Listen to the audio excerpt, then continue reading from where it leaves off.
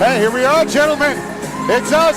Hey, 61 at Plymouth Memorial Hall. My name is Andy Kurz. I'm here with Mike Gresh, a.k.a. Loco Lobo, and Jay the Joker Perrin. We're here cage side calling all of the action tonight at Cage Titan 61.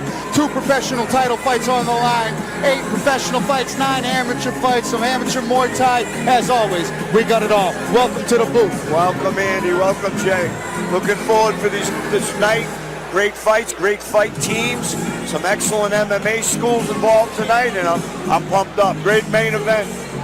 And the heavies co-main event, right? Oh yeah. Oh yeah, we got the big boys in the main event, and then we got a killer matchup at 55 for the title as well. Top to bottom, this is a great card, no matter how you spell it out. We got a lot of great and interesting matchups.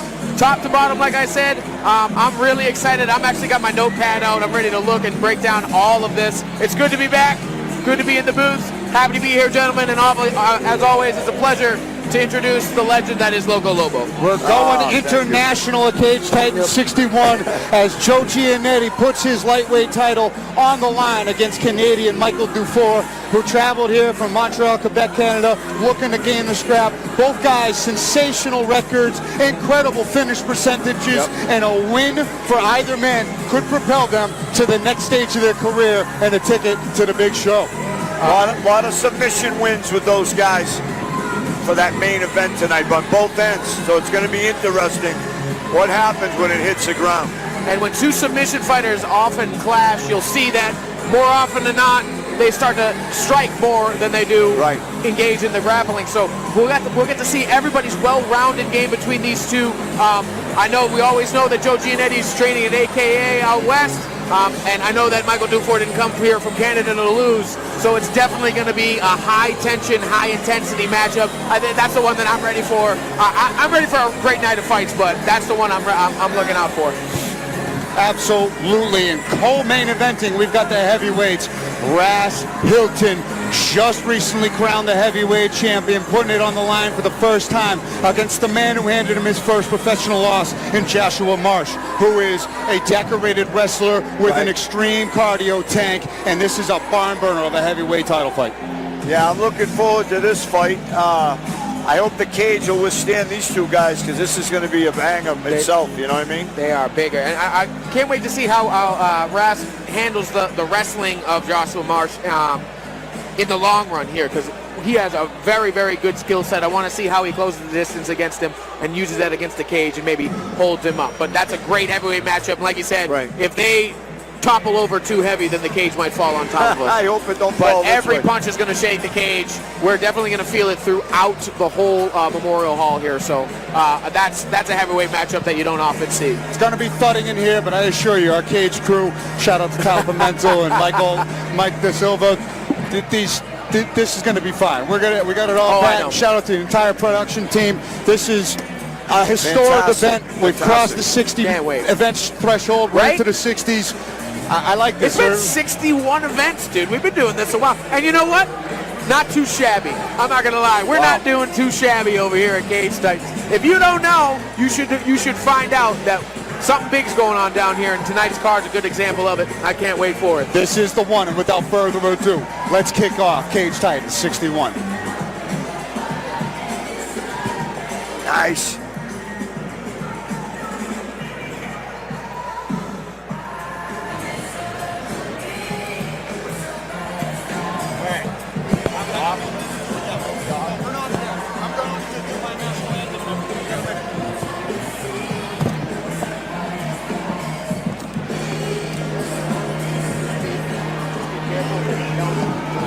They'll tell us when it's live, so just like, you have something on live, right?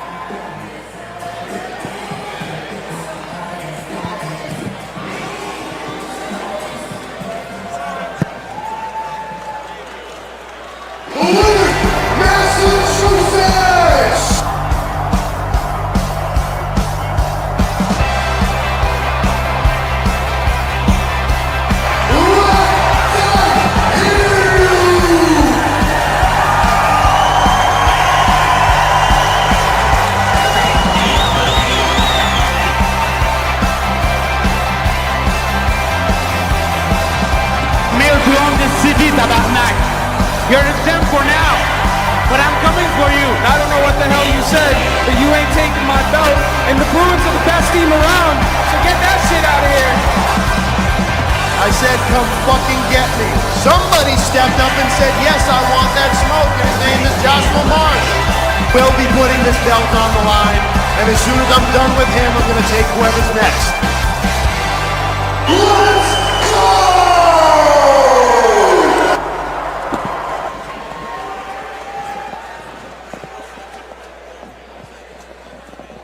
Nothing quite like that. Massachusetts!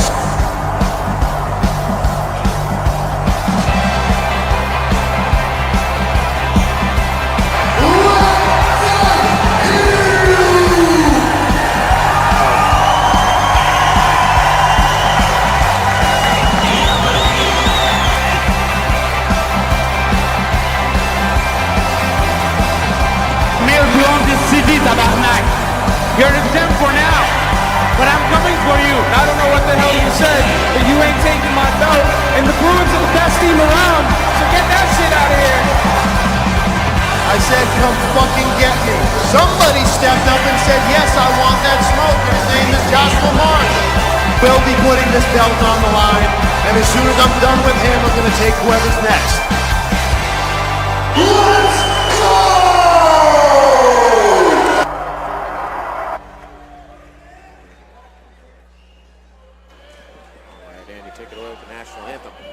Ladies and gentlemen, before we get started, please take a look around and locate your nearest emergency exit. We have a completely sold-out show tonight. In the case of an emergency, the house lights will come up, the music will be cut, and we ask you to find the nearest emergency exit. And with that, we are Cage Titans, and this is Cage Titans 61. This event is sanctioned by the Massachusetts State Athletic Commission. Our ringside physicians this evening are Dr. Boris Burgess and Dr. Peter Warner. Our referees this evening are Chris Burke and Marcel Varilla. Our judges sitting cage side this evening are Dave Ginsberg, Alan Lau, and Nick Mahmood. Our timekeeper is Michael Zullo, and our scorer is Joe Apice. And before we get started, I will ask you all to please rise, remove your caps for the singing of tonight's national anthem.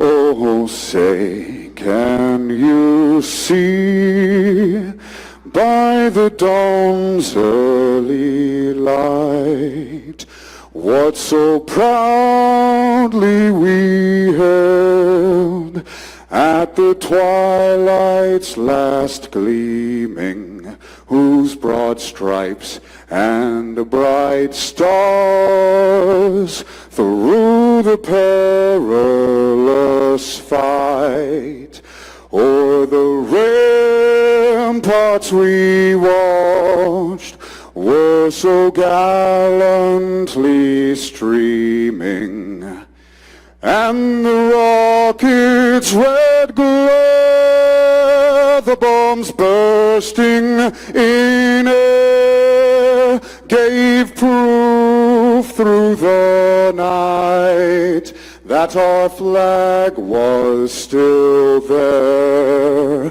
Oh, say does that star-spangled banner yet wave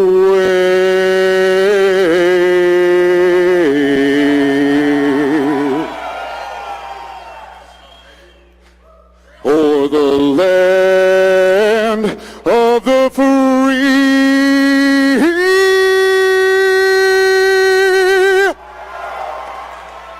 and the home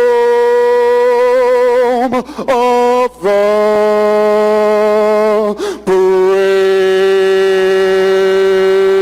brave. Let's get to the action.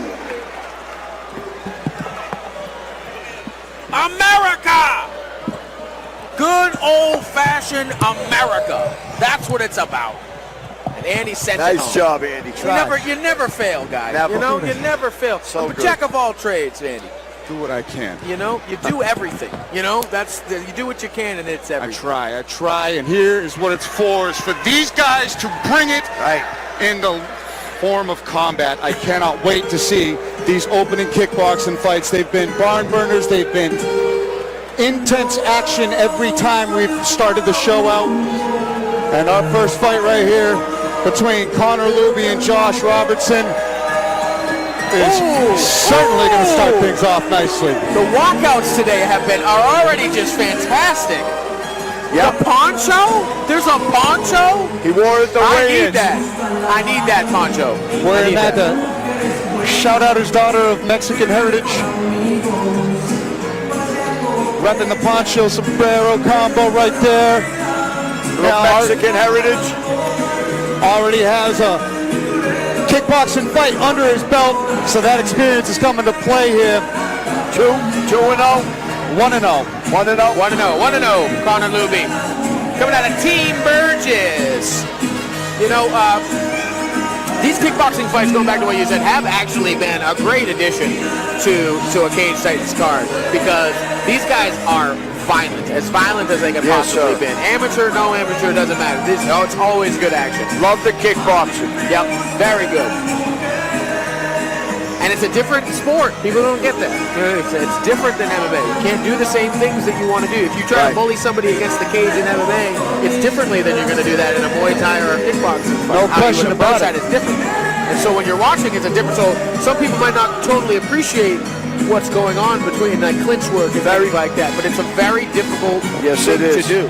And now with the elbows being introduced to the amateur Muay Thai realm, you can't elbow in amateur mixed martial arts, but you can in amateur Muay Thai. That's 70% of the martial art. You can't take elbows and knees out of Muay Thai. I just feel like that defeats the purpose. This is going to be a good matchup. You got two great schools involved here, right here. Triforce coming up. Yes. Josh Robertson.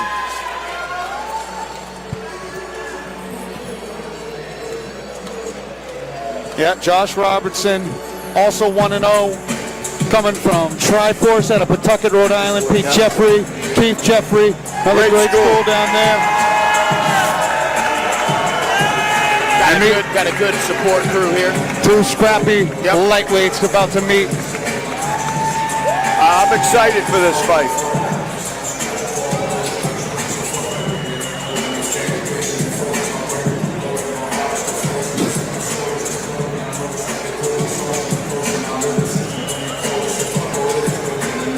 Yeah, Pete and Keith Jeffries from the Triforce, two brothers. And Nate Lamont with Burgess. Good corners. It's going to be a chess match from the corner spots. 100%. Two great coaches, two great teams. Yeah, for sure. Two great teams. Caught a glimpse of Connor in the cage a little bit before the folks here started coming in. He looked smooth, looked really relaxed in there, very composed. Definitely seems to enjoy the moment of being here. So, didn't get to see Josh in the same regard, but I did get to see him. He seemed to be in a very good place as far as the fight goes.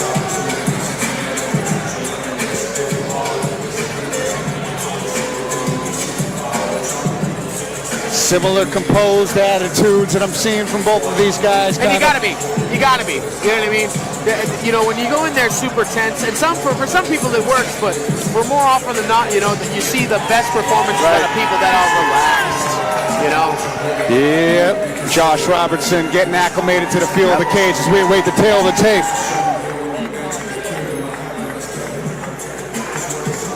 All right, Connor Luby 29, Josh Robertson only 23 years old. Connor Luby being the 6 foot tall, he's a little bit taller.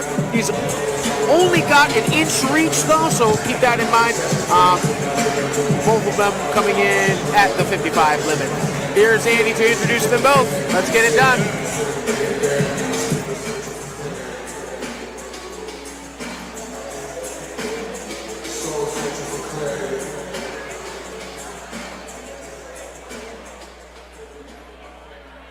Ladies and gentlemen, our first fight of the evening is brought to you by Chime, and this is an amateur Muay Thai contest taking place at the lightweight division, scheduled for 3 rounds, 2 minutes apiece.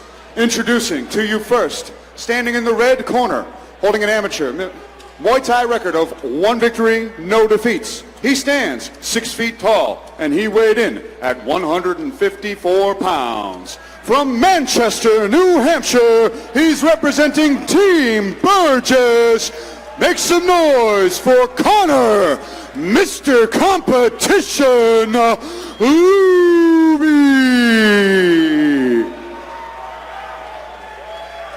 And now, introducing his opponent, standing across from him in the blue corner, holding an amateur Muay Thai record of 1 victory and no defeats. He stands 5 feet 10 inches tall, and he weighed in at 155 pounds. From Pawtucket, Rhode Island, he's representing Triforce.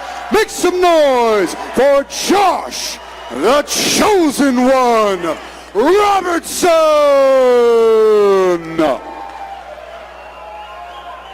And when the action begins, our referee in charge of the action is Chris Burke. A lot of love for these two guys from both of their respected teams and support groups. This is going to be a good one. Fantastic. All right. Luby in the red get-up. Robertson in the blue. In the blue get-up. They both got red, black, and white shorts. Yeah, we'll just go off the gloves here, huh? Nice 3-2 to open for Luby, and a leg kick out the gate for Robertson. And that's smart here. You want to take away the long person's legs and their arm and their body. You're going to chip away at that. Aim it for somebody. Ooh, that's a good right hand over the top of Robertson. Nice right stepping in, but nice return on that length from Luby as well. Both guys landing tit for tat. Luby should try and work his straight punching, trying to keep the shorter man away from you. The shorter that the shorter the distance, the more that's going to be able to happen for Robertson. He definitely doesn't want to get into a clinch situation with the shorter guy. They break it up pretty fast. Fast break there. Quick break off the cage there. Nice body kick there, but he caught. Well caught. Still landed. These guys are going now. Here we go. Good leg kick. That's another good one. He's chipping away at that. That's very nice. Oh, another one. Great timing. Great timing on that. Got to check them kicks, Jay. Good work. Good work from both men. Good movement. Good lateral movement from Luby here. There's been a couple of times they both landed the low kick at the same time. Good flurry there. Yeah, good combination. And good composure from Robertson during that combination. During the knees there. Good action. Staying busy there with the knees. All scoring. Yep. Okay, so we're keeping the clinch as long as there's action. That was good. Trying to block the knees. Robertson pressed up against the cage. Good. He's scoring here. So, good break. Touch of the gloves gets going. Ooh, another right hand. That was 2 good ones over the top. Oh, they're both swinging. And the head movement is just on time. Both of them, respectively. Good combination work from Luby. Barely making each other miss.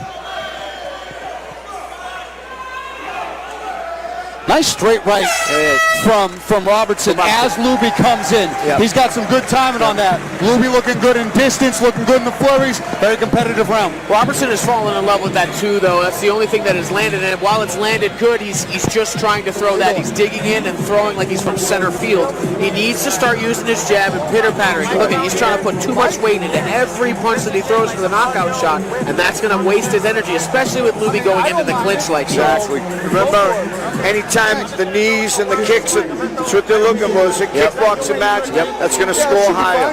Punches do not matter as much as kicks and elbows and clinch strikes. And this is how this is scored. It's just what I expected from these two schools, though, putting out really good fighters. So that was a really good round. So I would like to see Robertson go for a little bit maybe more body work, go back to his leg kicks. Luby's doing a great job stuffing him and keeping him against the cage and being active. He's done a great job. He should continue more of the same as he did in the first round. Very good round. Good round between both men.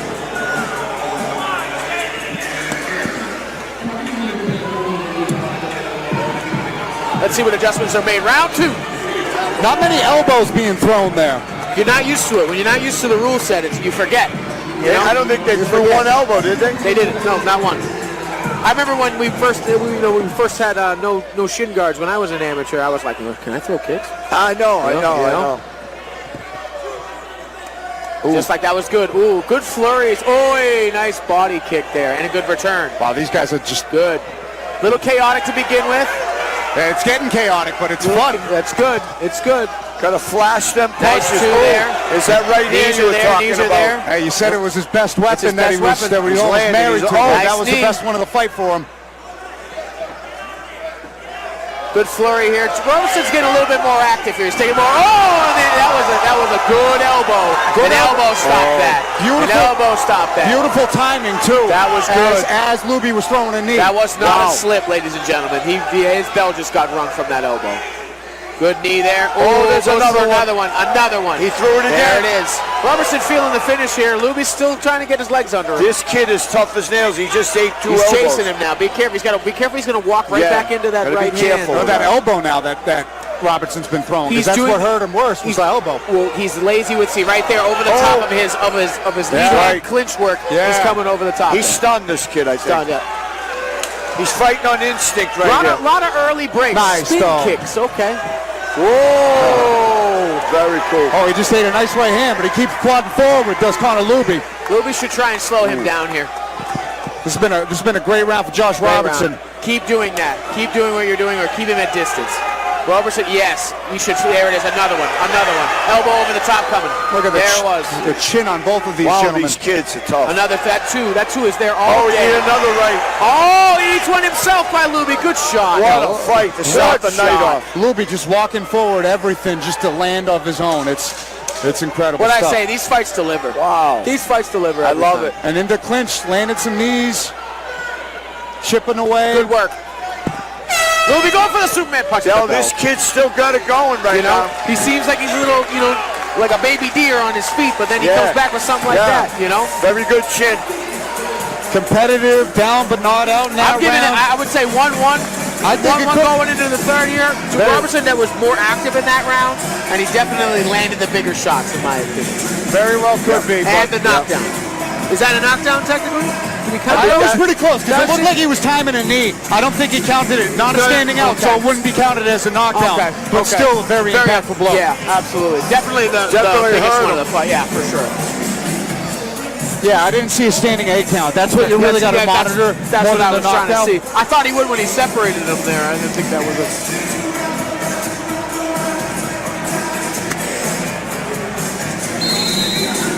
All right, here we go. All right, round 3. I don't want this fight to end. Let him keep going. Yeah, this is good. I don't either, but I want the other 16 to start. That's fair. That's fair. Well done, gentlemen. Enjoy the third round. Let's see who's got the gas tank right now. Yep. Cameraman's got to get out of there. Luby's got a deadness in his eyes. Robertson's all popped up. Let's go. All right, Jay, both men want to finish strong. Let's go. Bill, getting everyone fired up. I love it. Not even the cameraman wanted to leave the cage for this chaos. Somebody hit somebody.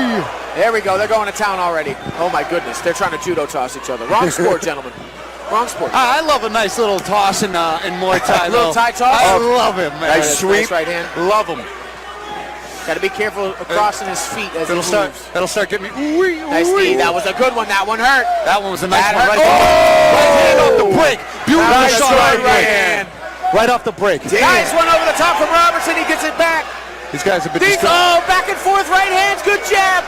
fighting behind the Nice guy. body nice kick and a liver. liver shot. He's landed that body Oh, brings kick. it back upstairs. Mixing Luby it. coming. He's going to town, this Luby. He's got to make it up for that last round. And he's mixing it up, going Right to the here. bottom, Taking going the to same the chance head. as I like Robertson this. was in the second round. Great job from both men. Good job, guys. There it is, score. Yep, this is important here. When you're in the clinch, you need to start striking to score. You Can't just hold them. on. So, for that exact reason. And These are kind of quick breaks, I'm going to admit. They are a little quick for me, but Luby has been landing some he good has been knees. active in the clinch, so that's why I'm a little I missed to say that those. Good flurry. Nice flurry. But Nice he counter. returns. This is a I'd like to really see more good fight. kicks here. I'd like to see more kicks for scores. Right. Remember, we need to see more Yep. kicks and knees. Oh, another right hand from Robertson. Just trying to hurt each other. Bombs, dude. Oh, there was a ball shot. That was right up the middle. I saw that one. That was right up the middle. It happens. Just accidental. Two people throwing knees at each other. It happens. Yeah. But what a barn burner this has been. Both guys testing each other's chin. Both coming away with a lot of learning lessons in this fight. You got that monstrous right hand from Robertson. I think it's a bomb. And the flurries from Luby has been paying him dividends too. Both guys getting hurt. And the elbows. And that elbow. Yeah, elbows will make all the difference here. We've only seen a couple again. He's looking for it. Robertson comes in back. He's coming up. And then they're just throwing it. Swinging. Look at these guys. Knees. They need knees here. There it is. 15 seconds left in the round. Go. Oh! Well, that left hook might have dropped him there for a split second. Great timing on it. Staying busy with those knees. And that's the fight. What a scrap from these two. Great job, guys. Ton of respect for both of them. That was a tough fight. That's a tough one to call. There's really no loser in that fight. Both warriors. They should definitely be proud of themselves. Yeah, That was a good performance from both men. Undeniable scrap. Going to be a tough act to follow in the next one. Yeah, right? Way to start the show off, gentlemen. Very nice. Wow, very good. Very well done. And you know what? Robertson in the second round came in with his combination work. He didn't just start throwing that heavy 2 over and over. He followed up 2, 3, wobbled it a little bit, started to incorporate the elbows. A little more elbows in this fight. I think we would have seen somebody go to sleep, if I'm honest. Absolutely. But Luby did a great job flurrying whenever he did, and he was very accurate. And every time they clinched up, knees up the side to the middle, he did a great job scoring with his lower half, which in the scoring of this fight might matter more than the barrage of punches you see from Robertson. That's right. It depends on the scoring. Because of the scoring of the kickboxing. Because of how the sport is scored. You know, those flurries with your hands might not matter as the leg kick that you hit before it. Well, you're saying Luby was throwing more kicks. Yep. So more kicks, more of a Thai style. Yep. Not to say that Robertson had a bad fight, but as per the scoring, it might just favor Luby and how he went about just a little bit, you know? Handy with it.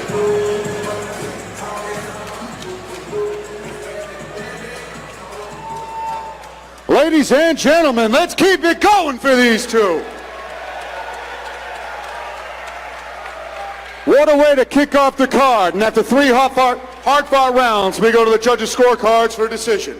All 3 judges score this contest 29-28, giving you your winner by unanimous decision, Connor, Mr. Competition, Luby. Shame in this loss for Robertson at all. That's unnecessary. The booing is unnecessary. Someone has to win and someone has to lose.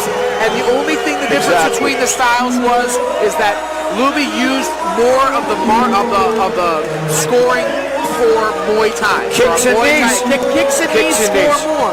And if going forward, Robertson will know that. He did land good kicks. He just abandoned them late. Yeah. And that's what's going to happen, especially when you go all 3. If you don't finish, then you have to score that way. You know, so it's not that Robertson did anything wrong. It's just that Luby fought more to the scorecards than anything else. Right. And the boo is unnecessary. Both men did great. That was a great fight. I think that all 3 judges gave Robertson that second round. And as they should have. Yes. As they should have. And you have Pete Jeffrey was claiming for a draw in there because we were talking about that knockdown, and we didn't call. There was no standing 8 count, so it didn't count as a knockdown. So it was a 10-9 round across. See? So close fight, great fight. Congratulations to Connor Luby. Both men should be proud of how they did that. You know, great fight. Moving on to the next one. MMA, baby. Let's get No, we got one more Muay Thai. One more? Oh, it's Muay Thai again?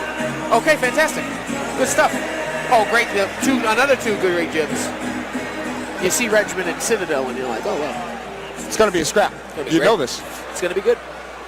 Yeah. Okay. Paul Huber 1-1 at the Citadel, and Rajasi Muay Thai was the first one at weigh-ins yesterday. Gotta love that. Gotta love punctuality. You know, I'm a guy. I show up early to weigh in. That you do. Because I'm trying to get the hell out of there, baby. Get that food in your nutrition back in I need peanut butter. Right on. Coconut water. Who's coming out? Who we got? Looks like Paul Huber first. Huber first. Yes. All right. Citadel. Lots of good fighters coming out of Citadel. Got Don Shanis among them, Kid Moy, Yeah. at certain points. They're good schools, Trevor very Goody, good great schools. school. Your last opponent, Lionel Young. Lionel Young as well, yes. Oh, that's right. Yes. Lionel's from Citadel. You know, I have fought Citadel a couple of different times now. Yep. You know, great school, great coaches, great people. Yep, been around a while. Oh.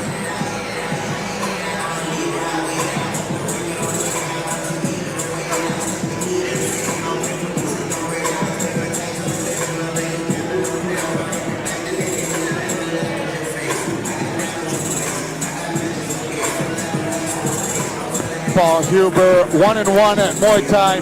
Yep. Mike Salazar making his debut.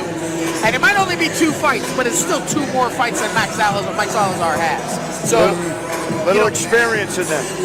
That is literally a 100% experience advantage right and there. you know, and it might not be as much as you think, but it matters. 2 minutes is still not 0 minutes inside of a cage, you know?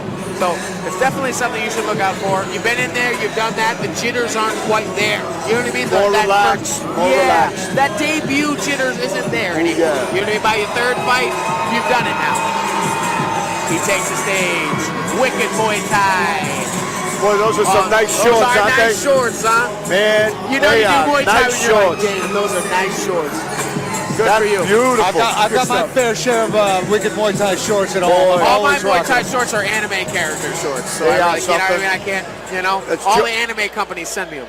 Josh Hagloff's. I wear Muay Thai shorts in public and rock a fanny pack. I don't care. Man, All right, here he comes, Mike Salazar from Regiment Training Center. You think I'm joking? I always do. I'm not. I don't think you're joking, Andy. That's the thing. debut. I know that you're not. This is the debut. This is the debut, Right yes, on, sir. right on. Yes, And sir. he's ready, man. Newport Mike Salazar, coming from Regiment Training Center. He's got a slew of teammates that are preparing for, with him. Carter Witty, Brendan Deora. They've been getting rounds in with each other. They're all similar weight class, similar builds. Talented cats at that gym. A lot of talented Absolutely. cats at that gym. Yeah. Very good gym. Once again, you're dealing with 2 great coaching staffs. Yep. Aaron Very Hughes in the corner. very experienced. Aaron Brian Hughes. Raposo, Mitch Raposo in his corner.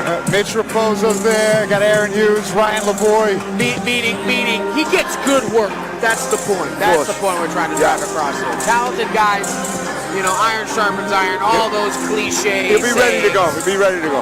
He's the guy who's very well prepared. You saw his teammate Carter Witty make his Muay Thai debut at Cage Titans. Last show out, he's making his MMA debut last time. Yep. I mean, you saw him produce a ton of elbows that landed crisply. And they work. And we saw in the last fight, elbows make the difference. One elbow made an entire difference in that fight. Absolutely. As Mike Salazar circles around as we await the tail of the tape for our final Muay Thai fight of the evening. All right, here we go. Black shorts, white shorts. The good versus evil battle. I've been watching a lot of Star Wars. Here it is, here we go. Here is Andy for round number 1. Let's get it cracking.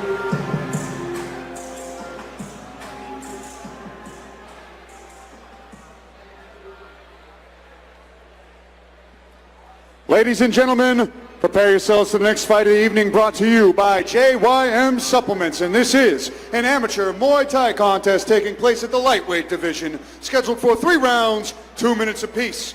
Introducing to you first, standing in the red corner, holding an amateur Muay Thai record of 1 victory and 1 defeat. He stands 6 feet tall, and he weighed in at 155 pounds. From Boston, Massachusetts, he's representing Rajasi Muay Thai and Citadel. Let's hear it for Paul Huber. And now, introducing his opponent, standing across from him in the blue corner, standing at 5 feet 11 inches tall and weighing in at 154 pounds. From Newport, Rhode Island, he's representing Regiment Training Center, and tonight he makes his Muay Thai debut. Make some noise for Newport Mike Salazar! And when the action begins, our referee in charge is Marcel Varela. Is his name Newport, like Newports? I thought he said that. Like menthol Newports? Newport, Rhode Island. Or like, okay. Oh, okay. I thought it was like I smoke Newports. I'm like, what? Nope, Newport, Rhode Island. I thought this guy Did I not say he was from Newport, Rhode Island? You did. That's just me being silly. Black trunks right for away, Newport right Mike. White trunks. White trunks for Huber. Yes. Ooh. Good right hand. A lot of activity. Good game. And a sweep. Legal sweep. Yep. That was slick. Good hook. Huge points for those sweeps, Jay. Good knee. Huge points. Yep. Yeah, it was that might have been a slip that last that was a slip. Good team, nice kicks. Oh, way over the top. Salazar's got a good jab going. He's got to push forward a little bit here. Oh, nice knee up the middle from Salazar too. Good kick back. It's a good pace, good forward pressure, nice kick. Those kicks are scoring, mind you. That matters more here. Right. A lot of kicks. Elbows, knees, and kicks. Those will always score more. Yeah, Huber's got some unorthodox methods of kicking that far base leg. Yep. The rear leg of Salazar in these clinches. Oh, nice catch though. Good head kick. Missed that sweep. Yep. Nice knees. Nice. Salazar's doing good with his Very knees. good with the knees. Trying to get the foot sweep. Oh, that was a good knee to the sternum. Oh, that was beautiful. What? I don't know if that caught. Did it go low or did it go stomach? I didn't see it. Let's see if we got a replay. It looked like it landed to the stomach, but maybe the shin caught cup. Maybe the bottom of his foot. He's doing a scanning A count. I must have seen it. He must have seen it was the body then. It looked like it was the body. His back was turned to us. Nice elbows from Salazar there. That was good. Nice elbows. Nice crisp little short elbows. Nice sweep. Ooh. All right. Rolled through though. I mean, that was a legal sweep using the shin. Totally. But then you Nice use jab. momentum to land on top there.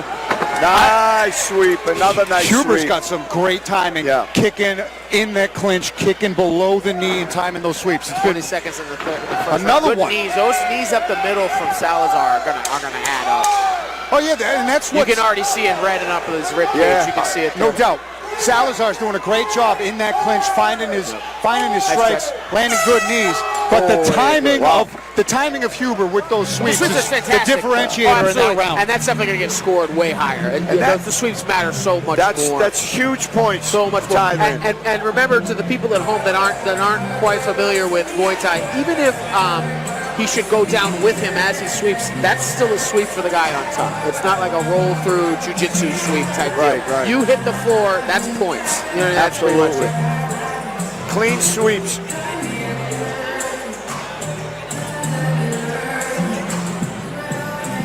These two men are doing. He also landed a lot of leg kicks too. A little bit more. I'd like to see Huber. more though. I see a little bit more teeth, but the clinch work is great. And the Salazar landed a lot of knees. He's using his elbows a lot more too.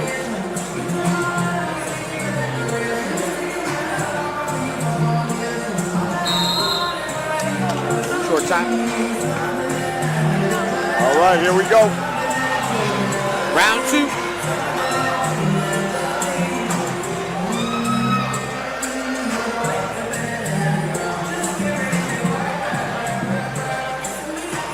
So far, we've had 4 extremely competitive rounds of Muay Thai between these 4 fighters that have participated in the sport. But crazy start to the night. Looking for those There's knees again. That's Salazar.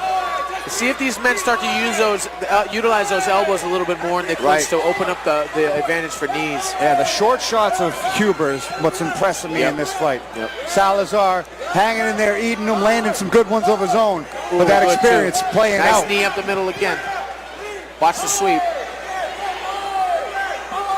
Absolutely. Nice elbow from Salazar, though. Oh, good knee. Oh, knee up the middle again. He broke the clinch, not sure. Oh, that was a good one. Nice little tap to the head with the head kick. Oh, what a sweep. Again, these foot sweeps are gnarly. Glorious work. Great stuff. Watch the next one. He's got to be careful. He's standing in there. He's got to get more square with his stance when he's on defense in the clinch. This kid's timing. He's timing. He's timing those sweeps. That one went low. That one seemed like it went low. But Huber. Ref's got to be a little bit more attentive of that then. Salazar's doing better on the outside. Yep. Like to see him add more leg kicks as he's exiting. Good elbows. He's trying to get that one over the top. Oh, there it is. That's the one. Nice elbow return. Back and forth they go. Nice knee to the body. That's another one. Salazar started to make it ugly here. Yep. And that's where he's found success. He's kind of making. He's got to be careful about those foot sweeps though as he's coming in. Oh, almost a throw there. Hey, Huber getting a little labored in his sweep attempt there.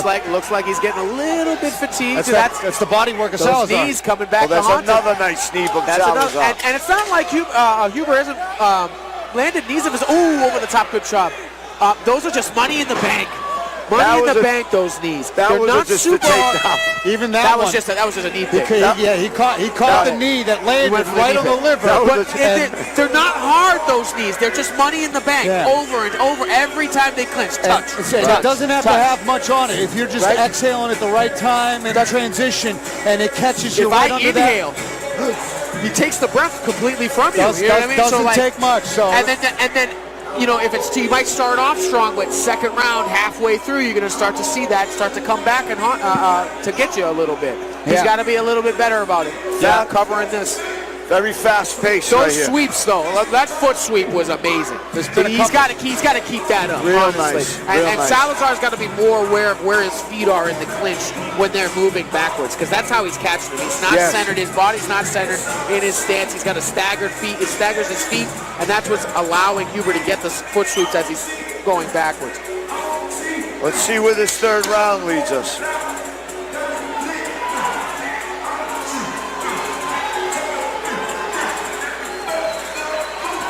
Great fight. They're smiling. They love it. Round 6. Well, round 3 of this fight, but you got it. Round 6 of Muay Thai for the night. Yes. Round 6, a great Muay Thai. Great fight.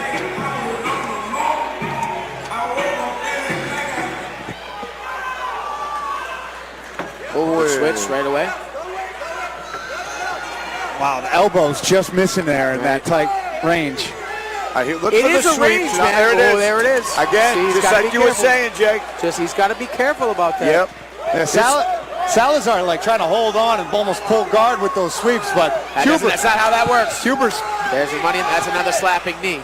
Oh, that There one might have it is. been led That's to legal. another That's sweep. legal. Completely legal. So impressive. Completely legal. Almost every time. Yep. Very nice sweep. As long as you hit it with the front side of your shin, you can't are fine. hook Exactly. You can't do hook like an inside trip or something like a wrestling step through with a single. No. You got to hit it with the shin. Outside, not inside. As long as that's perfectly fine. He's looking for that clinch again. Here we that's go. A good knee. Huber's coming on strong here. He's scoring a lot in this round. That's a lot of sweeps, That's man. 3 sweeps. That's great. Salazar's got to get on his bike here. That was a good switch, but he's going to need to do more. He's going to need to score a sweep himself or just start to unload here. Another nice body shot. 1 minute left on the last. See, that's what I mean right here. This is a good opportunity. Just start going. Nice. Start throwing. Start throwing. He can't. You know he's going for the sweep. Just don't go backwards. That doesn't look good for the judges. No, it don't. It doesn't look good for the judges. And then there's that. It's 4. You know, you had him against the cage. You got to keep him there and unload. Otherwise, you're going to lose on points here. Salazar's getting the scrap. There it is. Up elbow. When it comes to just technical Muay Thai movements, he is catching kicks, landing sweeps. It's been glorious. Great. He's doing a great job of countering with his sweeps. Salazar's got a great. He's been doing what he does throw. He lands. It's just not enough. He needs to throw more. Oh, he landed some good knees, this kid Salazar. Of course. I'm talking about this specific round right here. This round right here. He needs to throw a little bit more, especially because the sweeps are going to put him up on the cards. Like right here, perfect. Good knees. Good. Oh, that was a good one. Ooh. Good fight. Down the stretch, Huber getting busy with the body work. Great work from both men. Tough guys. Good. Honestly, I thought Salazar was the fresher man going into the third round, and Huber really pulled it out there. That was impressive. I mean, it was crazy because Salazar started coming away with the body work in that second round. Started mitigating the exhaustion he suffered from eating those sweeps that Huber kept throwing him with.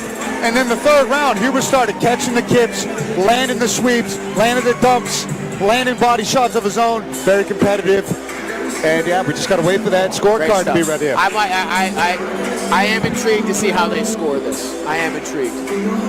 Because Salazar did score very well with the knees in the clinch. He had good elbows. On the outside, I'd say Huber might did a little bit better, but both men had their moments. But the sweeps, man, that is just an exclamation mark, a period on a Sure. like, you know what I mean? There is no better way to score than sending someone through the air or knocking them off balance that way. The ties score it very high. Very high. Very But high. again, we've seen scorecards kind of go different ways because, you know, there's the Dutch, the kind of Dutch kind of look at where you're going for leg kicks and maybe more punch combinations. So, but in my opinion, I do think Huber won here off the sweeps alone. Not that Salazar has anything to bow his head about, but maybe just work on when you're in defense here. Yeah. When you're Seems in like a young kid. they're all young kids. They're going to do great. He'll have, if he gets in the tie plump, watch his staggered stance. Really get his hips and his base low. Hell of a fight, both great kids. Fight. No, great fight. I'm not trying to discredit anybody. No, they did a great job. Both guys did a great job. Always room to improve. We're going to see where those sweeps land, though. Yeah, where and the scoring. They score. Andy's got it. Is he? Does he? Oh. Andy coming with us with the decision. What a war. Oh, wow. Raise the scorecards off. We might have a... Ladies and gentlemen, let's keep it going for these two. After 3 rounds of action, we go to the judges' scorecards for a decision. Judge Nick Mahmood scores this contest 29-28 for Paul Huber. Judge Alan Lau scores this fight 30-26 for Mike Salazar. And Judge Dave Ginsburg scores this contest 29-27, giving you your winner by split decision, Mike Salazar. I'm surprised by that. I am.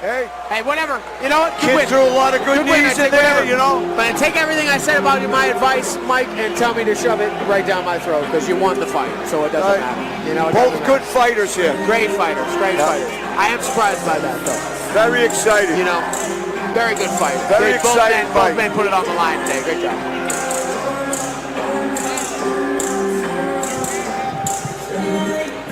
They must have counted that the body strike 8 count. So it's at 10-8. Oh, you know what? I completely forgot about that. You know what? So much happened in the fight.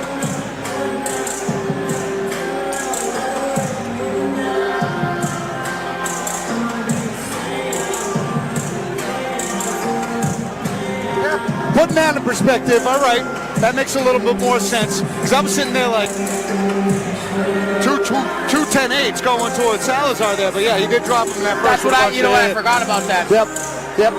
From our angle, well deserved. 10-8, very well deserved. Either man could have won that then. Yeah, that was good. I forgot about that. Very exciting. Great job for Newport Mike Salazar. As we're on to the next and our first MMA fight of the evening. Let's go. Brand. I got the wrong Nichols brother on there. That's Blaze Nichols. Blaze Nichols? Well, Brian Nichols is the one that's fighting. Brain. That's how we say this. Brain? Okay, Brain. Brain Nichols, not Brian. Not Brian. Brain Nichols. All right, let's say it 50 more times. Thank you very much. Don't worry, we got it. So you train with Brain Nichols? I do not. I train with Brian Kennedy. Lozon kid. So is that really how you say Brain then? Oh, all right.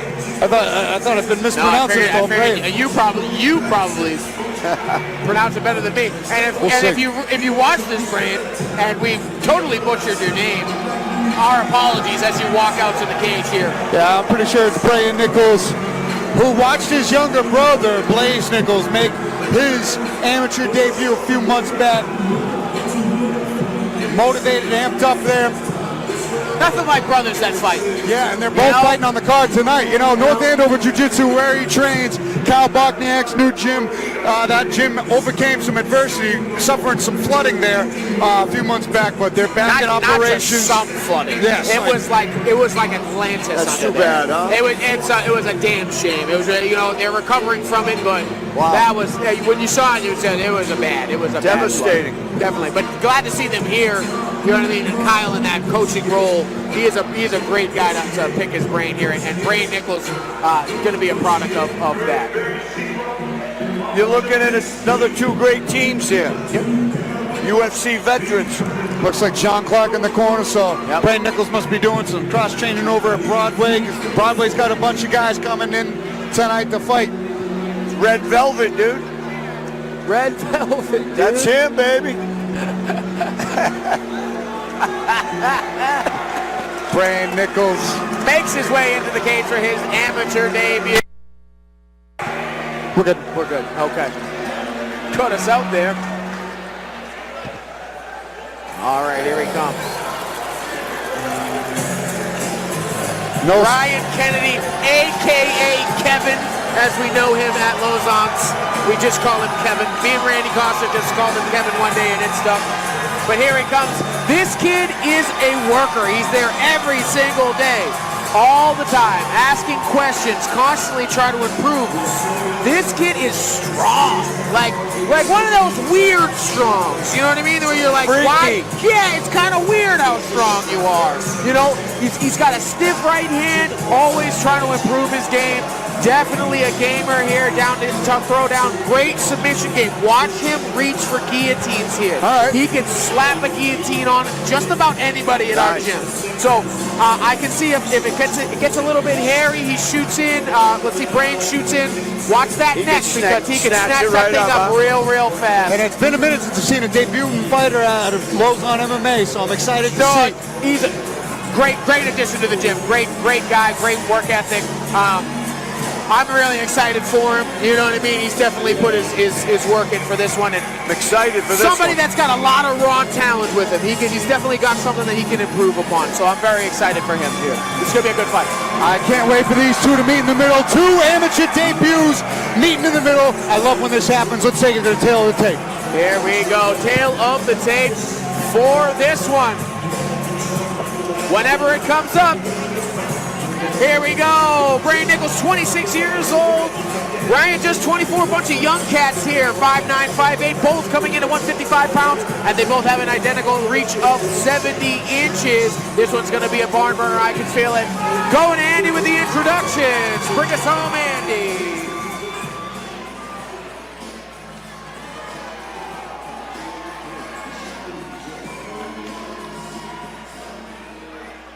Ladies and gentlemen, it's time to start the mixed martial arts part of this Cage Titans 61 event live on Spectation Sports. And this next fight is brought to you by Second Wind Brewery. Make sure to stop by any of our concession stands and pick up your Second Wind beer today, one of Cage Titans' custom beer vendors. And now, this next fight is an amateur mixed martial arts lightweight contest taking place at the lightweight division, scheduled for 3 rounds, 3 minutes apiece. And ladies and gentlemen, I want to hear you make some noise for both of these fighters who are making their MMA debut. Introducing to you first, standing in the red corner, standing at 5 feet 9 inches tall and weighing in at 155 pounds. From Haverhill, Massachusetts, he's representing North Andover Jiu-Jitsu. Make some noise for Brain Nichols. And now, introducing his opponent, standing across from him in the blue corner, standing at 5 feet 8 inches tall and weighing in at 155 pounds. From Hanson, Massachusetts, he's representing Lausanne MMA. Let's hear it for Ryan, the Dead Man, Kennedy. And when the action begins, our referee in charge of this contest is Chris Burke. I always hate watching my friends fight, Loco. I know. You get nervous. It's the worst. You'd rather be in there yourself. Just let me do it for you. You know? I hear you. It'll be a good fight. Looks. Here we go. Hands up. Coming out. Right away. Right. Takes the center of Bray Nichols. Right away. Oh, go for the take. Right away. Kennedy gets the takedown. Good. Goes for the head. He's looking right there. Like you said, he's searching for that front headlock. You got to be careful. There it is. Right down. Right back down. Big explosive takedown. Overcommitting. You got to be careful there. Yep. And should Nichols get back up, he should be aware of that. He's got to take his time a little bit more. Oh, Kennedy got to watch out for the passing. You know, not try and force anything too much here. Hands up for both men. There we go. Good jab by Nichols as he exits. Bray Nichols in the black trunks, purple trunks for Ryan Kennedy. Sure, you already got that, but. Yes. No, we didn't actually. Oh, there we go. Nice hook nice on the left empty. hook. Good hook. Nichols trying to find that right hand. Good jab. Kennedy should get off the back, the cage here, just kind of standing still. He's got to keep moving. Oh, he's doing the right thing. Oh, that was good head motion. Tried to capitalize on it, but that was good. Trying to find his shot. Doing the right thing, circling towards the lead side instead of the power hand. And I like the angles that Bray Nichols is taking, moving side to side, trying to find windows. A nice low calf kick there. Nice. Good two from Good Nichols head there. movement. There was he found his mark there. He's trying to set it up. Another one. Be careful. This kid's looking to shoot. He's got to use his hands. Ryan Kennedy's got a chin on him, dog. Yes, he does. His kid's cut. He's cut. See, Nichols is cut. Must have been from that hook on this side. He's got a good little gash. Yeah, you got to be careful. You got to be aware of that. Cut man Chris Peters going to have his work cut out for him on that one. That looks deep. Yeah. Ryan is doing a great job on his shots here and his timing. Speaking of deep, that single leg is deep. Real deep. Nichols is bleeding, dude. Yeah, that's a good gash, man. That is a good one over his eye, not in a good spot. Ryan trying to muscle it. Got to be careful. Got to turn the corner a little bit better on that. Nichols doing a good job popping right back up to his feet. Let's remember these cuts in the Ammies, they can end the fight. They will stop it. Good tech, too, is a straight rocket there. He's got to check those kicks, Kennedy. Brain doesn't even look like he notices his cut. Wow, that was a good two. Nice chin on Ryan. What a Goes chin. for the shot. He's going, that uppercut. There it is. He's got to be careful. He might be wobbly there. He's wobbly. He's got to be careful. He's really wobbly. He's got to be careful. Good recovery. Way to slow it down. 40 seconds left in the round here. Ryan's trying to get some control here. Showing his toughness. There we go. Showing his moniker, the dead man. How do you kill the dead man there? It's just he's covered in Nichols' blood too. Ooh, good kicks from both men. They're going for calf kicks there. Kennedy's got to get his hands up. He's got to get his hands up. Those kicks are hurt. Ooh, nice left hand, right hand behind it. Good job. Both men swinging for the fences here. Nice uppercut from Nichols. Good left hand. And good left hook on the exit nice. there. They both land there. There it is again. He's got to be careful. Wow. Good shit on Bray Nichols. Great combinations that time. He landed a couple good bombs. Time. He's up. Whoa. End of the round. Yep. Wow. I mean, what a barn burner of a round. You got Kennedy coming out like a bat out of hell, scoring the takedowns early, but Bray Nichols, once he got the timing and the range with that right hand, that was a money shot for him all night. And you got Ryan Kennedy, who's kind of just staring at it coming down the pipe. He's got to make the adjustments to change his levels as Nichols is throwing. And Nichols, just like he did at the end of that round, mix it up into combinations because that's where he landed the most output right there. Absolutely. Unbelievable. There was some bombs on this one here. Yeah. And Nichols doing a great job finding that straight right hand. He started it early, had a little bit of trouble, but he found it. And towards the end of the round, like you saw, throw that in combination. Ryan needs to move his feet and his head because his head is in the same spot no matter where he's at. That's why he's getting found with that right hand. What a chin, though. Great chin, but that only lasts for so long. He's got to move his feet. Want him hurt. And he's got to mix up his strikes high and low to get those takedowns to work. If they're just... Nichols is smart to it now. He's going to know you're trying to shoot and trying to keep him down. You're going to need to hide it behind some strikes and close the distance better. They're looking at that cut right now, Jay. He's looking at it, but great job. I hope they don't. Look, it's deep. That's a deep cut. It's in a bad spot, too. He's winning this fight right now. That's debatable. Bray Nichols does not want this fight to stop. He's telling the doctor to buzz off, but Dr. Warner... He wants to keep fighting. That is a deep cut, though. Look at that thing. That's a good one. Look at that thing. Ooh, yeah! That's right. See, we knew that. That's right. That's a good call. Look at his face. That is an amateur fight. You don't want this. That's a good cut, man. It is a nice cut right on the eyelid, under the eyebrow. Doctor stoppage right there. But make no mistake about it. Ray Nichols. Hey, I wish they kept that going. That's a shame. Because that's a good fight. They could have done that. They could have kept going. Ray Nichols was definitely having the momentum, too. That's a damn shame. And that was a great round. Great round for both men. Tough fight. Tough spot for an amateur to get stitches at. Yeah, gotta respect it. Not Ryan's fault. He did what he was supposed to do. We were just saying that, weren't we? They're not going to let that go, Let it keep going. It was a good shot, and you know what? He landed the same. It was that short hook as he came in that he landed that first time, and he landed a few more of them as time went on. Nice. Real deep cut. That's a shame. And Ray Nichols looked like he was gaining really good momentum there with his strikes and finding his range. You know, he shouldn't take anything. He didn't really, lose per se, but it's in the interest of the safety of the fighter. You know, you don't want scar tissue like that going into a pro career or anything like that. Of course not. It's like you said, it's a bad area. Ladies and gentlemen, that was one hell of a round. Keep it. Come on. Come on.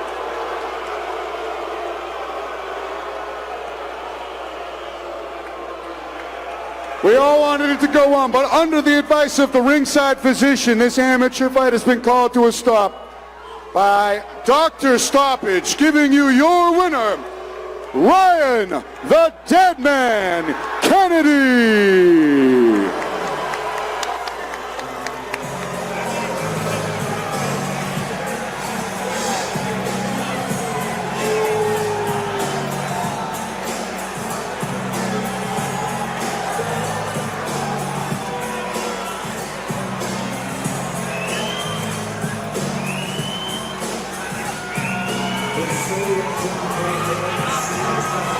Wow, that is the loudest I've ever heard boos.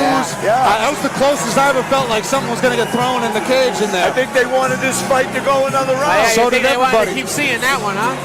But that cut was in a peculiar location. That's where it was. And it's an amateur fight. Got to respect it. Congratulations to Ryan Kennedy and Ray Nichols. Keep your head up high because that was a great round of fighting.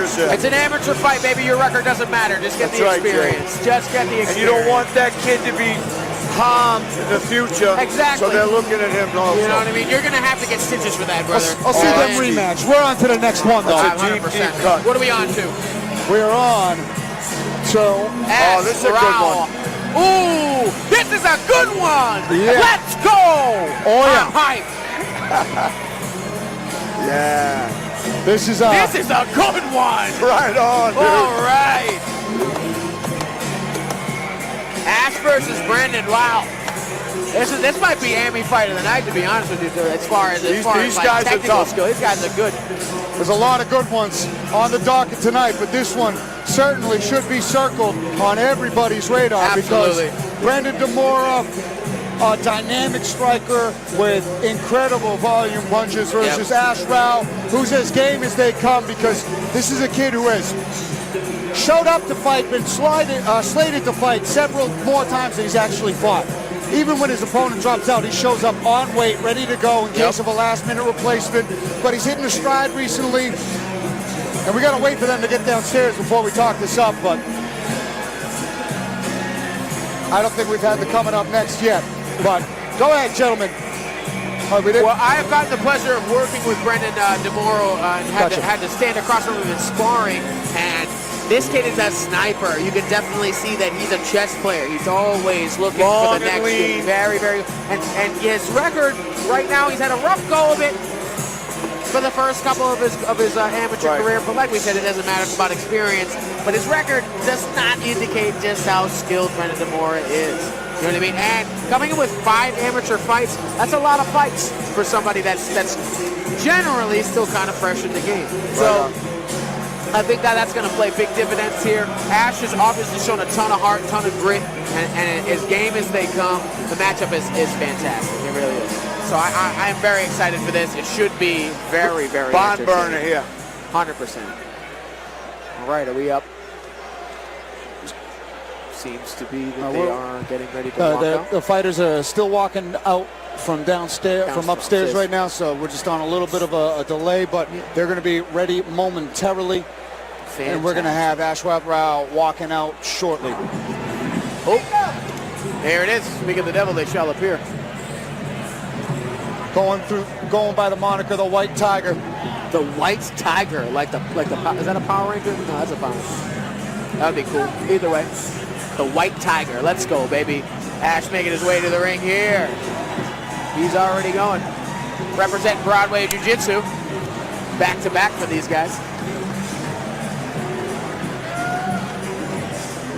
Is this the Sopranos walkout? This is the Sopranos theme song. I love it. That's crazy. I gotta dig this, man. This is one of my favorite TV shows of all time. And here's what are they waiting? Oh, there's something going on with the commission, or I'm confused by what's going on. So that kid's right ears. I think he's done some grappling. You think? Huh? He's got a little. See that when you're looking for someone to start with in the bar. Yeah, he's right. Yeah, you see that kid's ear. Don't go for that guy. Yeah, that's the wrong guy. You pick another guy to start fights with. That's a different guy. Well, a big submission win already on his record. Yep. And Will Portillo again out of Triforce. That was a barn burner of a fight. He got that submission late in the fight. Shows his toughness and his diligence in there. And he went 3 rounds with former lightweight amateur champ Miguel Jefferson at lightweight. And here he is, 2 weight classes down. Skipped featherweight completely, found a home at bantamweight, looking to stay. So let's see, you know what I mean? Let's see how he looks down here at 35. This is his first fight at 35? Second fight at 35, and he looked great in the last one. So I think this is the proper home for him. I'm all for people bouncing around weight classes, but you got to find a home base, and it seems like 35 is the place for him. And out walks Brandon Deora out of Regiment Training Center. And this is a kid who has been training a long time. Started training at Jorge Rivera's, George El Conquistador Rivera's in Milford, Mass. Way back in the day, back when I started training, he was just a child. One of these young kids that we saw rolling earlier. He wasn't that young, but 13, 14 years old, starting to train. You've cornered against him before. And Carlos Vespasiano, that was a good fight, this kid is game, scrappy. He's growing into his frame. He's hitting harder. Like I remember growing up not wanting to sit in on punches because he was such a small kid. And now he beats me up so bad every time we glove up. It's unreal how good this kid has gotten. A pure tactician is Brandon Deora. This kid, like I said, everything he does is with purpose. Every move he makes, every step, every strike is setting up the next thing. He's constantly trying to set traps. His feints are very good, high and low. Even for a taller guy, he can change level pretty well. So I would really like to see him keep someone at the edge of his punches like he did when he first hit the scene. Start throwing combination when he gets somebody back up against the cage and not pot shot, not the sniper thing. Yes, you're accurate, but let's see you throw accuracy and in combination. And he's got great kicks to boot. Yes, he does. As he gets ready, a lot of mutual respect between these two as we await our tail of the tape. All right, I'm excited for this one. Brittany, the lovely Brittany with round 1. Pour something in my cup. All right, our tail of the tape today. Ash is 30 years old to the younger Brandon Deora at 22. Brandon's got 2 inches of height on him and 3 inches of reach at 73 to 70. Both men came in at 135 pounds. Here is Andy to give us the introduction to this banger of an amateur fight.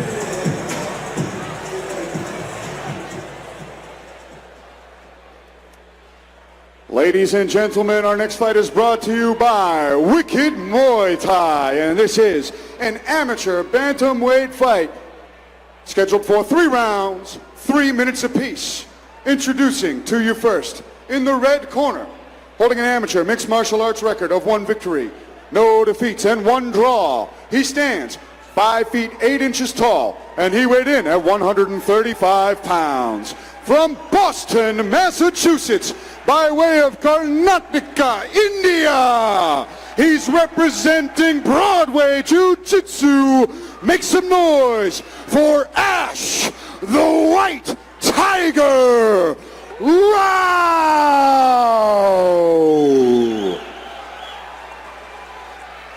And now, introducing his opponent, standing across from him in the blue corner, holding an amateur mixed martial arts record of 2 victories and 3 defeats. He stands 5 feet 10 inches tall, and he weighed in at 135 pounds. From Hopedale, Massachusetts, he's representing Regiment Training Center. Let's hear it for Brandon Simba Deora. And when the action begins, our referee in charge of this fight is Marcel Varela. All right, here we go. This is going to be a good one. Pump for this. Brandon Demore in the black trunks with the blue tape around the gloves. Ash Rao in the black trunks with the red tape around the gloves. And we're off. They touch him up. It's over. The bouncing movement from Demora and the range going to placate. The wrestling and submission chains from Rao going to be essential for him as he shoots in double underhooks right away. This is going to be essential for Demora. He needs to be able to defend this. If he can keep it on the feet and make separation, then he's going to find more success. He's doing a good job fighting the wrists right now. He's got a whizzer, and his hips are perpendicular to the cage, making this difficult for Ash to finish, but Ash with a great bite. Great pressure forward from Rao here. He's doing the right thing in closing the space on Brandon early, making his arms heavy, making sure that he doesn't have that pop in his punches when they do separate. He should start scoring here, I would believe. Be careful about doing that. Now, this is not good. Good hips from Demore to stay on top. And he's looking to throw some chip away at those legs. Cerrone FU kicks from his fight against Miles Jerry. Wisely lets him. Wisely lets him. Very nice. Lands a kick and says, "Let's dance on my there's that nice jab. There's that jab. And that jab is a laser. Ash has got to be careful not to chase. Demora's got a good Gonna take that center. Yep. Yeah, that jab's already finding a home. Yeah, there it is. He's got to put something in Demora's face. He's doing a good job of that, of distracting him up high and then level changing off the cage. He's using the cage really well. And now he's got a good bite on the single as opposed to the double underhooks he had earlier. Demora doing the right thing, pushing the head away. He's got to keep real strong on that hand on the head to keep his head down. If Ash can put his head up, he's going to be able to finish here. Keep that hand there. Good shots there. See what I mean? He's going to pull him off. Ash has got to be better about snapping him down. Great balance from Demora there. Very tough to get down. There's a guillotine he's got that tight. Nice takedown. That was close. And that was a good attempt. That was good awareness from Ash Rao there to notice the jeopardy he was in, make a minor adjustment, and finish that takedown with his head as a fifth limb. Working on the way up. That's big late in the round here. That's a big one. Got to be careful as he's coming up. Demora doing the right things as he's wall walking. Lost art wall walking. And he did a great job. You can see the improvements he makes fight after fight. He's fought for amateur titles and lost in this kind of manner where he was grinded out against the cage there, but he's already making the adjustments, getting up to his feet after being taken down early. But see, here's where he needs to start getting active here. He needs to break that grip and get out of there. You work with the head, push the head up or cross face, or as soon as he lets go, he needs to start working towards his exit. He can't rest here because he will get the same thing will happen if he just takes his time here. You only get 3 minutes. He pulled him into the guard. There it is, perfect. Good job. Now he needs to work. It looks like he's almost trying for some sort of lat drop there, but Demora's getting him. Rushing his takedown. It's not a smart move right there. Hold someone Separate down and start to score. Separate and start to score. A little bit of ground and pound might win it for solid here. Oh, there you go. There it is. One round in the books. And just like we thought, a striker versus grappler matchup predominantly. Ash is doing the right thing. He's not giving Brandon the opportunity to set his feet and keep his distance. All right? Brandon needs to use that jab and start level changing. Stop doing straight shots, uppercuts. Start showing him the knees and things, even if they're not snap kicks up the middle to discourage that shot. But he's backing himself up into the cage. Ash needs to stop chasing so he doesn't run himself right into a counter right hand, which is exactly what Brendan is waiting for as he circles out to the center. Brendan off the stool, not refusing to sit down. Little frustrated with how that first round went. Let's see if he uses it. That's how we roll. We don't like to sit on stools. Yeah, he kicked that over. Ain't no stools in here. We don't sit down here. All right, let's look what we got here. Let's see what adjustments were made. I want to see if Deora comes out a little bit more aggressive with his striking and maybe has a lower center of gravity. Ash is going to keep up the same regard. And he's got great leg kicks, but maybe he's hesitant to throw him because of that takedown attack. Exactly. Got to keep up that jab, and Rao needs to use the jab to get that takedown more deep. He's got to get busier, Brendan. He can't be a counter striker. Don't go into that cage. See that right hand I told you about? Ooh, clasp hands. Good hips from Deora there because he had his hands clasped under him. That was good. Impressive balance. Great work. That was right to the groin. Right to the nuts. Right in the nods, dude. Whoosh. Whoosh. Oh. It happens, those knees. It's never fun. A little tap, and the taps are worse than the full-on strikes. It's like a little slap. Yeah. Sometimes it's the unassuming ones that get you. They'll get you. Better to go ding-dong than squish. Takes it like a champ, right back to work. Here we go. That's what he needs, right? To see that too. He just put out there. And that's what he's looking for. There it is. As he backs up, he needs to take an angle after that, though. He's backing up straight too long. Got an angle. Good shot from Ash there to keep the pressure. Try going for that tree He's got top. to build that was up. Good job from Deora here to get back up. He needs to get active here. This is where he lost the first round. He's got to focus on that underhook and try to close that distance and completely turn and reverse this. Yep. He explodes up with that underhook and gets his hips in position. He's got Rao with his back against the fence for the first time. Deora needs to get his head higher than Rao's. Just like that. He's got to get his head higher than Rao's. The head position is a big part of this as well. Rao doing a good job scoring. As he shoots that underhook. He's doing a good job scoring from here, too. There's got to be some kind of explosive. But Rao is perfectly okay. There we go. There it is. That was exactly when he called it. He heard me. Timed that perfect. Good work. Now he needs to separate. This is not the fight he wants to fight. Yeah, he don't want to be there. He don't want to be there. Rao has the opportunity to come back at. There it is. He needs to gain distance. Excellent job. Breaking away, and now he needs to get busy. And a couple of punches on the break. That's always key. There's a leg kick. Oh, there it is. Watching that level change. That was a great right hand from Ash Rao closing in there. He's doing great flurrying in and getting to that leg. He might not finish, but he's always in on that leg. He's never giving Brendan the time to set his feet. Good pressure from Ash today. And good job scooping in for that underhook from Deora. The wrestling improvements he is making is very nice. Body lock turns. Again, break off. He's got a minute here to work. But, score. Knees to the body. Whatever you got to do. Just start punching. Maybe go for your own takedown this round. Stay busy. Good job. There we go. Start to chip away. I take the center now. Deora's got some submission skills of his own. He likes to strike and throw. Ash is just making it dirty. He's making it dirty and not technical. And that's what you got to do with somebody that has pretty style like Deora. Deora's doing a great job defending these, too. He's just being nullified. There's nothing that he can get his offense off. And that's what's happening. He's landing some offense as Ash comes in, and then it's a nullification process for Ash. And Ash is landing as he's getting to the leg, too, so that shot that Brendan does land is evened out by the activity of him. Some of them, not all of them, but you get what the point that I'm saying. You know what I mean? As he comes forward, he's also landing. Yep. So he needs, when he breaks off, there has to be more than one. It's got to be in combination. Good work from Rao on the outside. And good little short shots. But that's just score. He should have been, do this every time to get the opportunity. Now to the body. Perfect, good job. He does a good job defending the shot, but he's got to keep up that cage. And truly a subjective round, like you said. Ash landed some strikes on the entry and then gaining the control time. Whereas control time, it's not something that's looked at. It's something that can steal the round. But when the strikes are close and the aggression's close, the control time is the tertiary measure to see who takes that close round. So Ash is going to keep doing the same thing. He's sticking to a game plan. He's doing well executing it. I don't see him doing much different than what he's already been doing the last 2 rounds. Brandon needs a sense of urgency right now.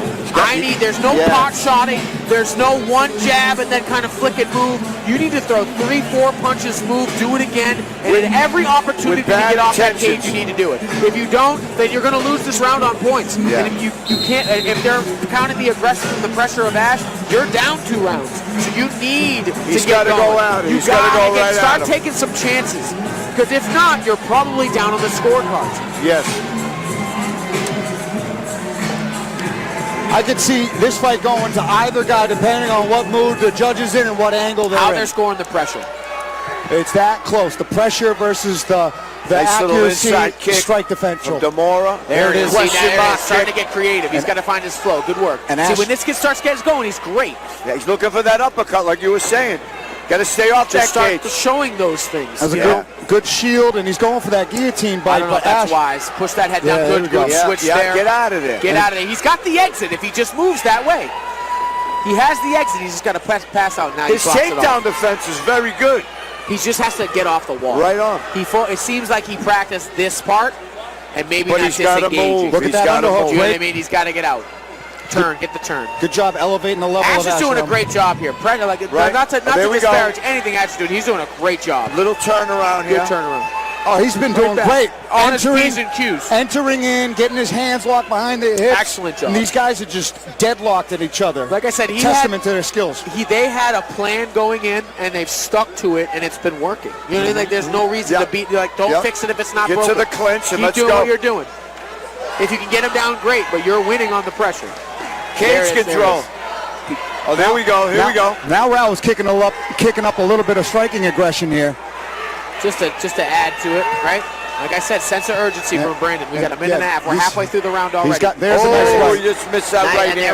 there was the flurry right there. The counter flurry to a shot, but the only thing that Brandon's gotta landed be was that careful right bringing hand. that up, put that head down. Great job with the head positions from Ash.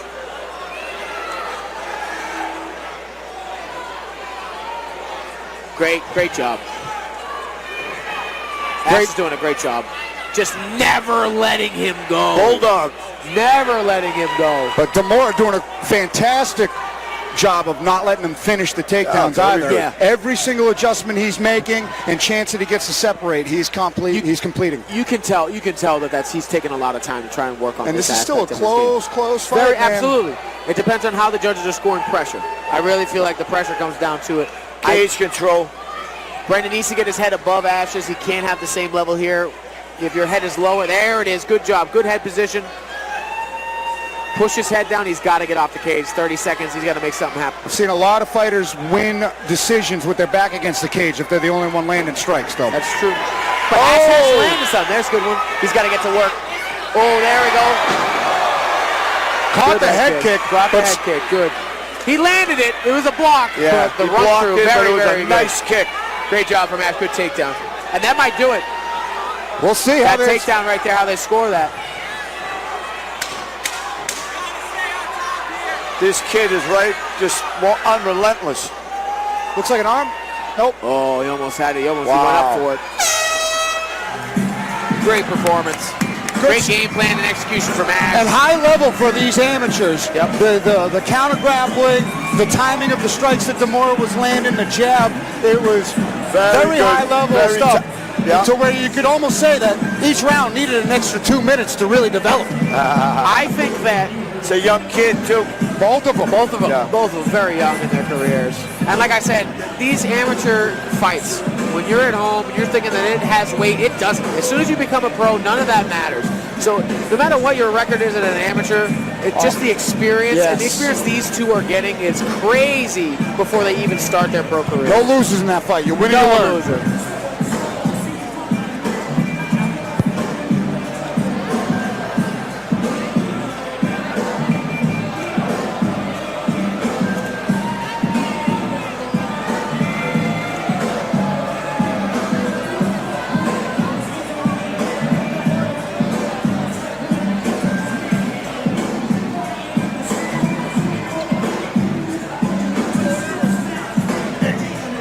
Hey, Mike, how are you? Yeah, fun, thank you.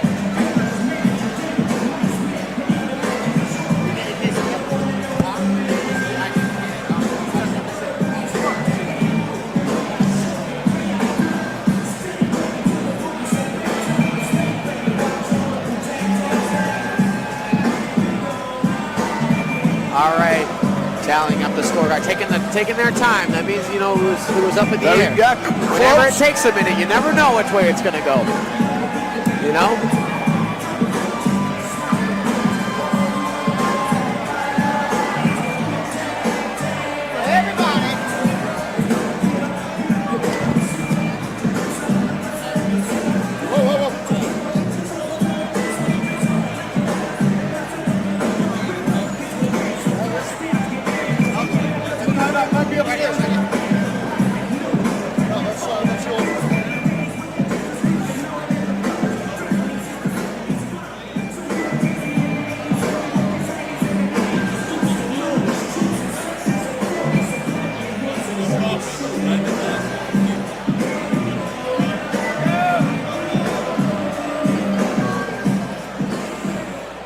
Ladies and gentlemen, keep the noise going for these two.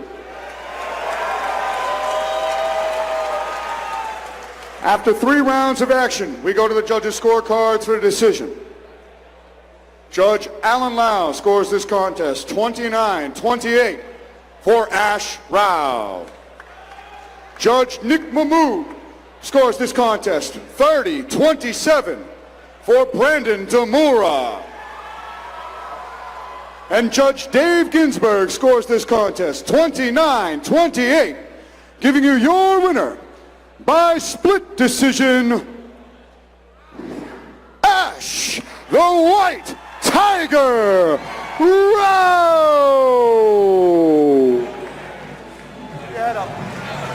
Great job to both men. That was good. Very highly contested fight.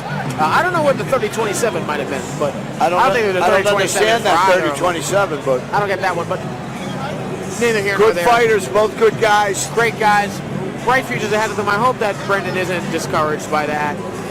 He had a good performance. He's just got some adjustments to make. I honestly think that Brendan Demura's style is better for the pro game than it might be for the amateur game. And that's something to keep in mind. So, And he has, what, 6 fights now with this 6 one? fights, you know what I mean, as an amateur. Maybe it's time to Maybe we'll see. A little bit. get the elbows. But great job, Ash. Great victory over a good opponent. Fantastic. 2-0. Great job, brother. On to the next. Bantamweight fight. We've Saul got Becerril. Saul Becerril Vivas versus Kyle Scofield, who's making his debut at a King Kong Moy's training regimen. I noticed that. Is that okay? All right. Is that his new school?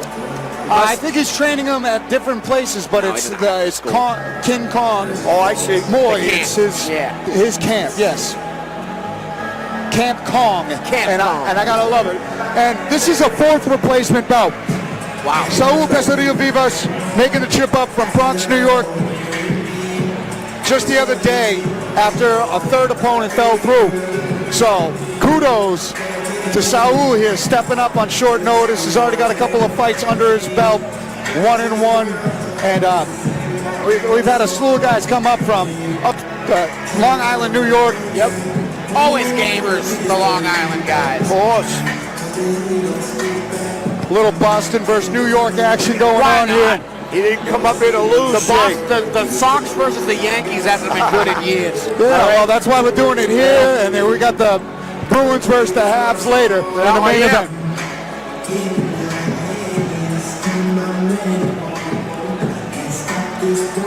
We're supposed to be impartial, right? Totally. Because the Bruins are absolutely a better team. Oh, no, we're impartial to the fights. The sports, we don't care. Not the hockey team, let's be real. But Saul Becerril Vivas making his way in. There he is. About to get patted down and step through.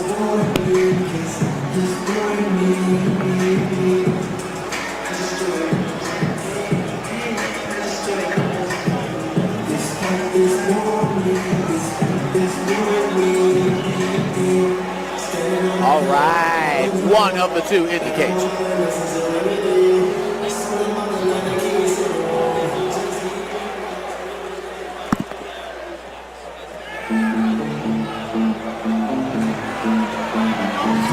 And the Home Depot song starts blaring for Kyle the Carpenter Scofield.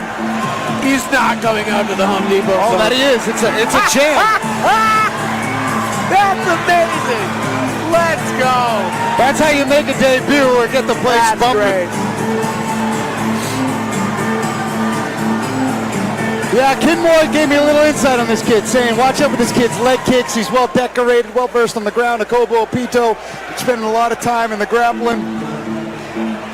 We're on replay for the Home Depot.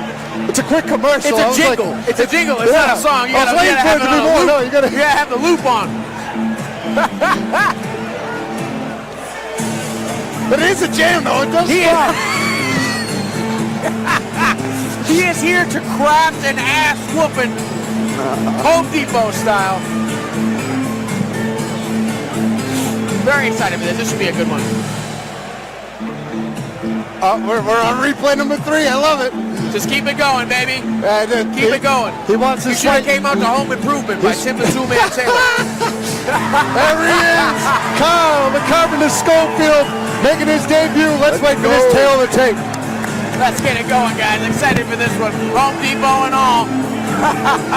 Speaking of which, I got to get some paint anyway. Damn. All right, this matchup, Saul coming in at 19, a fresh 19 years old to the 29 of Kyle Scofield. 2 inches in height and 3 inches in reach for Saul. He coming in at 131 and Kyle coming in at 134. Let's take it to Andy to introduce these two warriors.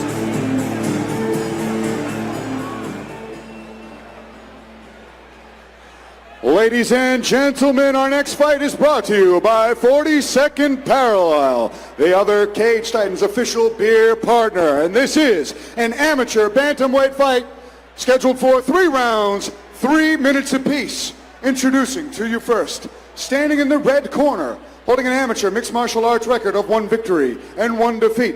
He stands 5 feet 9 inches tall, and he weighed in at 131 pounds. From Selden, New York, he's representing Diamond Dogs. Make some noise for Saul Becerril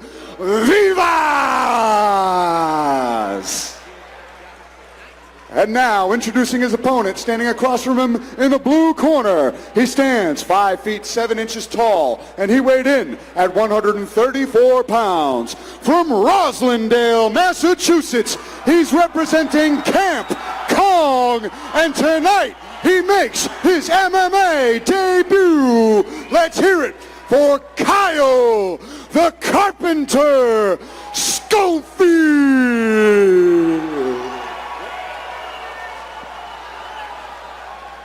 And when the action begins, our referee in charge of this contest is Chris Burke. All right. Let's get it cracking, baby. He looked like he was hesitant for the first one. You got it, Bob. Let's go. Let's go, baby. Let's go. Enjoy it. We got white trunks for Scofield, black trunks for Becerril Vivas. 19-year-old kid out of Long Island, New York. Nice. Right away. Oh, these two are banging right away. Here we go. Nice chin from Becerril Vivas. He's got good. You can see this kid's very well versed in Muay Thai. Got to be careful. About his dipping his head there. And Scofield landed some good bombs in that exchange, but Becerril, he's coming to show he's not here to just get walked over. He's here to win.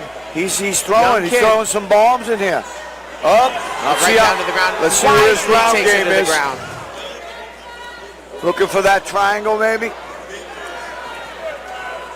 Good job. Scofield pushing him down on that, stacking him right there. A good stack on the hips. Very nice. Giving him no movement. Past the half guard there. Good head pressure, good forward pressure from Scofield here on top. Saul's got to get that leg, that bottom leg that he's got stuck between Scofield's against the cage here. If he can get that hip to the cage, then he should be safe. He's looking to mount him. Scofield. Yeah, he's cross-cutting the knee over. He could, if he really desired to. He's not looking for it per se. I think he's trying to dig his head out. Getting a little more ground and pound. He's got that side. He's got that half guard right there. It's pretty open. Looks like he's going for the Dagestani handhold here. Right. There it is. Right in the mount. Pound over the top. Good cut to mount. Yep, good cut over. Very subtle too. Very clean. Halfway through the round, he's got a lot of time to work. A lot of time to work here, Jay. A lot of time. But Saul doing a good job. He can either strike or he can hold him down. It's one of the two. You're not going to be able to do both. He's doing a good job of rising his hips and working towards something. That's good. Oh, he landed. That was a good one. Saul's still defending well. Landed a couple good ones. Good ones. 1 minute left in the round. You can see. He says, yep, there, zips are up. Oh, he almost cage had stopped that him little. Almost with an explosion, but you can see the. He's holding his hand. He's got the hand. You can see. That's game. That might be it right there. He's got to move. He's holding his hand. He's got it. Ref's looking to stop this. That's it. Yeah, he's getting it. And Saul Becerril Vivas not happy with it, but That was a gift drop type position, amateur fight. Yeah, he wasn't going to improve. He wasn't showing the grappling literacy to get out of that. If he could get out, if he had broken the wrist and maybe taken away that wrist control, it would have been one thing, but he was just getting slaughtered. He ate a couple clean shots there. Yeah. Great job by Kyle Scofield to get that wrist and just start to unload. He knew he had the position and just finished the fight very well. Great job from both men. Hey, Saul came out, he was ready to fight. You know, he came here to prove that he wasn't trying to get walked all over. Kyle Scofield did a great job getting him to the ground, stacking his hips, and then, you know, taking his time getting to the mount, finding the finish, not rushing in. He knew he had plenty of time once he got him to the ground. A minute and a half is a long time to work with when you're in mount, so good patience and a good first victory for Kyle Scofield. Good MMA debut for Mr. Scofield and for Camp Kong.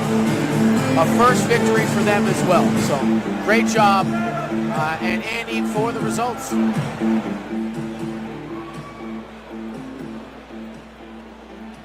Ladies and gentlemen, let's keep it going for these two.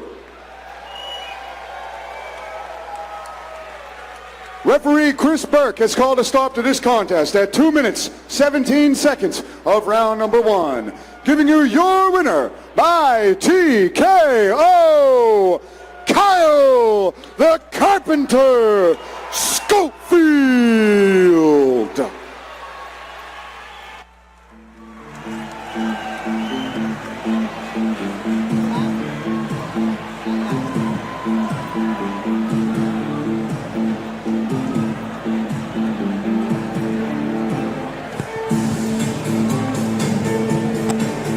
A nice little impressive performance, quick work at the office. Just as quick as his walkouts on, that had to be repeated, but he doesn't have to repeat the work at the fight. Great job from Kyle Scofield. And Saul Becerril Vivas, game kid out of Long Island, New York. Showed some flowers, can't wait to see him back again. He's got to get on those jiu-jitsu mats. Yeah, just get a little bit of grappling work your way back up to your feet, and I think you've got a long way to go, but you've got plenty to learn. But Camp Kong on the mat. Yeah, right? On the map as we got our next fight coming up. Kid. This one is one that I've circled. If you don't know, now you know. Blaze Nichols versus Carter Witty. We've seen each of these guys in here once before. Blaze Nichols getting the first round. The brother of Brain Nichols, if you didn't know. Because we said his name about 150 times. Unfortunately, his brother couldn't walk away with the victory today because of a good cut stoppage, but let's see if we can bring this one home for the Nichols brothers. Fighting Carter Witty out of Regiment Training Center. And he made his Muay Thai debut last show. Looked amazing, great elbows, that Regiment Training Center style of aggression that is just utter tremendousness. Yep. So I can't wait to see how those skills translate to the mixed martial arts realm. Really stoked to see what he has on the ground, but Blaze Nichols already has a submission victory. And here comes Carter Witty. Pardon me, Mr. Nichols. Yeah. Blaze Nichols with the win over Carlos Ballestier in the day-night doubleheader at Cage Titans 50, whatever it was. I lost track now. There's been 60 of them. It's hard to keep track. Yeah. But stoic in his walks, stoic in his approaches to the fight, much like his brother Brain. Just as tough as his brother. Won't care if he bleeds. He's going to go for the win, go for the throat. And a young athlete in this one, just 19 years old. Another 19-year-old, you know. Another The young game kid. is becoming a young man's game. Young kid here. These kids. Yeah, this is Blaze Nichols, 19 years That's old. it. Carter Witty, only like 25. Young blood, man. Young blood. Yeah, this good. kid, he's the brother of the kid that lost with the icon. Okay, I see that. So they're looking for redemption here. Oh, big time. How does that play out? If you got multiple guys in the corner, you've cornered so many hundreds of these fights. Yeah. When you got a fighter that loses, does that motivate a guy you got later in the card back there? I know it wouldn't me. You would, Yeah, it does. You know, the camaraderie, you know what I mean? They want to avenge that loss. You want to get that back for your boys. Especially if it's your brother. It's nice to start out with a win when you got 3 guys on there. Yeah. So, man, you got to dig in deep for that second guy now. Yep. You know what I mean? Yep. The first one drops But it. I get you. Carter Witty is a dog and a half, as tough as they breed them, without a doubt. And for the first time, he's going to showcase some grappling skills here tonight.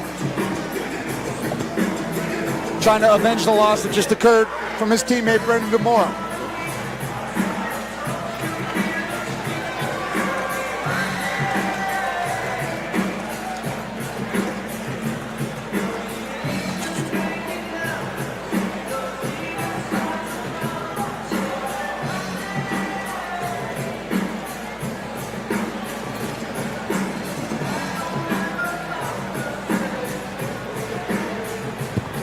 He had a great Muay Thai outing last time out against Rich Clark. Showcased his elbows that really stole the fight for him. And he's not going to be able to throw those in this mixed martial arts No elbows contest. today But for you, sir. the toughness, the mental fortitude in a firefight, this kid has it all at such a young age, and he's fighting a young, hungry competitor against him. I love this matchup. And you know, you love a good dog. You know, you love somebody that's just that can pumped up, man. That can find that dog, the one where everything is just gonna whatever. Throw caution to the wind. We're gonna get this done. You know, we got 2 men in here that are willing to do that. The one that just walked into the ring has already proven his mettle in that regard. When all is said and done, he will stand there and sling leather, and that's what we're all trying to say here. Love it. Here's the tail of the tape. Tail of the tape coming up for these 2 gentlemen in the cage. It is a catch weight at 140 pounds. Like we said, Blaze Nichols, a young man at 19 years old. Carter Witty, not too old himself at 25. Witty being 2 inches taller with a 2-inch reach advantage. Both of these men weighed in at 140 like professionals that they are. Can't wait for this one. Here is Andy with the introductions. Ladies and gentlemen, this next fight is brought to you by Pear Tree, an amateur catchweight fight scheduled for 3 rounds, 3 minutes apiece. Introducing to you first, standing in the red corner, holding an amateur mixed martial arts record of 1 victory and no defeats. He stands 5 feet 8 inches tall, and he weighed in at 140 pounds. From North Andover, Massachusetts, he's representing North Andover Jiu-Jitsu. Let's hear it for Blaze Nichols.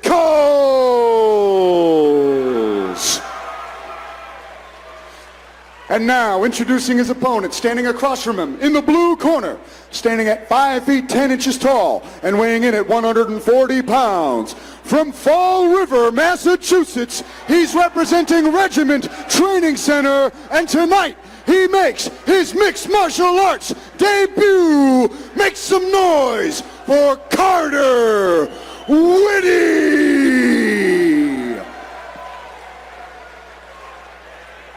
And when the action begins, our referee in charge is Marcel Varela. All right, let's get it cracking, baby. Carter Witty, all intensity, as is Blaze Nichols. Both in black trunks, the red wrapped gloves for Blaze Nichols, the blue wrapped gloves for Carter Witty. They touch him up. Oh, Blaze coming. Oh, what I tell you, these kids are dogs right out the gate in the phone booth. Good work, guys. Good pressure up against the cage.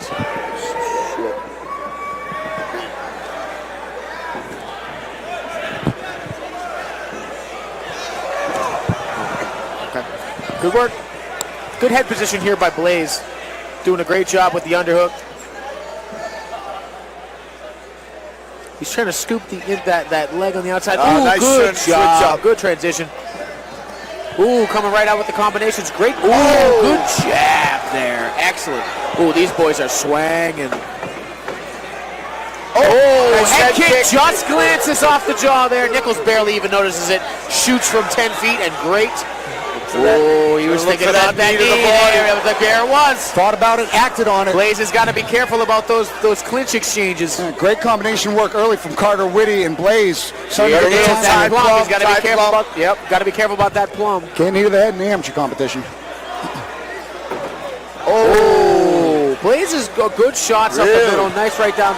Yeah, he did a great job right down. eating the shot that Carter threw at him to land one of his own. These guys are in a phone booth. Like you said, that dog. He's ready to take one to give one. Oh, that dog. They got that dog for sure.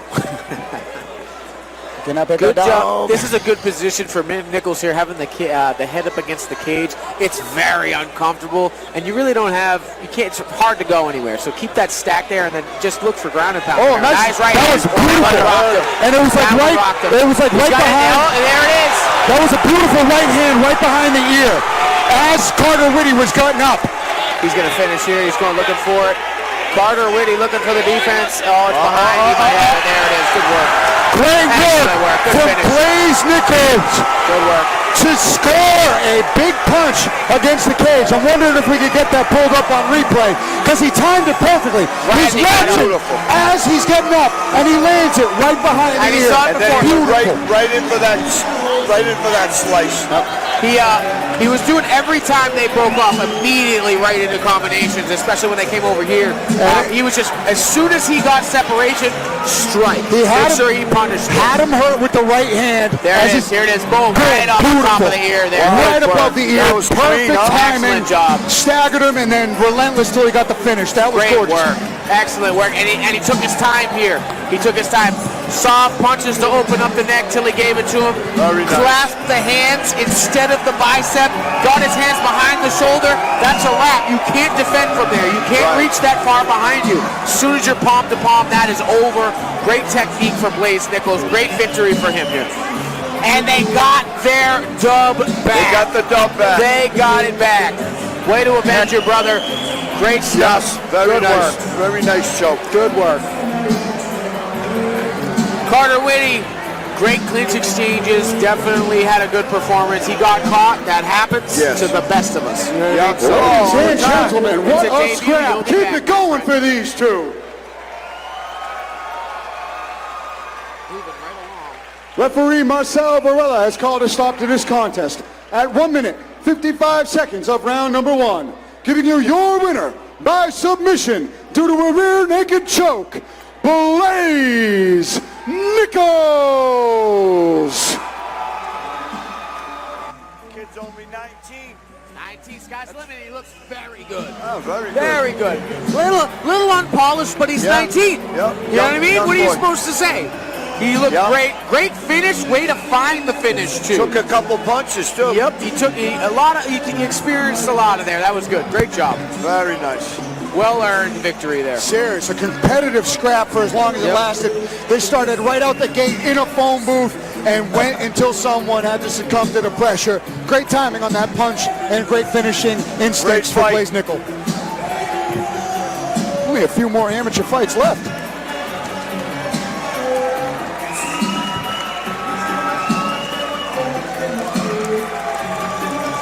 I'm looking forward to this next fight. This is going to be a good one right here. This is a good scrap. Yeah. Two undefeated amateurs, Travis Sard and Danny Jefferson. As you see the coming up next graphic right here. This is a banger where somebody's O has to go. Both guys undefeated, finishers. A lot at stake here. Good schools, come from both good schools, well trained. And we are awaiting the walk for Danny Jefferson, sitting at 2-0.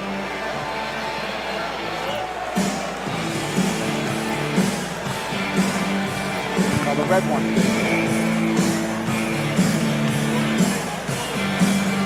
The red one.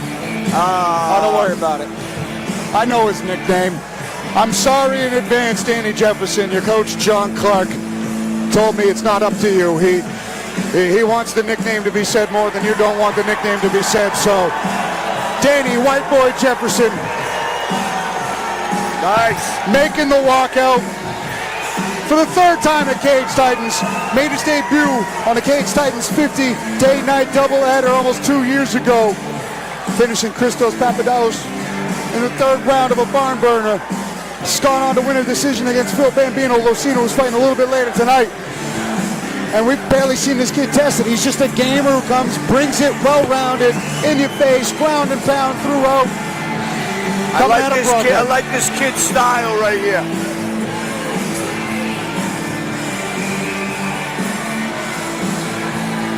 Gonna be some action in this one, brother. Now pitched a shutout in his last fight, showcasing the wrestling dominance against Phil Bambino Losino. But you know he's got all of the skill sets, completely well-rounded.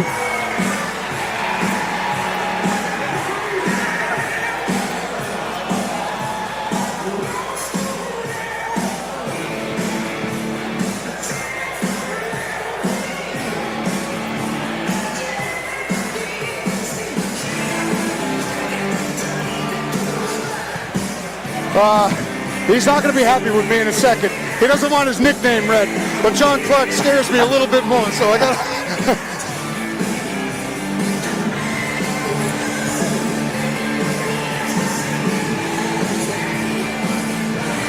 Danny Jefferson rocking out to AC/DC. Gotta love the walkout.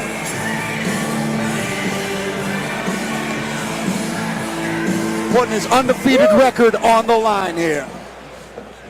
And somebody who made a big splash last time out, Travis sweeps Sard, showing a real traditional style, kind of striking background, and then getting a submission victory, showcasing his ground game. The complete fighter is Travis sweeps Sard.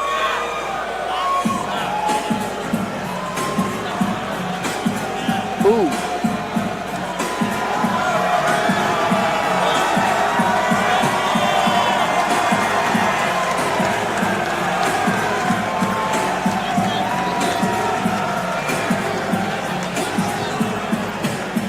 Sard, calm and collected, especially after just making his first fight against Kevin Gonzalez.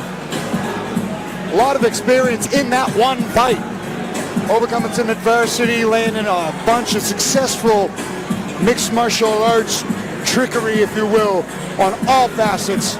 Striking, groundwork, well-rounded already, one fight into his career. Yep. Very talented cat. Is Travis Sewell, coming out of obviously a wonderful gym in Triforce. Yes, sir. A New England staple gym. Great cornerman. This has got fight of the night on it right here. This fight here. Both these guys. There's a lot of fights that got fight of the night. They That's do. a bold They claim, do. Loco Lobo. Sure do. This is a good. I'll give you amateur Old fight card's of the great. night, but it is tough. That's a tough call. Right on.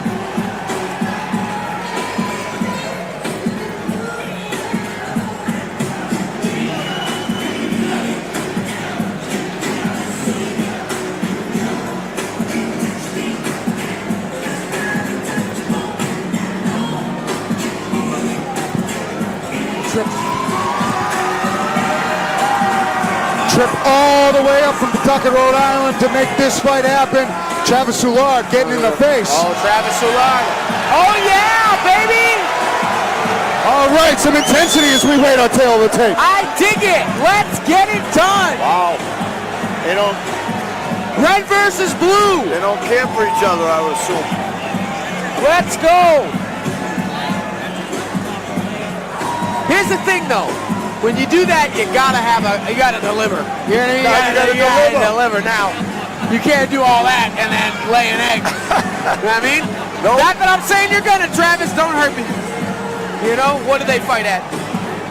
Oh, okay, they fight at 45. They fight at my weight. Don't hurt me, Travis. Ladies and gentlemen, our next fight is brought to you by R.J. Olson, and this is an amateur featherweight fight scheduled for 3 rounds, 3 minutes apiece. Introducing to you first, standing in the red corner, holding an amateur mixed martial arts record of 2 victories and no defeats. He stands 5 feet 7 inches tall, and he weighed in at 145 pounds. From Arlington, Massachusetts, he's representing Broadway Jiu-Jitsu. Make some noise for Danny Jefferson!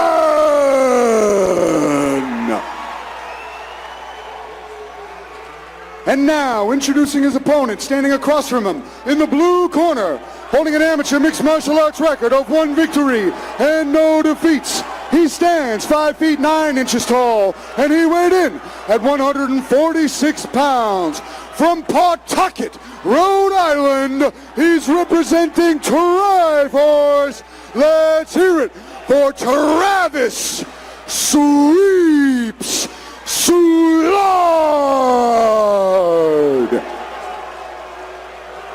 And when the action begins, our referee in charge is Chris Burke. All right, here we go. Round number 1 coming in. Soulard in the blue with blue trunks. All right, Danny Jefferson called the veto. No. Danny Jefferson and the red in No red nickname. trunks. Nice. Danny coming out with a good leg kick. A lot of pressure forward here. Watch out. Nice head shot. That was nice. The way he threw it going backwards, that head kick from Soulard. That was tricky. Wrestling from Soulard Got the here. back, almost the back. Good wrestling from Soulard. Good Great sprint. control. Danny Jefferson staying his feet though, finding his balance against Good the cage. base. Good base here. Good Turn it job on the around. ground of the cage. Soulard stuck to him like glue right now. There it is. Yeah, just pressure forward. He's just pushing his weight forward and then pulling him down as he goes. He's letting him do the weight forward. Ooh, good kick off the break there. Good, another good shot. Deep in on it. He's wise to it. He's doing well with the head. Oh, Nice body shot. Nice body shot. Good combination work here. He is aiming bombs down to Soulard as he sprawls, punishing him every time he can't get a takedown. And this is the Danny Both guards, Jefferson watch kind out of for the fight. leg lock here. Watch out for the leg lock here. Can't go for heel hooks. No heel hooks and hammies. Oh, he's just going after him. Oh, caught him with that overhand right. He's just using it to... He's looking up. That's not a good thing for... You're holding him in place here. You're not going for anything. Yeah. You're just going to keep him above you. You need to make space. There it is. And right back on top of him. Watch out for the up kicks. He can't up kick to the face here. I don't see why not. But he's landing. it is a rule. There's a lot of rules I don't get. Nice. Ooh, unloaded. That one might have hurt him, that one. Danny Jefferson loves this Danny ground and pound Jefferson. game. Uh-oh. Lot of time here. Danny's got to be careful not to blow his load quite too quick. You get tired, there's a lot of punches. Lot of punches you're throwing. If it doesn't make it out of oh, he's just back. I like those hammer fists. Hammer fists are good. Oh, Back control. he might be hurt. Travis has got to do something with football because they could stop this. This could be hard to be stopped. He's moving. He's moving. showing that he's in it. Unlike the last fight where it was just unanswered punches with no progression of position. He is moving. Fair enough. Jay said this kid's got to control his emotions now. He's definitely got it because he's slowing down now. Jefferson's trying to finish. Maybe take his time. You know what I mean? This could definitely gas you out. Yeah. A minute and a half of this is a lot. Unless his Go for that leg lock. Straight that leg lock position's just going to keep Danny in place. Yeah. This is not smart. If you're going for an ankle lock, fine, but this is not helping your case. No, he can't do that. The heel hook. He's eating a lot of Strikes punches. from the bottom is not the idea, Travis. You need to stay up. He's got a wall walk here. That pressure from Danny Jefferson is 20 definitely seconds taking in the some wind round. out of the sails of Travis Soulard here. He's got to be careful. Ref taking a good watch here. 15 seconds in the round. We'll see if he can close it out. Yeah, he's gonna make it out of the round. That might have been a 10-8 round here. Wow. Great round. Great round. Danny Jefferson coming out hot. For the most part, it was one-sided Damage traffic. there, Jay. He did.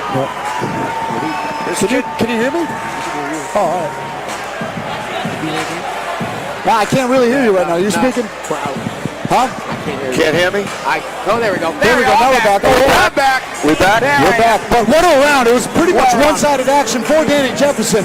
Not to take away from the kicks that Soulard did land up tight, up top.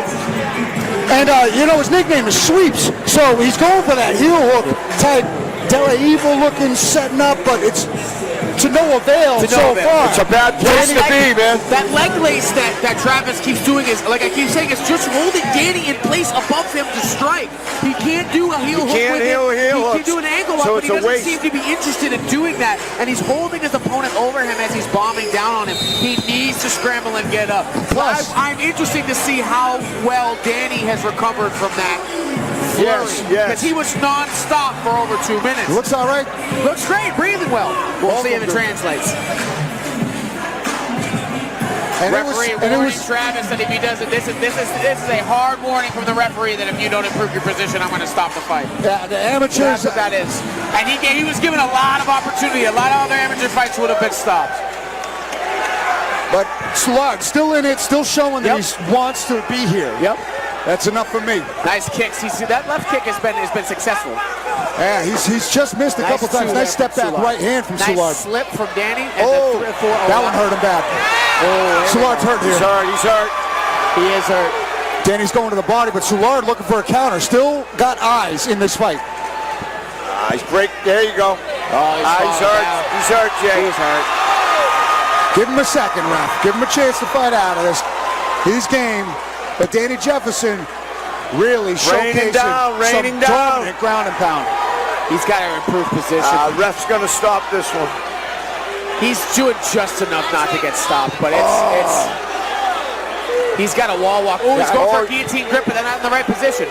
This is that is game. All right, He was hurt. I don't mind that. He goes to the double, goes under the legs, kind of collapses due to some exhaustion. Second amateur fight, and the barrage. Not bad. The barrage that Jefferson put on in that first round. Kid's good. Kid's a beast. Undefeated 3-0 with Sard. Tons of learning lessons in this fight. That was great. Showed a lot of heart, a lot of toughness. He's going to grow from this. Relentless strikes. When he sees blood, he's just going to keep doing it. I love this. Some intensity before the fight, all respect in class after. Love this true dominant performance from Danny Jefferson, start to finish. What a fight. Great fight. Great fight, great performance. He's got 3-0 as an amateur now. That's a lot of good performances. Good for him. All right.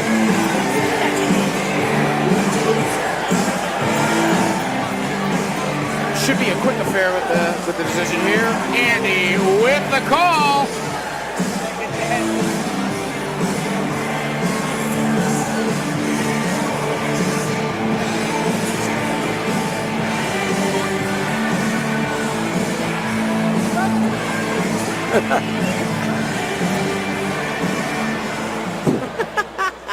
Ladies and gentlemen, keep it going for these two. Referee Chris Burke has called a stop to this contest at 55 seconds of round number 2. Giving you your winner by TKO, Danny White Boy Jefferson.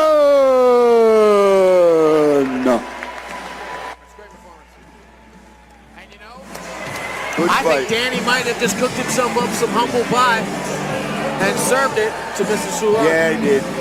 Seems like they made up. Look like they made up. All respect at the end, but what I say about making an entrance like that, and you better finish it. You gotta.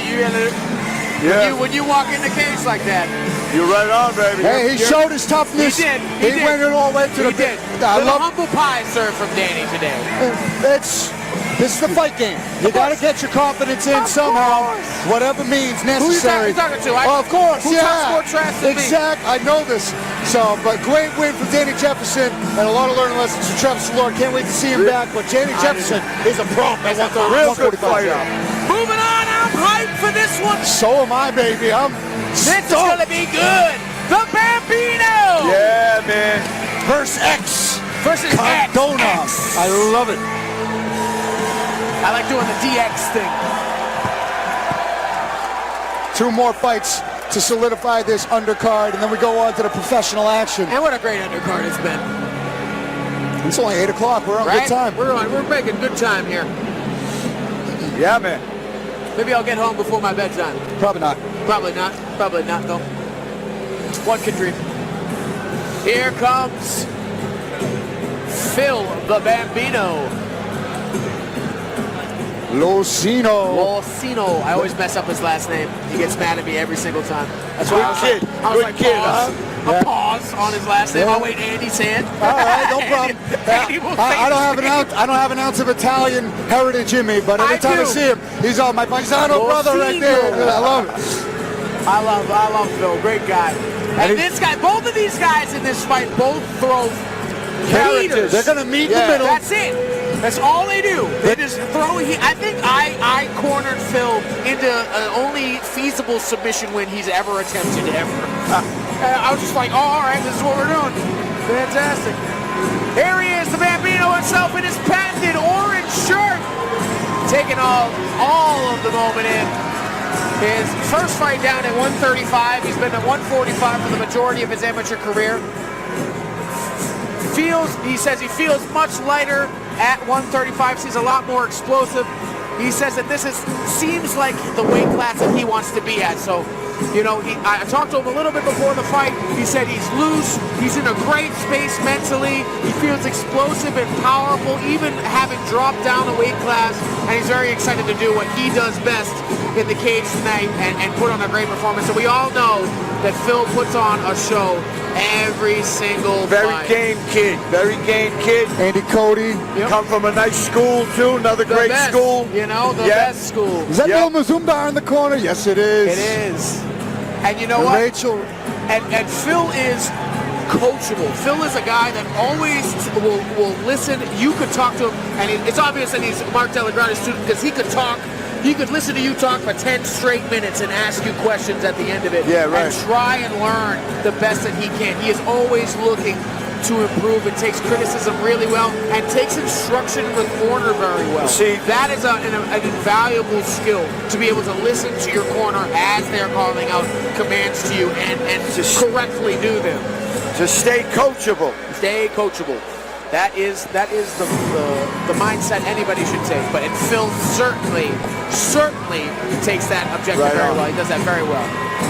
I'm excited to see him now in his new weight class. Hopefully, this is a good home for the Bambino, and we can see a lot more exciting performances. Here he goes, makes his way into the cage.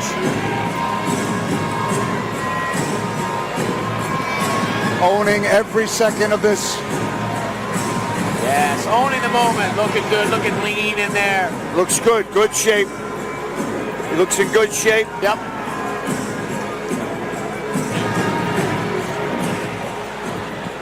All right, here he comes, X. Ooh, can't hate him for it. Comes out to the Dark Man X, which is DMX. My good friend Earl, rest in peace. This guy's as game as they come. He always comes straight to the middle of every single fight. This guy is trying to kill you immediately. Every single time. And when you mix him and somebody like Phil in this, it's guaranteed. He's not trying to shoot. He's not trying to take you down. He's trying to put his knuckles on your jaw. And don't let that inside-out beard fool you. He will find it if you're not too careful. So these are two people that are definitely just going to... This is going to be a barn burner also. Two rams hitting heads right in the middle of a field. Equal amount of experience between both of them. Phil Bambino Losino using this fight as a trek down to bantamweight. Yep, making 138 pounds. And Cardona, Xavier Cardona is the kind of guy, he's fought for the amateur title. He's gone in his runs. He's a little older in age, sitting at 38 years young. And he's looking to go pro later in his next fight. This is the kind of run because he just loves to scrap. If he's not fighting at Cage Titans, he's fighting outside of work next week in a bar somewhere. That's just what he loves doing. So, he's such a great individual, a pure human to the core. Did he shave? When he shows up in that cage, it is murder on his mind. That's 100%, it. I love it. Do or die, go for broke. Don't blink, because either one of these guys can catch each other. Right, 100%. 100%. Very exciting amateur matchup.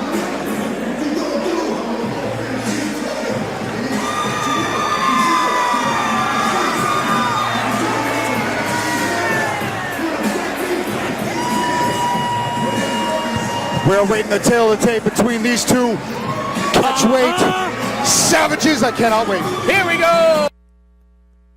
For this matchup, this 140 catchweight matchup, Phil the Bambino coming in at 29 to Xavier's 38 years young. Both men 5'9".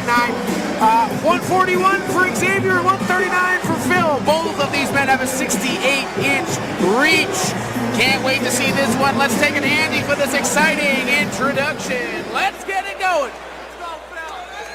Ladies and gentlemen, this next fight is brought to you by Chime, an amateur catchweight fight scheduled for 3 rounds, 3 minutes apiece. This is one of our last amateur fights. Make sure to check out BetMGM to get in on the action on tonight's professional card.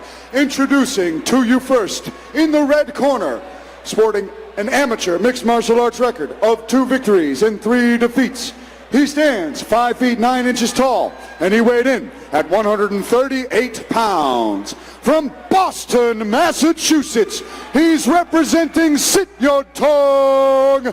Let's hear it for Phil Bambino Losino.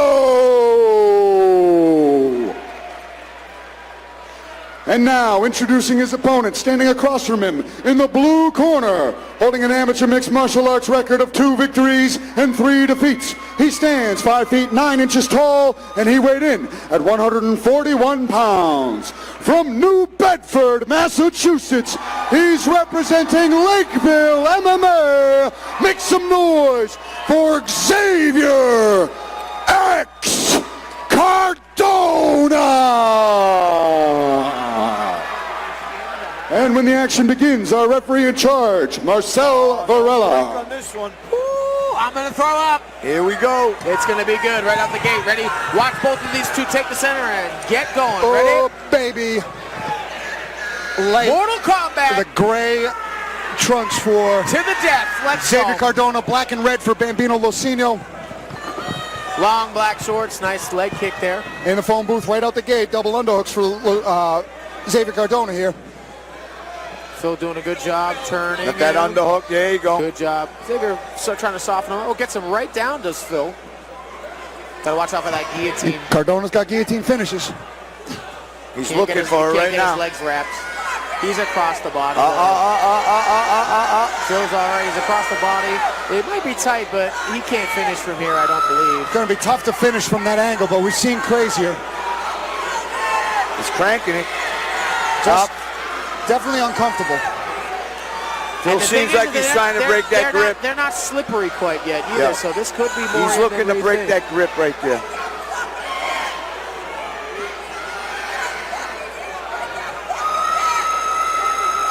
And he's out. And Phil is out. Good job. Good patience there. In half guard. Good position for Phil right here. Should look to soften him up with some soft strikes, some short strikes here from the top. Xavier's doing the right thing, trying to make space and push away here. He's got to Make get some up. space. Yep. Phil doing a good job collapsing on top. Got to watch out for the leg lock here, even though it's still an amateur fight. Got to watch out for the submissions here. Xavier going all types of stuff. Just went for an inverted triangle. Phil's got to be careful putting that arm out. Right. There he's looking for the pass. Doing a good job stacking. Be careful while grabbing the fence there. Good job on top. Good pressure. Goes right into mount, does Phil. Xavier was making him work there for a minute, but once he got the side control, Bambino seamlessly passing the mount. 1 minute in the round for Bambino to be on top. That's a lifetime if you've ever been on bottom. Sure is. And coming up with the hammer fist. Xavier doing a good job breaking his posture. Phil's got to push the head away. Great job, right? And make some separation, try and break that grip. Xavier's going to hold on here for as best as he can, try to explode up. He's got to get out of there. He's got to play with the hips and try to get his back up against the fence. Yep. Start playing with his posts. He gives up his back. Nice. Which turns out all right. Well Here capitalized we go. on. Was able to trap That was a limb. good. Watch out for the guillotine. Watch that guillotine. He's looking He's for to the that. side here. He doesn't have it. He's on the wrong side again, much like He might have it this time. That time he's got a full 30 guard. seconds is a lifetime. That's a long time. He's got to keep his hips up. And he's got the arm He's got in, the arm and in, he's he's got leaning it into it crunching. He might nicely. have it. He's leaning into it. That's the way to finish that arm in guillotine. He's got a great crunching it. angle. That's a good way. He might be out there. Yeah, Good job. he pulled that out Good very attempt nice. from X there. Yeah, you almost rather that in half guard than full guard there with Absolutely, that yeah. kind of angle. Nice slam from the Bambino. 10 seconds left in the round. Good scrappy round from these two. Good work from both men. A lot of submission attempts from the bottom. Good top pressure from Phil. Not how I thought round one was going to go, but it is mixed martial arts. Anything can happen. It can. At any time. And Xavier did a great job in that round, reversing the position, getting out of mount. He might have taken the risk taking his back or exposing his back, but it ended up paying dividends, getting him on top. Going for those submission attempts, he went for an inverted triangle, 2 guillotines. Everything was kind of moving. He was doing a good job from bottom there. Phil doing a great job pot shotting and stacking hips to make sure that Xavier couldn't extend and make this space. Let's see where this second round goes now.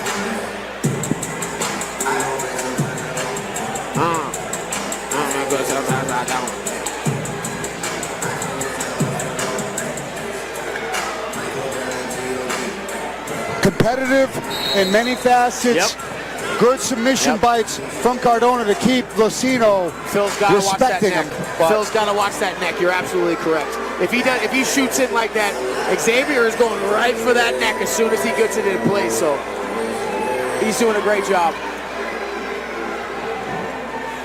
Let's see if they throw leather in this one. Not a bad thing. They touch him up.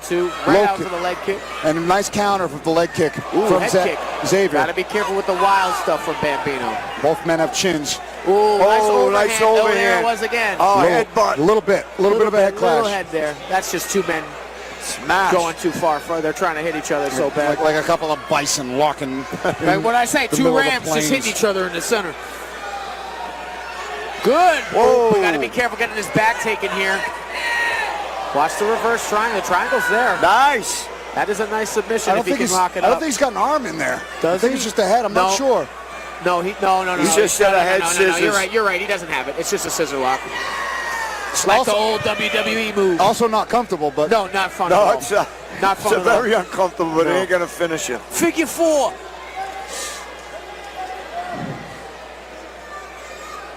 Good frames from Phil here. Phil doing a good job on top. Framing, good pressure. Keep it patient. Yeah, it's just more short shots like that to soften them up. They don't got to be big, but if you want to advance, even right here in half guard, just start up and down, maybe some body shots, open it up, because all he's trying to do is break your posture here. Right. He's just trying to keep you down so you can't hit him. Xavier needs to get his bottom leg, the leg that's in between Phil's, again, against the wall, the cage, and then use it to wall walk. Again, this is something that you can't lay there in the guard here. Your guard is not going to, and unless you're active like he was in the first round, you're not going to find the success, especially with your head up against the cage like that. Phil's That's got very him. difficult. He was jammed up, like right now. Phil's doing the up. perfect thing. Exactly what he should be doing. Xavier's got to push away. Locking his legs like this is keeping Phil in place, right? And he's not going to. He needs to separate and make some space so that he can stand back up. Exactly. Phil doing the right things though. Good short shots. He's staying taking active. Taking his time. See Xavier trying to hit from the bottom here, but he doesn't have a. There's no power. There's no power. It's just rabbit punches. And from the bottom, unless you're threatening something else, that's really going to be hard to make your. Oh, he might be going for an armbar here. Oh, that was a good setup though. Good job from Phil. Savvy to all the submission attempts this fight. Oh, we might have that toe hold there. That's not a bad bite on a toe hold. Yeah, you might have this. Are toe holds allowed? That's a straight ankle lock. They're legal. I believe this is legal. Yeah, toe holds are fine. Okay. He's got the wrong grip. Yeah, he's not gripping it the right way. There's a valiant attempt here. He's got 30 seconds to work. Phil's got to start getting up. He's moving the wrong way, yeah. That's a good attempt, though. That was very nice. That was very, very savvy to try and do that. Yep. Even if it just creates some space to create an escape. And I got to say, I'm impressed with Xavier's submission attempts. He's still going. He's still trying. He's got to be careful for that. Never out of the fight, always going for it. Kid's a bulldog. This is a much more technical fight than I had anticipated. Great rounds for round two. Oh, I knew it was going to be a technical brawl. Technical round. Wherever it went. So we could be looking at 2-0 going into the third. I expect Xavier to start doing Xavier things and start doing the let's scrap. The last time we saw Xavier Cardona down 2 rounds in a fight was out against Mike Antidormi, and that third round was as crazy of a round as it gets. Crazy. Phil's got to be careful to get some on the ground. Like I said, he's putting himself in bad positions that he could get caught with silly submissions. He's putting his arms in. He might get caught with triangles. If it were maybe a more, not polished, but somebody that's a polished finisher as far as submissions go. And that toe hold, that would have been grip, he might have had that. He almost had it. It looked like Phil almost got close to tapping there for a second. Yep. Just adjusted the grip too much, changed it around, and lost the submission.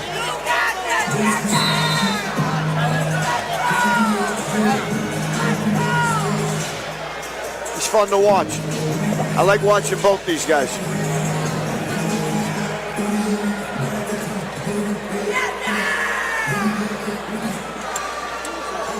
Third and final round between Phil Bambino Losino and Xavier X Cardona. They hug it out. In the middle, good work. Right back to work, boys. Both absolute gentlemen and scholars. Start the round. Right back down. Don't fix what's not broken. Got to watch out for that guillotine. He's going for it already. Good work from the Bambino. Yeah, and this is kind of how Danny Jefferson beat Bambino last fight out. Yep. He's kind of taken that style and turned it into his And own. applied it to him. See, look at that, Xavier going for that neck. Now the reason why this is hard to do is because he's cross-body. He's across his body diagonally. If he were on the opposite side, he would be able to crunch that head in a little bit better. Yeah, better action there. And the cage is definitely preventing him from being able to do that as well. So Phil's in a good spot here. He's just got to be there. It is. Popped out. Good pop out. Rubber guard. He's got to posture up, start raining down some punches. Win the round. Win the round. Or finish him. Punch. Xavier needs to start working for a sweep and get up. He's got to get out of there. Little looking for that arm triangle. He's had the underhook and options to kind of get to a hip and try to make space and escape, but he uses them to try to create submission chains. And Phil's also doing a good job of when he is getting the underhook to sit back on his heels a little bit more, so to kind of make sure that he doesn't get lifted over his head. See, and with Xavier holding that there, and a nice pass in the mount there. Minute 30 in the third. He's got nothing but time. If he just postures up here, maybe climbs up a little bit, you know, he should be using this to climb his hips up to the chest instead of at the hips. Right. So that way that Xavier can't buck him off like he's trying to do right now. Great hits from Bambino. Exactly. And right back, and good recovery from Phil. That was a good explosion up from Xavier. And see what I mean? He was on his hips, and that's why he was able to buck him off like that and create a scramble. If you get there, you climb, get your knees under their elbows or under their armpits and sit on their chest, and that would have prevented It's very hard to escape that. It is. High mount is tough. Xavier going for triangles here. He's got that mission control position, going for that Eddie Bravo rubber guard. Doing a good job, Phil, on top with the good ground and pound here from guard position. That's right. Phil, punch him in the head. Phil's controlling the game. Great right here. advice from the crowd today. What was that one? It was punch him in the head. Really? That was it. They were instructing Phil to punch him in the head, which I didn't know. If you didn't know as an audience member, we didn't know that we were supposed to do that. Does that fall in line with hit him? Is that hit him? Yeah. Hit him is a good one too. Look at this, an armbar attempt. Late armbar He's attempt. over the body. It might not be there. He could finish from here though if he gets the angle right. Short time. Give him the good old Over the triangle. Wow. It's over, baby. That was good. Going forward to the very end. What did I say? Going forward to the very end is Xavier Cardona. That triangle was in all likelihood, Phil Losino probably pitched a shutout here. But 100%. no discount in the heart that Xavier Cardona possesses. You never know, because there was a lot of submission attempts. You know what I mean? It depends on what the judges value more. I personally would believe Phil is up 3-0. He pitched a shutout. He did a great thing. But Xavier showed a lot of different skills in this. I only thought he was going to swing it as possible. He did very well. He chained submissions together. He's looking for toe holds. He's looking for sweeps. He looked very, very good. Yeah. A lot of improvement since his last He's fun to watch. He's fun to watch. He's always active. Yep. Even on his back. He looks very good. Yep. I commend him for that. It was a great performance from him as well. He always brings the fight. You know Different kind of game today. You know what I mean? He changed his style of, and that's, you know what? I love to see that. When people lose or have experience loss and they come back and they change something. I love it. They change something. You know what I mean? Of course. And he's happy. He's in there. He's having a good time. You know, for him, it's not about. He doesn't expect to get to the pinnacle of the sport, but he does love the challenge. Though. Go ahead, Andy, with the result.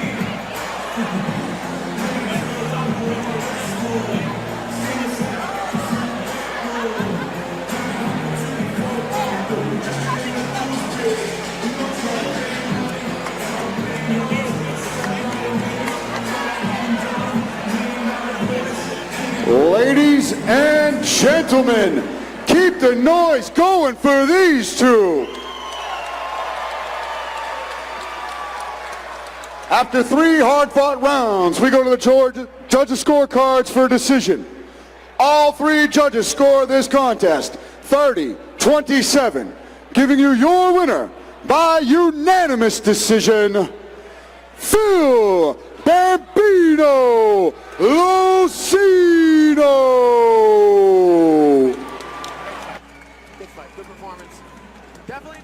saw that fight going, to be honest with you, but a very good technical display for both men, showing a lot of improvement in their overall skill set.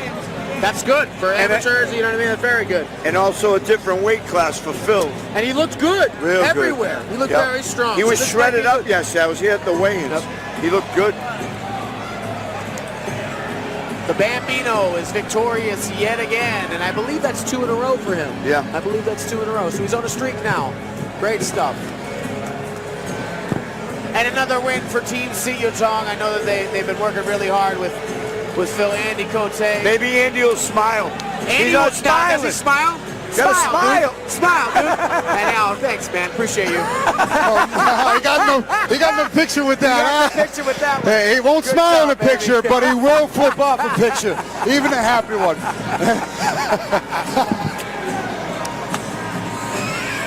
I stole Phil Losino's hat from the last event. Oh no! And he's been badgering me about it for like 2 months. And today, before in the cage he's warming up, he goes, "Hey man, where's my hat?" Oh, and my I'm like, God. "No!" You forgot it. But we're on to our feature preliminary fight of the evening, and this one's going to blow the doors off of this building as Timmy Mayday Melvin taking on Jay Curley, both undefeated welterweights. This is going to go insane in here. This is going to be great. There's Mike Porier showing up to fix everything himself. Doing a little two-step.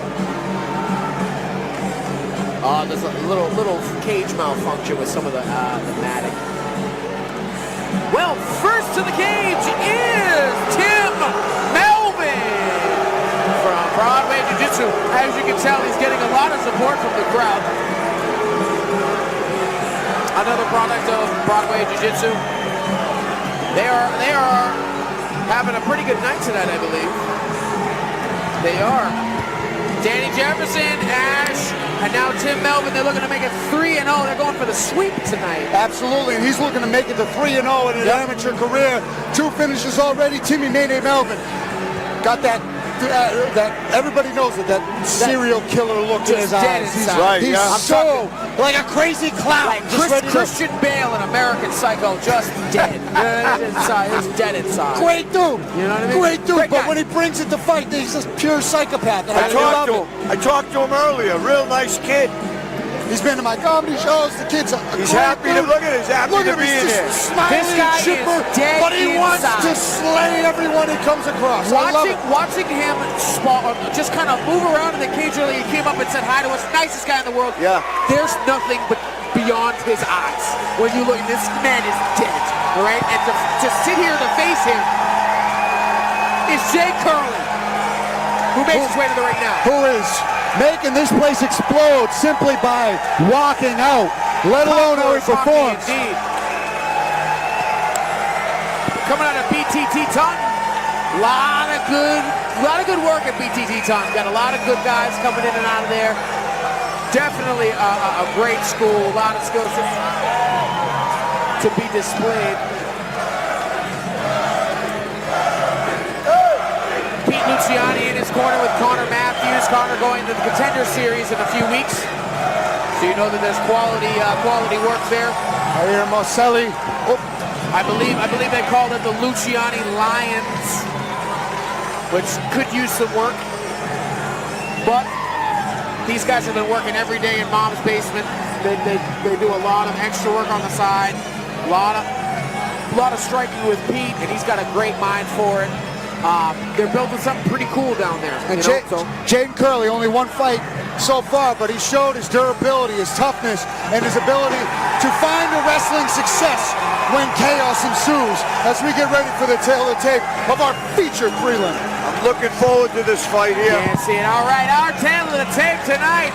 Melvin, 23, both men 23, 6'1" for Melvin, an inch taller than his adversary with a 2-inch reach and the way of Jaden Curley. Not much difference between these two. Andy for the introductions. Let's get to it for this feature prelim.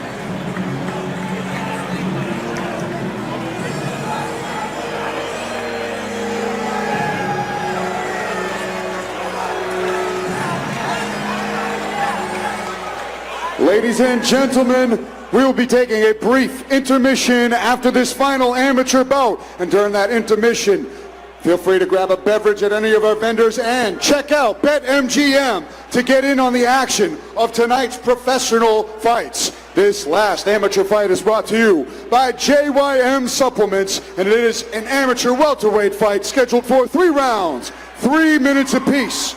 Introducing to you first, in the red corner, holding an amateur mixed martial arts record of 2 victories and no defeats. He stands 6 feet 1 inch tall, and he weighed in at 170 pounds. From Boston, Massachusetts, he's representing Broadway Jiu-Jitsu. Let's hear it for Timmy Mayday Melvin!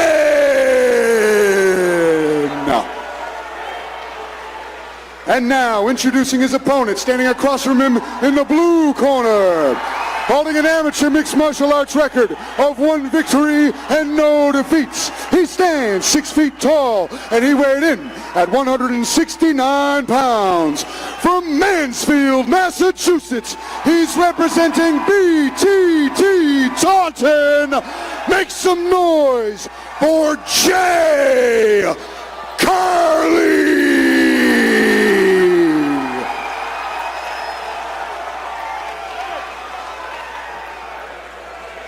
Gentlemen, rules and instructions go over in the locker room. Title, Any questions red? Any questions blue? Touch gloves. Protect yourself at all I don't times. believe it is. I think it's just, they're just... Referee Chris It's Burke. the main event of the prelims. Okay. And these two are intense. Someone's got to die. It's deafening in here. It is. It is. Timmy Mayday Melvin in the black trunks. Jay Curley in the gray trunks. And here we go. Good jab. Ooh, jabs by Melvin. 1-2-1 Straight from punches. Melvin. Nice straight punches from Melvin out the gate. Ooh, nice 1-2 over the top. Good counter. Nice 3-2 Oh. over the top from Curley. These two are throwing real good. Good jabs coming in from Melvin, keeping that distance. Nice shot. Brings him up, puts him down. Slammed him on his head. Timmy Melvin just landed right on his head.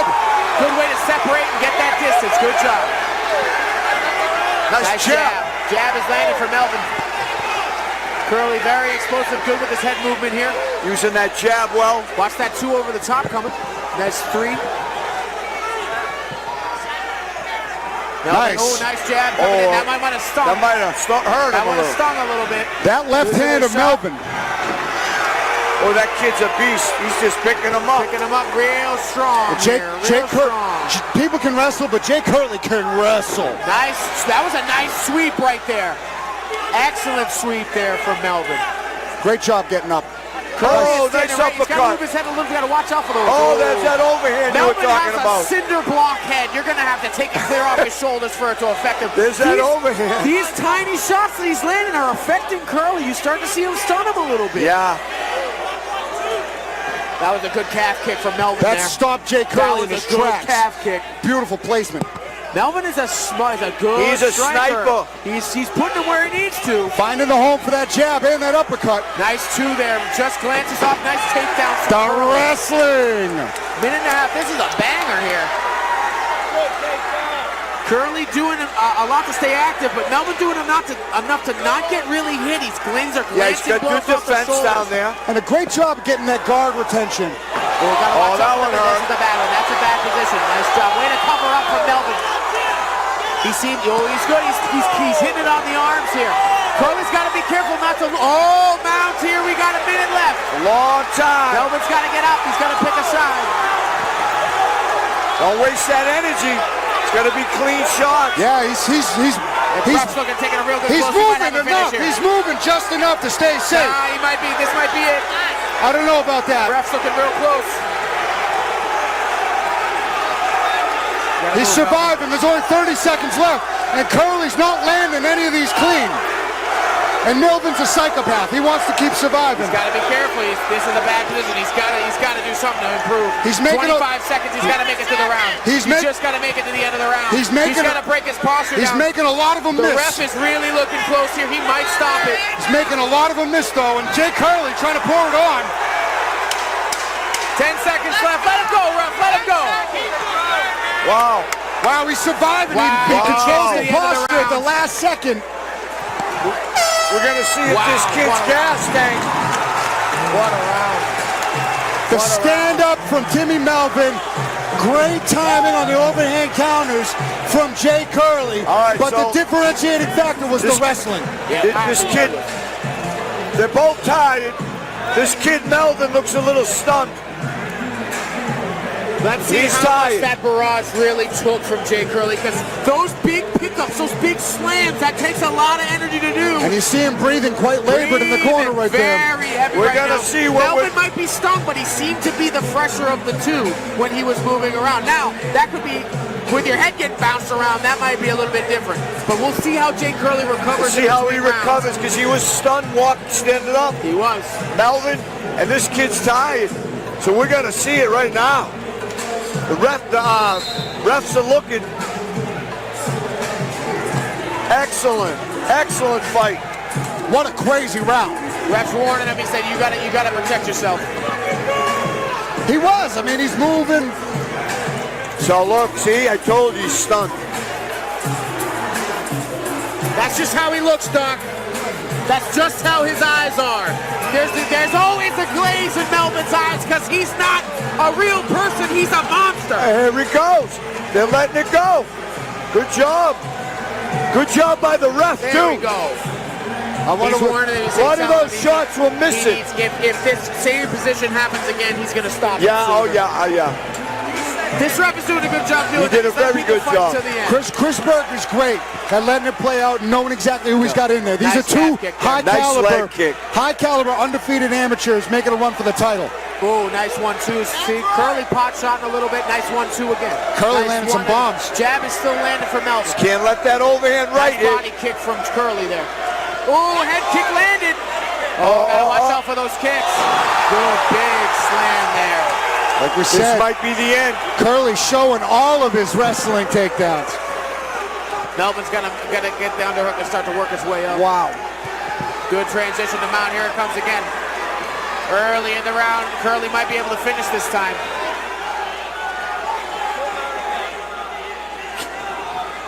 Pick those punches. Breaking down the frame now, making sure his posture is down. Posture up, and let's go. He's got to get one leg free. Doing a good job getting to the cage here. He walked all the way to the wall. But the thing is, with the mount here, it might put him in a worse position. He's got to get that bottom leg out. That gift wrap might be the end there. If he can't get out of this, that's not the best gift wrap yet, but... he let go of it. He let go of it. It's not there quite yet. Curley's not really hitting with effective punches. He's not throwing heavy punches. He's tired. But the other kid's in a bad position here. Who wouldn't be? Totally.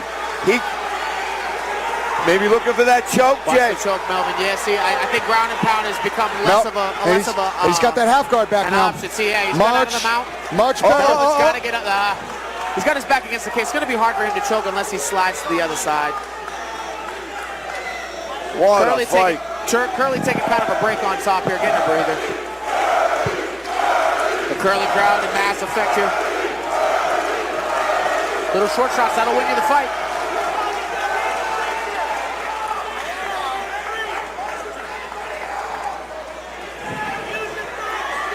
Doing a good job. Oh, look at that.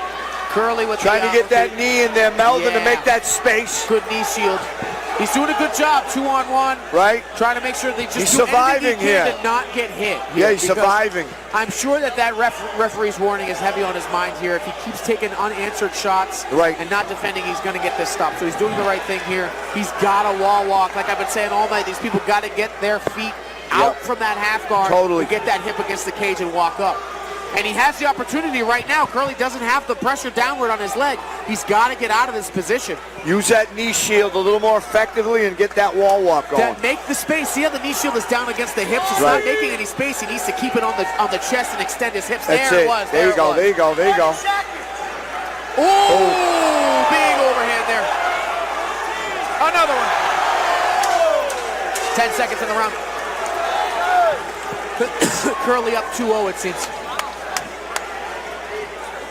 Melvin's going to need to make a finish in the next round. To be fair, though, Melvin didn't burn as much energy or take as much damage in that round as he did in the first. You're right.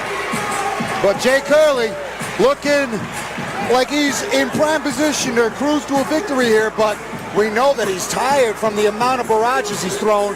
And Timmy Melvin taking that kind of beating. It's going to take a toll on the gas tank as well, but let's see who's got the heart. Who's got the deeper gas tank? We're going to find out in this round. Who's game right here? Melvin needs to have a sense of urgency here. He needs to start to go for the finish. 1-1-2s aren't going to be in any bombs here. He is labored over there. Very tired. His arms are very heavy. But this kid over here is a little stunned still, so we'll see what happens here. I wonder how much of Melvin right now is still recovering from that first round. Yeah. Because in those last two bombs really landed clean on the ground then. All right, look, here we go, boys. Round 3 of a great amateur fight. Way to end up the prelims tonight. This is a great way to round that off. All right. Melvin still a cold serial killer in his home state. Here we go. I watched a true crime documentary.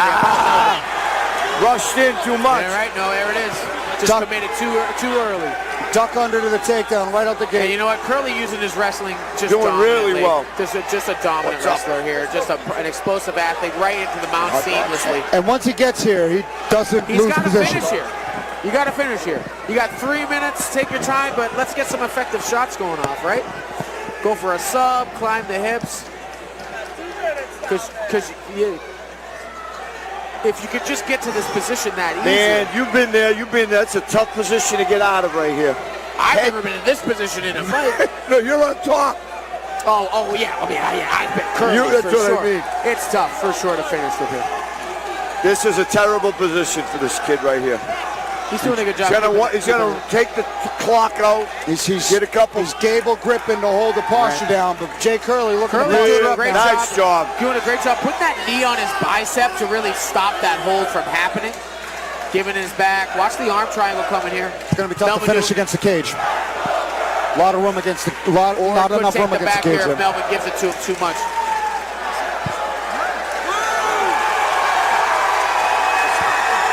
Stopped it after one hammer fist. I am confused by that.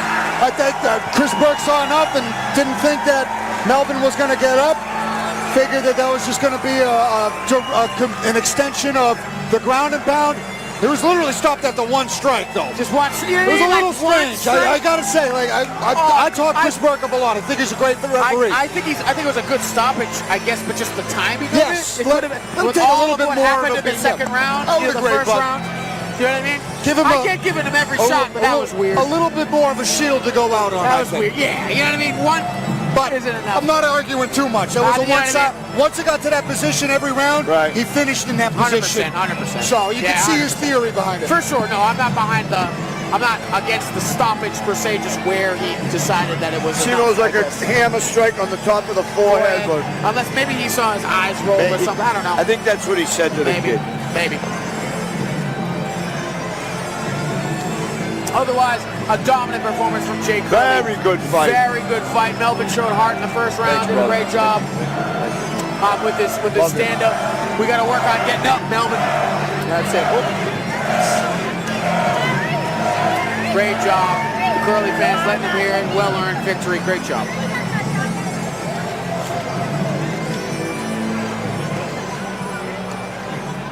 Ladies and gentlemen, keep it going for these two.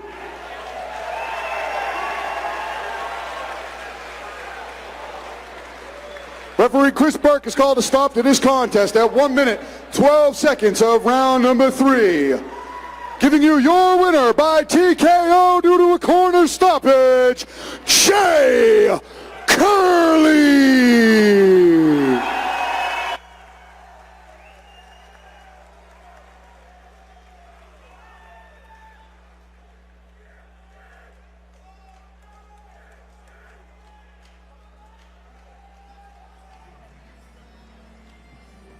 But we've got some big announcements for our next fight card on November 11th. The boss man, Michael Bovel's running around, but to help me make the announcements for a few key fights that are taking place in just a few short months, I'd like to welcome to the cage, Andrew the Gladiator Valdina.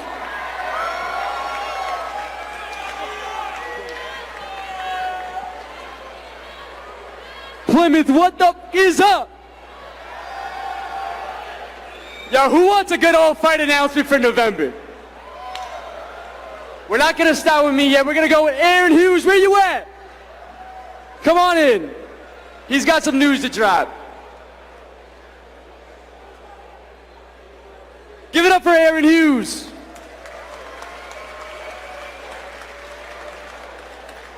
Aaron Hughes, I'm going to give you the mic. I know you got a name that you want for November. Who is it? Yo, Captain America, where you at? Jerry Muse.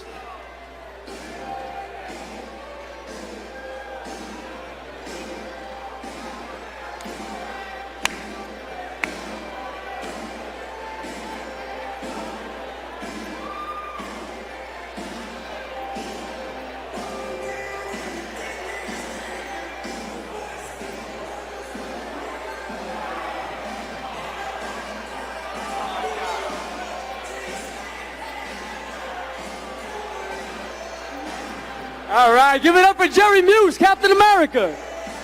Let's square these guys off. What's up?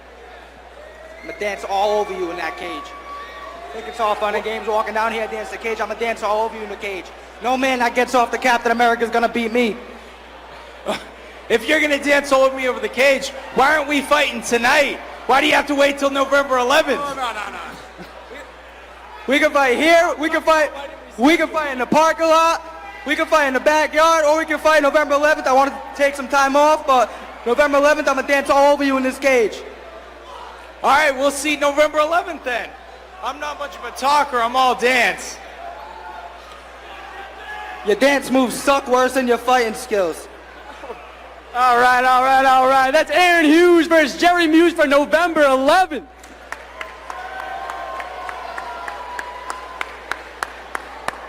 All right. Nice job.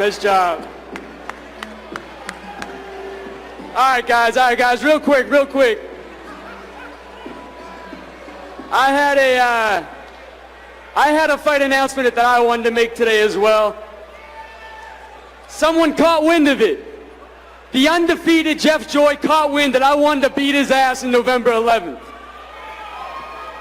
It's all respect. I got respect for the kid, but that's a good step up, and I wanted to whoop him. I really did. Jeff Joy, if you're here, get in here.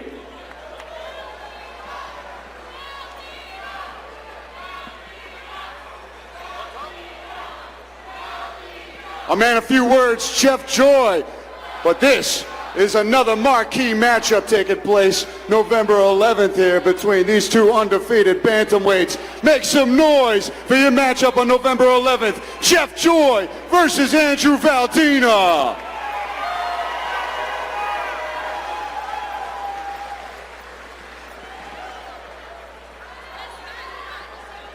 All right, gentlemen, we could stay here all day until November 11th happens, but we've got a bunch of people in this crowd, and we've got a man with a t-shirt cannon waiting around the side of the cage. Where you at, Danny?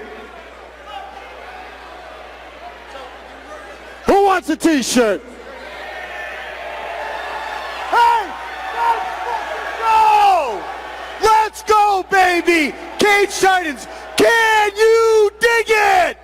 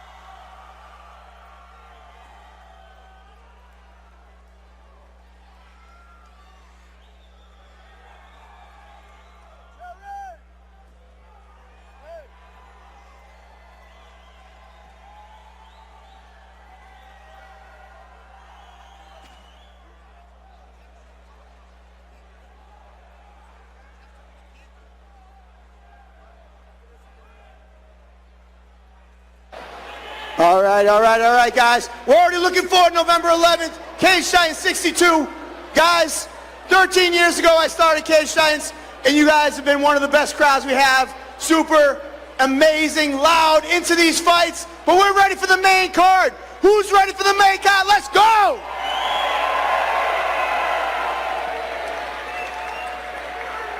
I'm getting the thumbs up. Everybody report cage side. And listen, here's the deal. Make sure you see us at Tavern on the Wharf for the after party after these amazing fights. Let's go. Hit the lights. Still tired of his battles.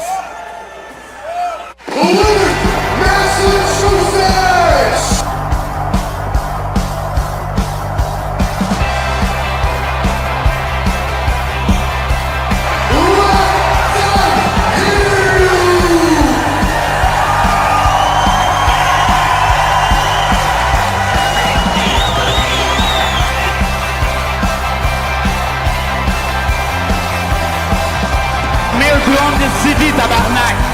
You're the temp for now, but I'm coming for you. I don't know what the hell you said, but you ain't taking my belt, and the Bruins are the best team around, so get that shit out of here.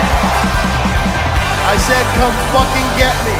Somebody stepped up and said, yes, I want that smoke, and his name is Joshua Marsh. We'll be putting this belt on the line, and as soon as I'm done with him, I'm going to take whoever's next. Let's go!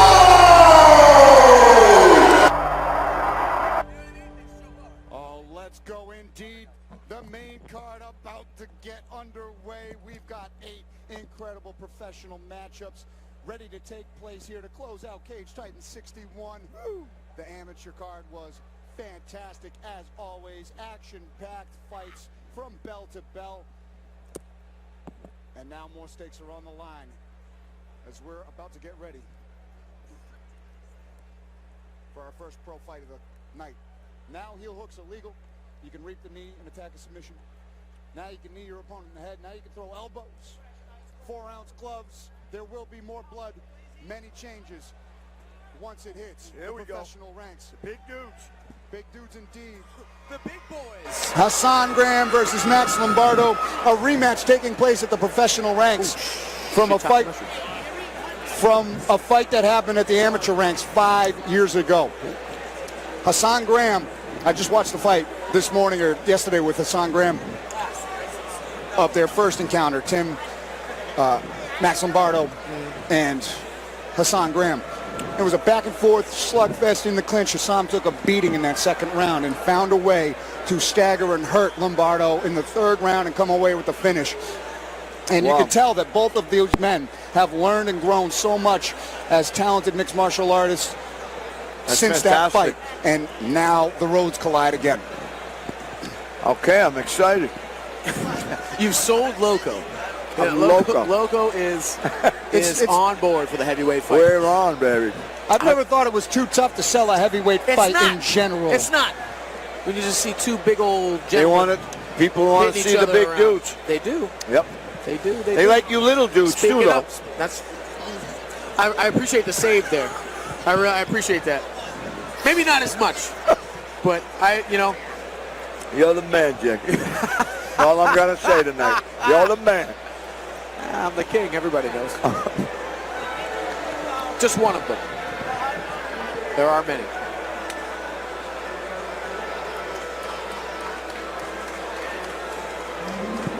Ooh, here we go, baby. The bounty hunter about to make the walk. Yeah. Former amateur champion at heavyweight for this very organization at Cage Titans. Originally slated to be a one-and-done amateur. He had that one fight with Max Lombardo, got hooked. Went on to win an amateur belt. Has fought at the PFL at the professional ranks. He has yet to lose in this cage, though. And he looks to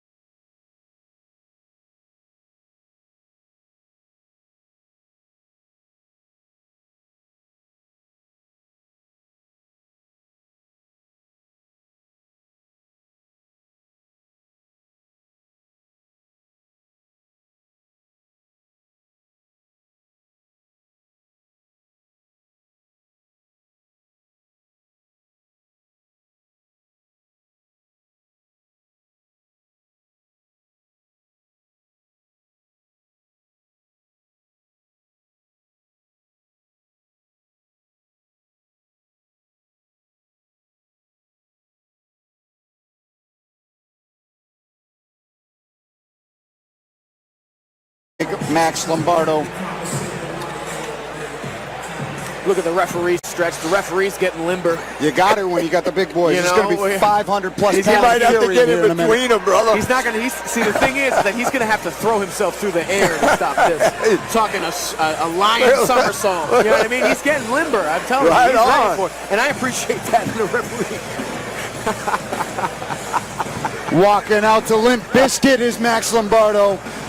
This is a walkout song I can get behind myself. One of the best bands to hit a heavy bag to. And one of the best bands to hype yourself up for a cage fight for. He's got the Fred Durst cap on. I'm talking about the hot dog, what is it? The chocolate starfish and the hot dog flavored water. That's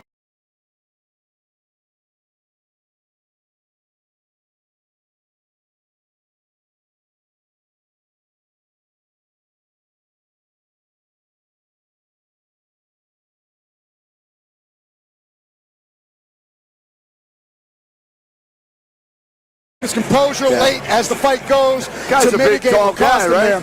And fight tall. He's got to fight. So he's got to keep Hassan away from him, being the taller guy, using his straight punching. I'm talking T-kicks, snap kicks. Keep on the end of everything to prevent Hassan from closing that distance and hitting with power shots and engaging in that clinch and maybe even the wrestling that he's trying to engage probably against the cage. So stay away from the cage, fight tall, and keep yourself composed. And you got to admire his drive to make a run at the professional ranks at 41 years old, this late in life, but still a sound, well-rounded heavyweight brawler. He spent. As the big man enters the cage. Big guy. These two are on a mission to extract revenge as we take it to our tail of the tape. Hassan's very focused. All right, our tail of the tape for this heavyweight fight. Hassan Graham coming in at 30 years old. Max Lombardo coming in at 41, 11 years his senior. Max Lombardo's 4-inch is taller at 6'5", weighing in at 247. Hassan came in at 257. Lombardo has a 2-inch reach advantage at 79 to 77. Here is Andy for the call. Let's go, Max!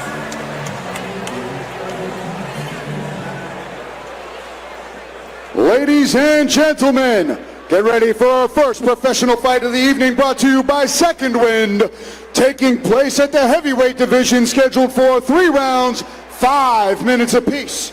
Introducing to you first, in the red corner, holding a professional mixed martial arts record of 1 victory and 1 defeat. He stands 6 feet 1 inch tall, and he weighed in at 257 pounds. From Springfield, Massachusetts, by way of Brooklyn, New York, he's representing Chapman's House of Pain. Make some noise for Hassan, the Bounty Hunter Graham. And now, introducing his opponent, standing across from him in the blue corner, holding a professional mixed martial arts record of 1 victory and 1 defeat. He stands 6 feet 5 inches tall, and he weighed in at 247 pounds. From East Hampton, Connecticut, he's representing Cage JSA. Let's hear it for Big Max Lombardo. And when the action begins, our referee in charge of this heavyweight fight is Marcel Varela. All right, heavyweights locked in the cage. Our first professional fight of the evening. Even when Hassan Graham punched the ground as like a warm-up, you could feel it vibrating through. These are some heavy-handed individuals. Very solid guy. I saw my cup do the thing like in Jurassic Park. Hassan in the red gloves, blue gloves for Lombardo. Max in the Valley Tudo shorts, the compression shorts, if I may. Hassan being patient, looks very composed. Both guys know they have the power to end it with 1 shot, so patience could be a virtue. You cannot blink here. Max in the southpaw stance, really trying to take top control. And a lot of southpaws will do this, especially against conventional stance fighters. They'll use the control of their lead hand against yours. And as long as they're controlling the top part of their hand, they can actually measure their range with their left hand by just simply touching the lead hand of their opponent. As soon as he touches his hand, he knows that he can make connection with that too. So that's what Max is really looking for going to the outside. Probing. Probing with it. Southpaw versus orthodox. It's going to open up the rear hand for both guys, and that rear kick, which plays in favor for Lombardo's being the southpaw. Oh. And that's a good move by Lombardo to clinch up. Yeah, close the distance, countering the wide looping shots. And there's a nice turnaround there from Lombardo. Hassan looking big and strong, turning back and around. Nice turn again from Lombardo. And Lombardo's got great work in this clinch, throwing nice uppercuts and He's knees. Break that. Make that space now, Lombardo. Good hips. Start throwing them punches. Good hips in on there, and Hassan doing a great job digging for underhooks here. Real good job for the double underhooks. Both of these men doing really good clinch work here. And it might not look much from the crowd, but this is easily, without a doubt, the most taxing element of mixed martial arts. 100%. The clinch game against the cage here. There's so much happening here that if any kind of error can really get you punished. Elbows, knees. I love, if you've watched any of them, I literally love the tie clinch against the cage because it's just going to exhaust you the whole time. And as soon as we break, now your arms are heavy. Now you don't have as much pop on those punches. You know, it's hard to keep up both. That lactic acid buildup, you're constantly playing with leverage over there. and balance. It's exhausting. Max got to watch his fingers. Be careful of those fingers coming in. You got a laser right hand from Hassan here. Remember, but also the same thing is true for the right-handed fighter. That if he starts to do the same thing back to Max, he can absolutely strike with that too. So it's really just about who's playing the top of the glove a little bit better and working to the outside of the lead foot. Yes. As Max is going here, it makes his two or his cross closer as he steps that way. It makes it easier for him to land that. Hassan's kind of circling into the two. I'm surprised Max hasn't thrown a kick or a two from that side, but that's generally the game that's being played here. I'd like to see Max just not probe, but throw more jabs, actual jabs in there. No, it's a 5-minute round. It's a 5-minute round.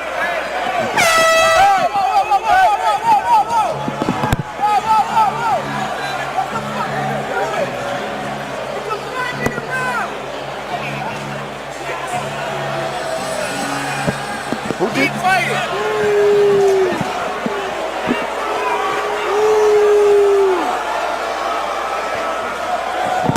That's crazy. I did say 5-minute rounds beforehand, right? You did. They have a card in front of them. That's crazy. And a paper. You got to pay attention. That's ridiculous. Absolutely ridiculous. You have one job, to know how much time it is. Anyway, these two taking it with stride, going right back to work. Like to see that kid throw that jab a little more now. There's a timer on the screen. Literally on the screen. Just not paying attention to things. Humans make mistakes. I get it. But, you know. There it is. I got it too, though. I get it. Both these guys look good, though. Oh, nice body shot. Two down low.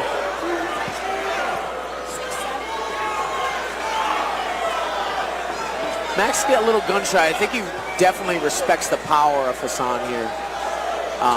Quite a bit with that too. That's why. Because he can put that thing exactly where he wants to. And the last fight that they were in, this is exactly where it ended, was standing like this and Hassan landing the bombs that froze Lombardo on his feet. I think Hassan he's definitely got the accuracy for it. If he should just be a little bit more aggressive, maybe throw two, 3 punches instead of just pot shot. Right, not that one shot. Send up 2 or 3 combo. Even if the jab doesn't land, that means that if you step in enough, you'll get enough for the 2. You know what I mean? If that's what you're trying to get, then flash something before the 2 so he doesn't just see it coming blind. Or bare, as I meant. Good job. See that hand control. And see, right there is a good time to strike right there. Nice that was a nice kick. There it is. Landed a nice combo there. That flurry might have stolen him the round right there. However you call that. It was a lot of feeling out going on there, a lot of circling, trying to gauge the distance, a couple inside leg kicks to kind of get a feel, some clinch work there. So yes, that barrage very well could have been the most impactful moments of that round. And Max is moving great laterally towards the lead side. He's trying to get away from that power. The thing is that he's setting himself up to land punches. He's just not throwing them. Right. If he starts to throw that 2 off the lead when he starts touching that lead hand, or even a rear body kick, something like that, he will land. he's just being a little gun shy. I think it really does have to do. I think he got caught early with a good cross from Hassan, and he's just respecting that right hand a little bit too much. Hassan should probably just start throwing in combination. Just like you saw at the end of that round, once he knows he can hit him, why not just keep going if he's not throwing anything back? And to that point, Max needs to give him something. Lombardo's got to come alive this round right here. Absolutely. I agree. I think Hassan turns it on here. Max needs to get active.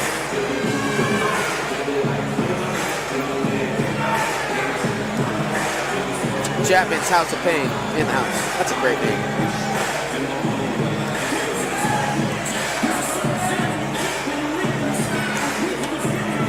All right, round 2. Get busy.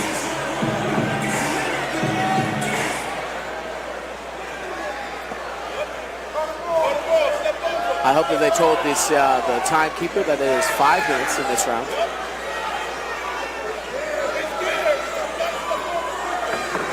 Nice 1-2. So there you go. Fighting in combination. That's definitely what Hassan should be doing going forward. He's doing a great job creeping on him. He's got to cut him off that lead foot there. Yep. See how he's just dancing around him? You know, and it's not like he's moving too much that he can't get hit, but if he just cuts off that foot, then he's going to be able to keep him in place. He hasn't let that left hand fly. Yeah, he's got to go to his left side. That left side he hasn't thrown anything from that left side. Yeah. And it's there all day, that body kick. He's got the 2. I just think he's being a little gun shy. He doesn't want to get caught in a wild exchange. He might be trying to lull him into running into it, too. Maybe.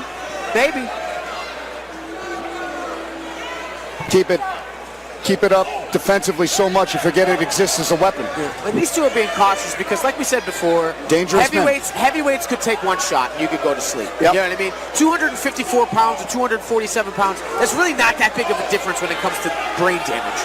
It's still going to put you out. So, like, while the crowd might not appreciate and the ref calling for activity, rightfully, but again, it can change in instant. Nice flicking lead hook from Hassan Graham there. I just got to get into the fight, man. Get that jab in his face. You're not cornering Loco. He can't hear you. You can't corner Loco. Oh, nice 2. See what I mean right there? What Hassan just did is what Max should be doing. He's just picking a little more. Couple nice inside leg kicks from both of these guys. I'd really like to see as a Muay Thai coach, I'm like, please let me fix this. Throw some punches, let's go!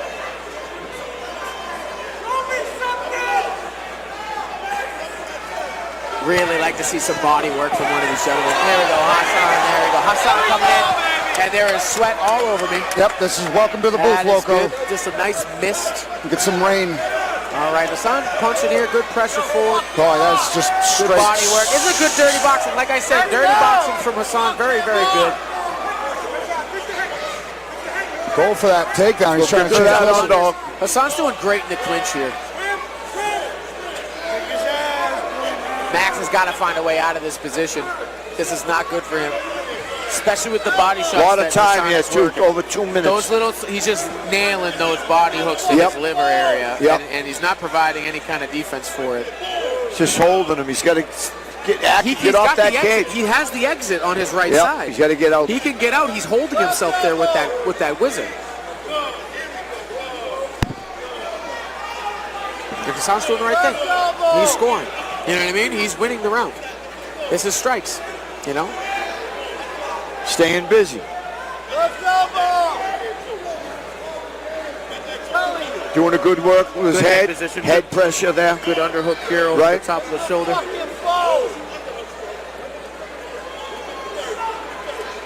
Another hit him in the face from the crowd. Expert advice. There we go. That's why we should get a counter on hit him in the face. I played bingo. I played bingo at events. Bingo? I hit him, stand him up, ref. Punch him. The Ric Flair woo. That's when you get. There's so many things that happen. Some sayings. Yeah. I was just going to say some things we can't repeat here, but come on, that's there. Woo, every time. You hear it every time. By the way, ladies and gentlemen, yes, we can hear you say that. So when I'm in the cage, I can't tell you how many times I wanted to look out at you guys in the crowd and go, "Really? I didn't know that was what I was here to do." Hassan Graham still relentless in this clinch. Good head control.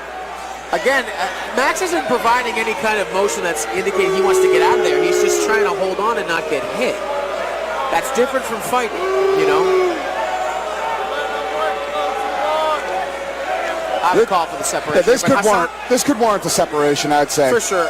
I would say Hassan has been busy, but not recently. He's just pitter-pattering, you know what I mean? It's not significant. Right here, break it up. Doing enough to stay ahead on the scorecards with some barrages. He's winning the round. You mean that? Here they go. Took too long.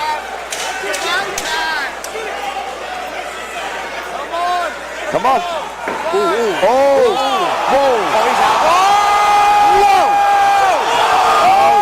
At the ending of the round. What did I say? What did I say? I said in one punch it could change. I said in one punch it could change. Out cold. 247 pounds. Hits in the face. It doesn't matter how many land. Only one matters. And Hassan lands a clean left hook that puts him out. And the doctors are looking at him now. What a barrage. He's in bad shape. He's gaining consciousness. He'll be all right. He got dropped. Slept.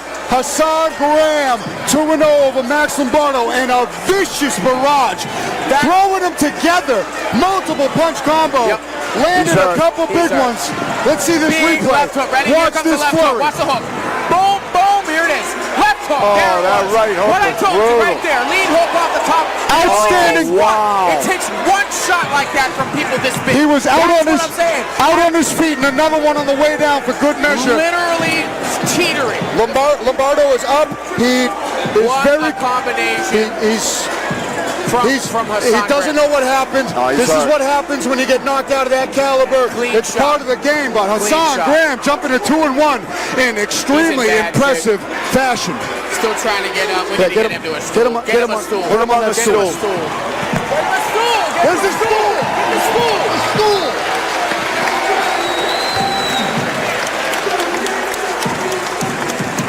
They helped him on the stool. He's good.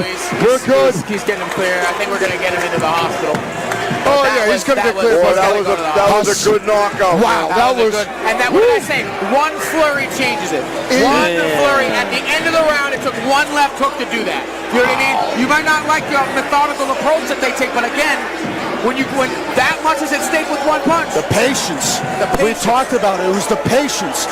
It was slow workings to the big finish, which is all that it takes at heavyweight.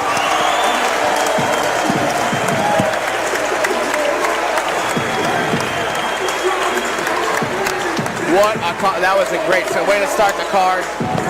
Little scary at first, but he's up. Yeah, you don't want to see anybody get knocked out. You don't want to see anybody really get hurt. No, I know it's fighting, but people have lives. You want to see them go home to their families. You got to be careful in there. Wow, it's a dangerous game, man. Good to see Max Lombardo up and moving. Walking, talking to his coaches. He seems a little more lucid. We're going to get the decision here. The doctors are around him. You probably get some great performance from a look at it at the hospital too to make sure he's fine. Absolutely, he's for sure concussed. And yeah, hopefully they take him. They'll take him. And I hope, you know what I mean, Max can, recover well, and all the best to him.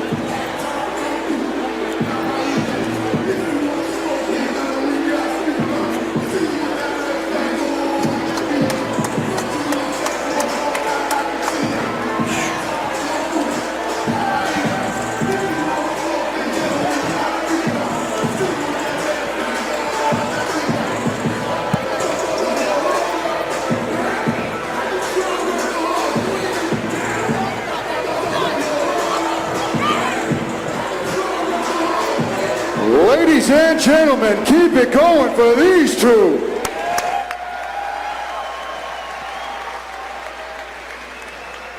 Referee Marcel Varela has called a stop to this contest at 4 minutes, 59 seconds of round number 2. Giving you your winner by knockout, Hassan, the Bounty Hunter, Graham.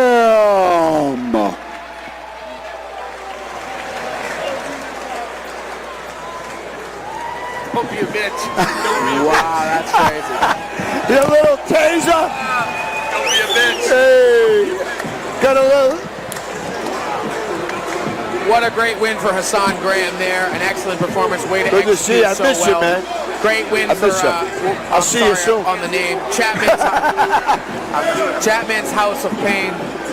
Great win for them and their team. They should be very proud. Good performance. And you know, we could see him fighting for the title again soon.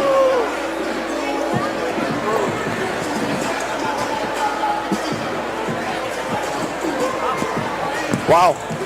Yeah, that's about all I got. Whoa, wow. Woo. Damn. That was... You land face first like that, you were knocked out. That is crazy.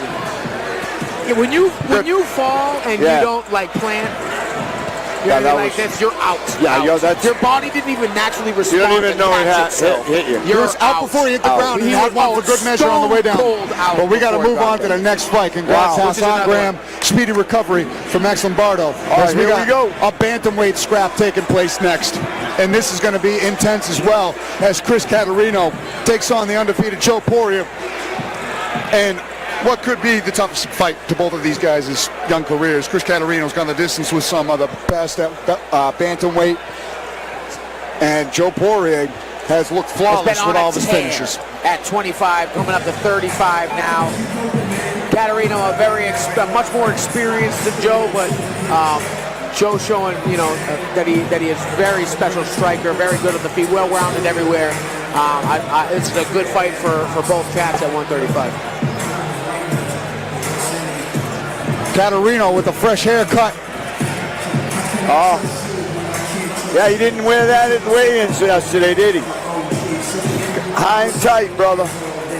Couple of first-round submissions on his record.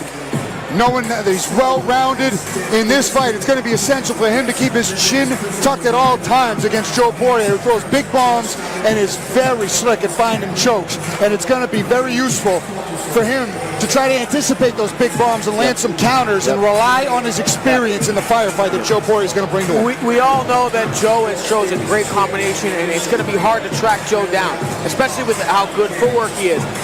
The way to fight him, especially for somebody with a long reach, is to counter. Let Joe come in, and then on the exit, you can hit him, right? This is all that Katerino can really do, especially in the first round, as Joe comes out very strong. Wait for your opportunity, find your punches and your strikes in between the defense that you put up when Joe starts his attack. And leaning on that experience. It cannot be said how invaluable more ring time is, especially with all the opponents he has. And Joe, as talented as he has shown himself to be, he still is green. He's still very, very young in his career and is likely to make silly mistakes. As the veteran of the two, he needs to capitalize on that and make sure that those mistakes are punished. Experience is a lot in here right now. Yep.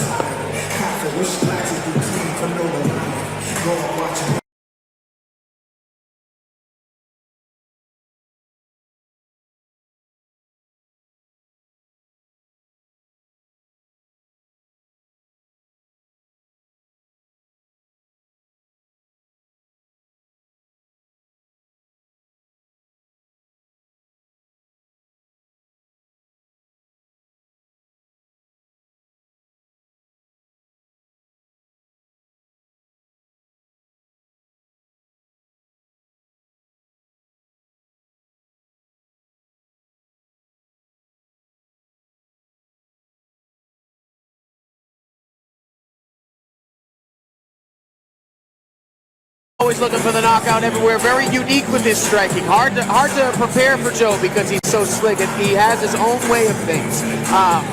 Definitely, his keys to victories are mindful aggression. Don't overdo it. Don't try and rush it. Stay grounded. Remember, this is a more experienced opponent than you. Just because you've had some success of late does not mean you get to be sloppy against somebody like this. You could get caught. Stay grounded, stay focused, stay in that aggressive mindset, and don't force the flash. You know you can finish anywhere you want to, whenever you want to, wherever the fight should go. So don't force the issue. It will come to you. Don't force the flash. You will find it with time. Joe is a very talented fighter. Yep. Very talented. Absolutely very talented. The biggest flyweight. Mean with the submission attacks. Yep. Had a decorated amateur career where he learned from some losses where he wasn't able to put his opponent away early and then finished himself. So, is he going to take those learning lessons in this fight with someone who is very difficult to put away in Chris Katerino? As Joe Porier makes his epic walk to the cage, ready for another professional fight here as we wait our tail of the tape for this bantamweight matchup. All right, our tail of the tape. Chris Katerino coming in at 33 to his junior, 27, and Joe Porier. Both men are 5'9". Both weighed in at the bantamweight limit. Katerino has a 2-inch reach at 71 inches to Joe Porier's 69-inch reach. Here we go. Andy, bring him in. Ladies and gentlemen, our next fight is brought to you by Wicked Muay Thai, a professional bantamweight fight scheduled for 3 rounds, 5 minutes apiece. Introducing to you first, standing in the red corner, holding a professional mixed martial arts record of 4 victories and 4 defeats. He stands 5 feet 9 inches tall, and he weighed in at 136 pounds. From Nashua, New Hampshire, he's representing Katerino Martial Arts. Make some noise for Chris Katerino!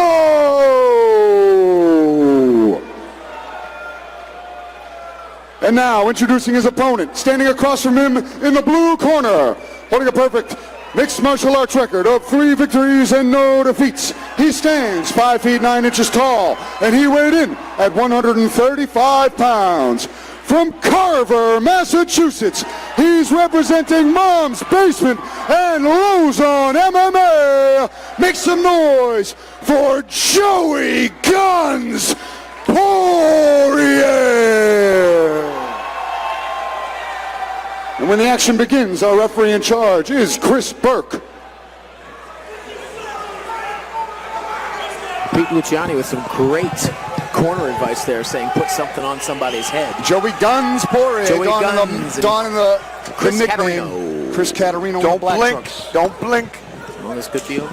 Joe Porier in the yellow and pink tries flying knee early. Katerino wise to it, keeping the distance. Nice left hook. Nice left hand. You got to watch out for that left hand. That lead left hand. Ooh, there nice it is. uppercut, Nice uppercut from Porier. The left hook landed at the same time from Katerino. Porier's boxing is very sharp. He's very good at slipping and ripping. Especially in MMA, for somebody with good head movement is hard. Oh, watch that. He's going to have the guillotine. Oh, Katerino with an early takedown. And he, like you said, he's well-rounded, has been everywhere in his fight career here. Gotta be more careful with Joe. Joe's got the guillotine locked in here. He's trying to pull, right, but he doesn't have the space to do it. Nice little elbow there. Got to be careful with those. Those are fine again. If it touches an ear, it's fine. Oh, okay, we're no. We had a bunch of those last card where elbows hit the ear and they stop the action. It's like, that's a clean shot. Katerino taking the approach where he's probably trying to get Joe's arms pretty heavy here, so he can't. Like I said, when there's blood filled up in your arms, you don't have as much pop. It's hard to hold them up. It's hard to have that sting on him. So he's just probably trying to slow Joe down. It's a wise move. Joe is strong coming out normally, so he's probably just trying to slow that pace. Very big kid for that size. The biggest flyweight in the world. But today he is a bantamweight. Bantamweight, yep. Katerino using good head pressure here, just holding him in place, like you said, just slowing Joe down, not giving him the opportunity to make space. Very nice switch up there. Great, nice there. Oh, nice. Great job with the collar tie. Wow, what a reversal from. Oh, look, there's the choke. Katerino doing a good job passing to the right side. Might have this. No, he doesn't have it. He's the grip is broken, and Katerino's passing perpendicularly. He's a crossbody, but Joe has done this before. It's not impossible, but it's like a. But it looks like Katerino's staying composed. He's out. Katerino's staying composed. Somebody's got a bloody nose. Someone's bleeding. I think Katerino is triangle. That's deep. Very nice. That's a deep triangle. Elbows are raining. From the top. 3 minutes to work on this. Nice readjustment from Porier. He's going to get that arm across. And he's got to stack this Katerino because this is starting to really cinch in tight. Watch the arm bar now. Arm bar coming in. He's got 2 minutes and 47 seconds to work with. He's trying to cut the angle, and he's got enough space answering the phone. His elbows are there. Those elbows are opening the whole game up here. He's got to keep his good job keeping his hand on the shin there in case the hold breaks. Pete Luciani losing it in the corner of Joe Porier over there. This is. That's a good angle. Oh, that might have tightened up. That might have tightened it. Oh wait. Katerino getting good base here. How tough is he? We told you, this kid is tough to put away. That is such a locked-in triangle, and it's been locked in for about a minute now. And he could squeeze his arm. Nice angle. Nice angle from Porier. He's cutting the angle with that now. He's doing a good job with the elbows. Getting straight back on, straight ahead of Joe. He's pulling the head down. Now the arms across. This is way worse for Katerino. He's doing a good job digging the elbow into the chest of Joe. That's what's bringing it back. He's got to get that elbow over. It's too far to do this to reach around. This could actually compromise the position. He could switch over to an arm bar here. There. It's a look reaching for that. Yeah, Katerino. Nice over the top. Katerino doing great, staying straight on. See how he's staying straight on Staying here? alive. And keeping that elbow. He's not letting his arm cross over the front of Joe's body. And he's keeping enough space so that Joe can't make that underhook there. See how he's trying to underhook the leg? He's trying to condense space. And pushing on the chin here is making him stop. But Joe clearly doesn't have the lock the way that we think that he might. Katerino's got to be careful, though. Katerino's just savvy to it and good at elbow there. Framing with his shoulder. That's good right there. That arm. He's got to get that arm over. There's the arm. There's the arm. Oh, wow. And there it is. He might be close to out. Oh, never mind. He's going to go up and start to elbow down. Now would be time for a ground and pound here. This is not good. Oh, he's out the back door. Great persistence.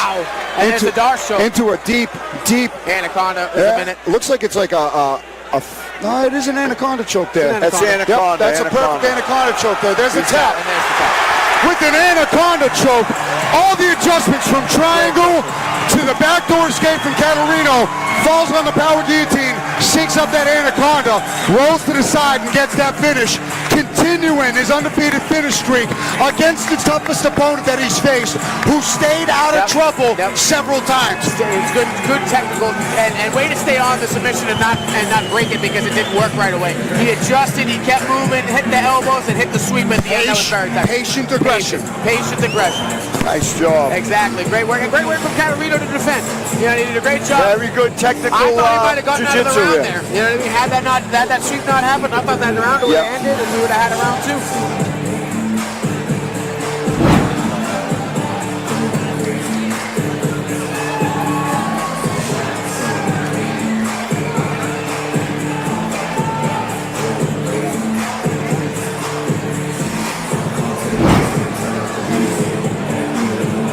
Ladies and gentlemen, keep it going for these two. Referee Chris Burke has called a stop to this contest at 4 minutes, 19 seconds of round number one, giving you your winner by submission due to an anaconda choke, Joey Guns Porier.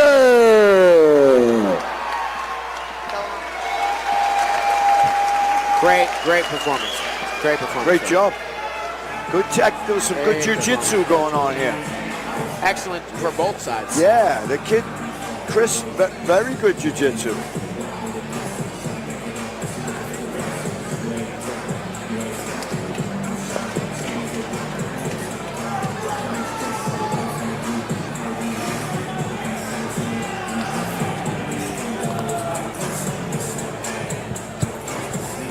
I have a feeling Paul Bear's going to delay it. We might be waiting on an ambulance. Huh? Paul Bear's in the cage with the mic. So give it a second here. He might have an announcement. I have a feeling it's an ambulance thing. All right. I'm here with your winner, Joey Guns, Joe Porier.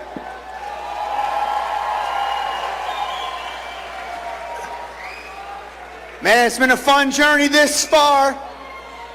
And I know you, our team, and I were talking. If you pulled out this victory, you had somebody that you wanted to call out, and I hear he's here tonight. Casey Norton! Let's fucking go! November 11th, baby! Coming for that #1 spot in New England. Let's fucking go. Well, Casey Norton came all the way up from Connecticut. We got him here right now. 4-1 as a pro, 4-0 as a pro. November 11th, let's get him in here, guys.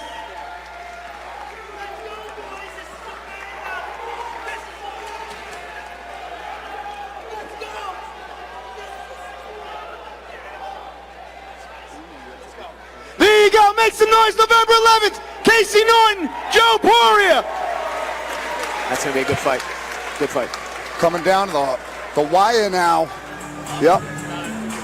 Sam Watford and Cam Carnage Riski coming up next. What a flawless win for Joe Porier, though. Staying persistent with that triangle, and when it's out, that ain't gonna work. Great adjustments. Great adjustments. Real strong performance by Joe. Good defense by Katerino. Just got caught. Great defense. I can't hear you, Joe. And great transitions. He was stuck in that triangle for quite a while. He didn't work to get out of it either, though. He kind of just accepted to stay there too long, and he could have definitely broken it at some point, but he didn't really try for that. He was just trying not to be finished. What a fight. And keeping that undefeated, we're good. Keeping that undefeated record alive. Perfect finish rate as we're on to the next fight of the night.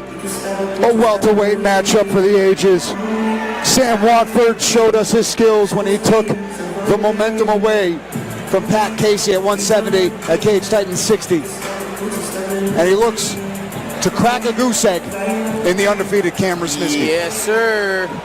Sam Watford really did surprise us in the last one, honestly. He did very well with his defensive wrestling, his scrambling, his shots from the bottom. Great stuff. He's been around a while.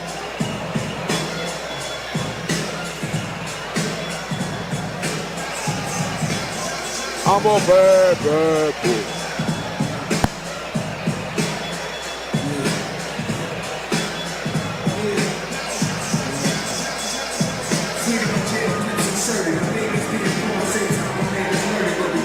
Nas, let's go. Oh no, this is Jacob. No, yeah, it was. This is Nas. This is Nas. His last fight was truly something of a spectacle, showing a wide array of striking skills.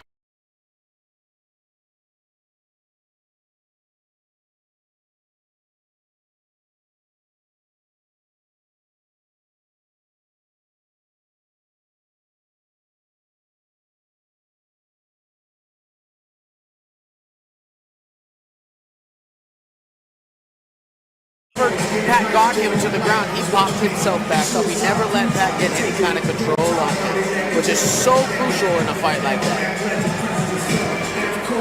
Go ahead. Kung Fu fighting, right there. So he's got to, for Kung Fu fighting, he's got to use his weird timing. He's had that very traditional karate stance, that in and out movement. To use that to kind of surprise the more traditional striking style in his.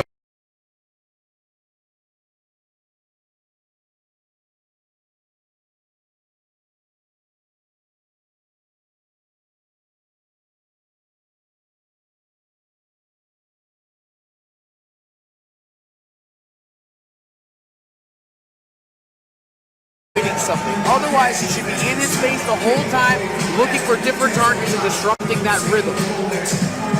And Kung Fu fighting, that is what it is. He's well versed in Jeet Kune Do. That's his actual practice, traditional martial arts. Yes.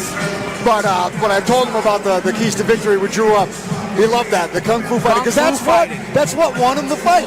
He had those unorthodox strikes, those side kicks that he was throwing. They work, brother. Karate's not dead. Karate's not dead. Shielding the short strikes and landing the counters with the elbows over the top. And those things are hard to predict, too. It's hard to you don't see them a lot in training, so it's hard for you to really capitalize on any openings that you see from them because you don't see them too much. You're not exposed to them so much. And you should really take advantage of that. His opponent has Cam Riski has great striking, but it's very orthodox in that the rhythm that he has been taught is very traditional. In this way, it's going to be hard for him to pick up right away how to pick up Sam Watford. And he enters the cage, fighting out of FAA, Connecticut. And here he comes, his opponent, Cam Riski, to G-Unit!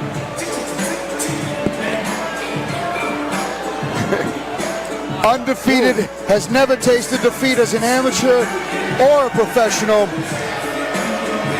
2 finishes already.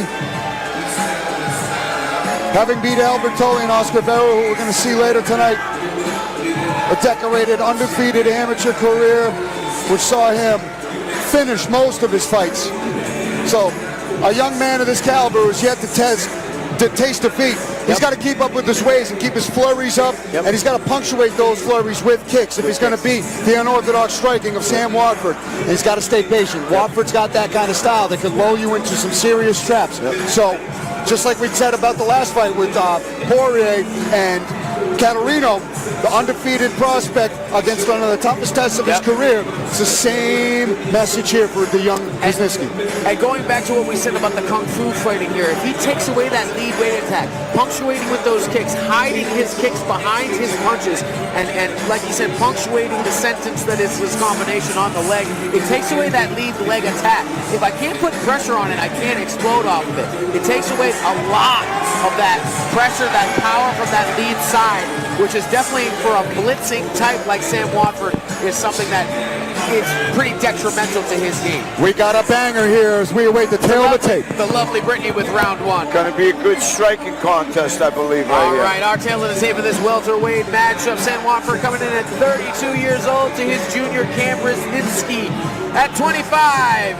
Cam steps in at 6'1", a little bit taller, and Sam Watford has a 1-inch reach advantage. All right, let's take it in. Ladies and gentlemen, our next fight is brought to you by 42nd Parallel. Make sure to get one of the Cage Titans specialty brewed beers at any of the concession stands here, and especially at Tavern on the Wharf for the official Cage Titans 61 after party taking place across the street from the back of the building we are all currently in. And now, a professional welterweight fight scheduled for 3 rounds, 5 minutes apiece. Introducing to you first, in the red corner, holding a professional mixed martial arts record of 4 victories and 5 defeats. He stands 5 feet 10 inches tall, and he weighed in at 170 pounds. From Milford, Connecticut, he's representing FAA Connecticut. Make some noise for Sam Super Saiyan Watford. And now, introducing his opponent, standing across from him in the blue corner, holding a professional mixed martial arts record of 2 victories with no defeats. He stands 6 feet 1 inch tall, and he weighed in at 170 pounds. From Middletown, Connecticut, he's representing Cage JSA. Make some noise for Cam Carnage Resniski. And when the action begins, our referee in charge is Marcel Varela. All right. Here we go. This welterweight matchup. Welterweight, southpaw against orthodox. Watford in the gray. Sam Watford enjoys the size disadvantage here. He's fought at 155 before, but he likes the speed advantage that he has fighting at welterweight. It doesn't look like that it's too much of a discrepancy, to be honest. Much taller is Resniski. It's about a 3-inch reach advantage. Look at that lead leg. Remember, taking that lead leg out. There it is. Don't duck into that rear leg, though. That was close. That landed flush. Got to be careful with that, too. Watford's got to be careful with that rear hand. Look at how we caught that kick. Yep. One-handed did Watford. There's that Kung Fu shield. Nice lead leg kick of his own. Tries that hook kick there. That's tough. That would have been crazy. Hide it behind your punches, you know. And like I said, Cam's having a hard time finding the timing because he doesn't know where that stuff's coming from. That's right. Unorthodox. You know what I mean? He could do, and Sam can throw orthodox or he could throw weird stuff. You know what I mean? So, you know, go back to the well. Let's take him down and try and regroup here. See what we want to do. Sam doing a good job with the underhook there. It's going to be hard for him to clasp his hands to get him down. Very nice job. Good job, Sam, with the under. And now he's got the whizzer. He can definitely turn him around. He's got to get his head higher than Cam's. Yeah, Sam Watford almost out the back door here. There it is. And he's trying to grab that far arm across the back. Oh, nice little short knee to the body there. And now Watford has the back.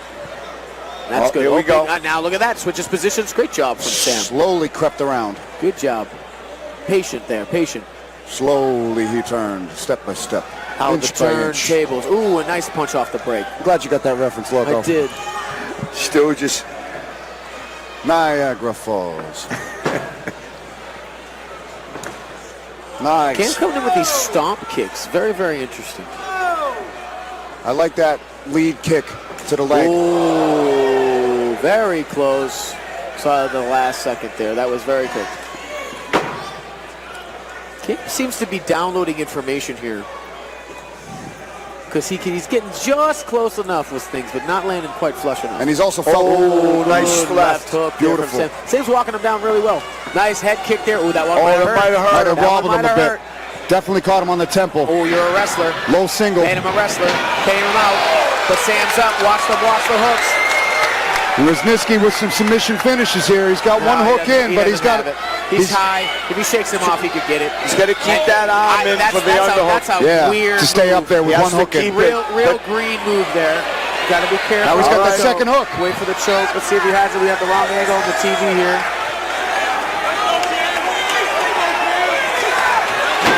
Wow, that might be deep in. He's out. No, he's not. No, he's not. Well, he is. That's a tap. Wow. What a blitz from Sam Watford early. Throwing crazy strikes. Riski respected it. Stayed out of harm's way. Even when he got clipped, kept his composure. Found the avenue to the back. And when he did, sunk in that choke. Sam Watford doing everything he could to fight out of it. But Riski remaining unbeaten. Wow. Took that back, did the right thing, he was a little high, re-established position. Yep. Finish. He did. He really hung on to the hips well there because Sam very well could have bucked him off and just kind of shook him up. He got his hips back after he failed on the choke, stayed up, and then got the choke as Sam was trying to stand up and made him fall back. As soon as you fall back to the back, that's pretty much game and set and plans. Right here. Right here. That's it. Right there. It's over at that point. Right in. Now, at that point, this game is his game over. And it was all because of that late adjustment as he stood up to get the choke. Because Sam wasn't fighting the hands correctly. That was a good finish. Good choke. Excellent.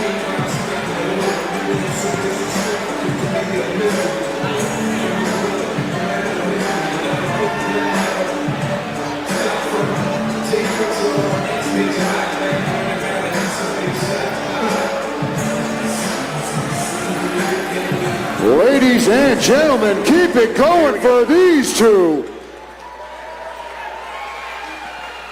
Referee Marcel Varela has called a stop to this contest at 2 minutes, 53 seconds of round number 1. Giving you your winner by submission due to a rear naked choke, Cam Carnage Resniski. Good showing by Cam Resniski to face some adversity, a little bit of adversity early, and adjusting, find his finish. 3-0 as a pro. Not too shabby to start off your career. Not too bad. 3-0, 3 finishes. Looked real clean in there. Good job. Very, very polished striker. Always room to improve, but a good performance nonetheless. A good win. Congratulations, my friend.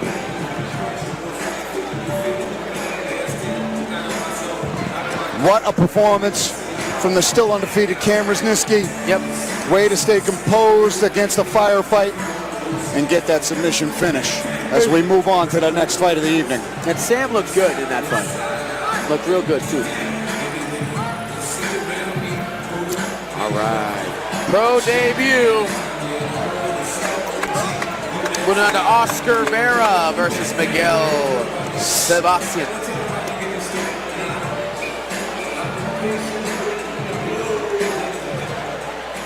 Oscar Vera, 0-6, coming from a boxing background, training out of the Bronx, New York. Bronx. I did that wrong. Ooh. Little Busta Rhymes, okay. No, is this Maria? I think it's Busta Rhymes here. No. Is it? Oh, yeah, okay, there's no good time.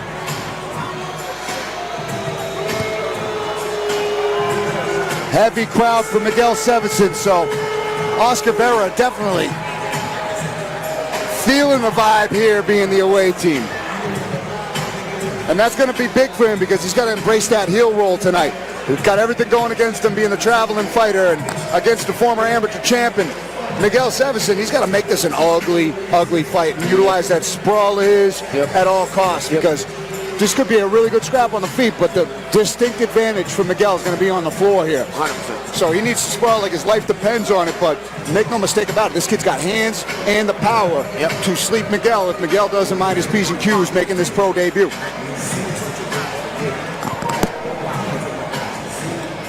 And lo and behold, the promoter of Cage Sights, Mike Porier, is singing Busta Rhymes in my ear.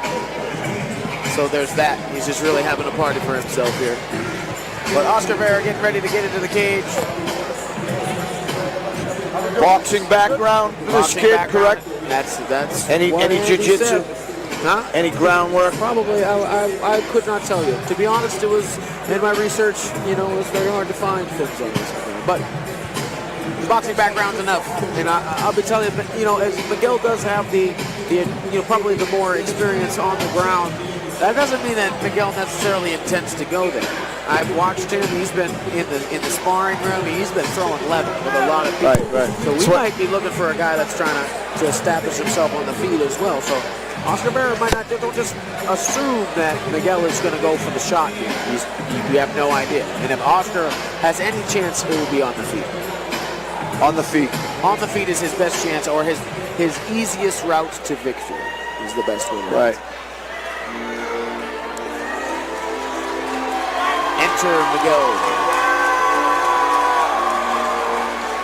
Big crowd for him here tonight. Everybody's been dying for this kid to make his pro debut.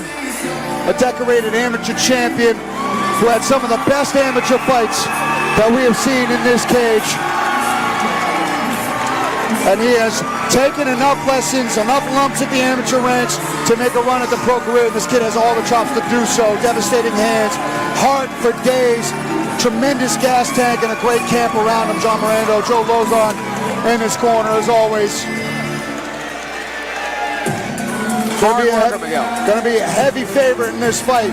And he's got to be in Oscar Vera's face from the jump. He's got to keep him smothered, and don't be shy to take it to the ground. That's where he's going to have an advantage and probably the clearest and safest route to victory. So don't be afraid to utilize that. And this is one time, one moment that you get to make that pro debut.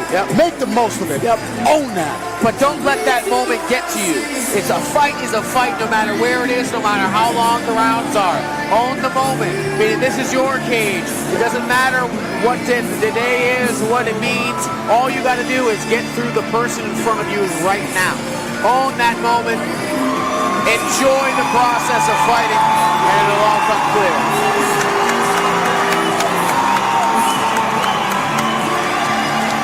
I'll tail the tape for this catchweight scrap. All right, Oscar Vera coming in at 33 years old. Miguel, his junior, at 26. Oscar Vera 6'2", 2 inches on Miguel at 6 feet. They both came in at 160 pounds. Oscar Vera with a 3-inch reach advantage. This one should be a good one. Taking it to Andy for the introduction.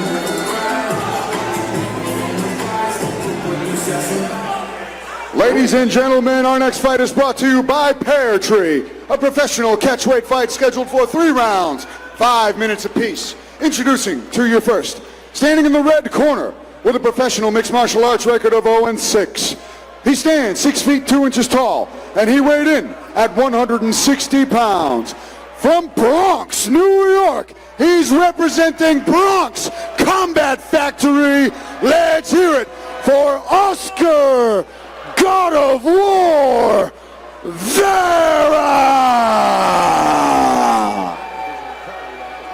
And now, introducing his opponent, standing across from him in the blue corner, standing at 6 feet tall and weighing in at 160 pounds. From Assonet, Massachusetts, he's representing Lakeville MMA, and tonight, he makes his professional mixed martial arts debut. Let's hear it for Miguel Mother Effin Jefferson.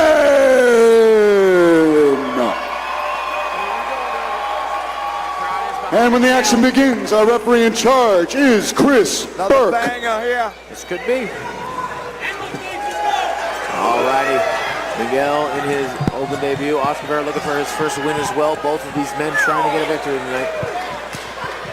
Blue. There we go. Blue corner for Miguel. Blue. Oh, nice jab from Vera early. Might have stunned Miguel. Nice jabs with the southpaw stance. They're both coming in with his jabs. Nice stiff jabs from Vera. Nice Very uppercut from clean, Vera. Uppercut. Already a mouse. He cut him. Already a mouse under the eye. Those jabs, that 1-2 is there. Oscar's doing a good job with that. Miguel starting to there it is. land Miguel on his own right. Falling right down. Wise. Gets the takedown, scares points, slows him down. He's going to slow him down here. Oscar's going to try and get his back up. Get a hip against the cage and work his way back up. Short shots for Oscar. Miguel's got to climb here. Because just because he's on top, Oscar is scoring.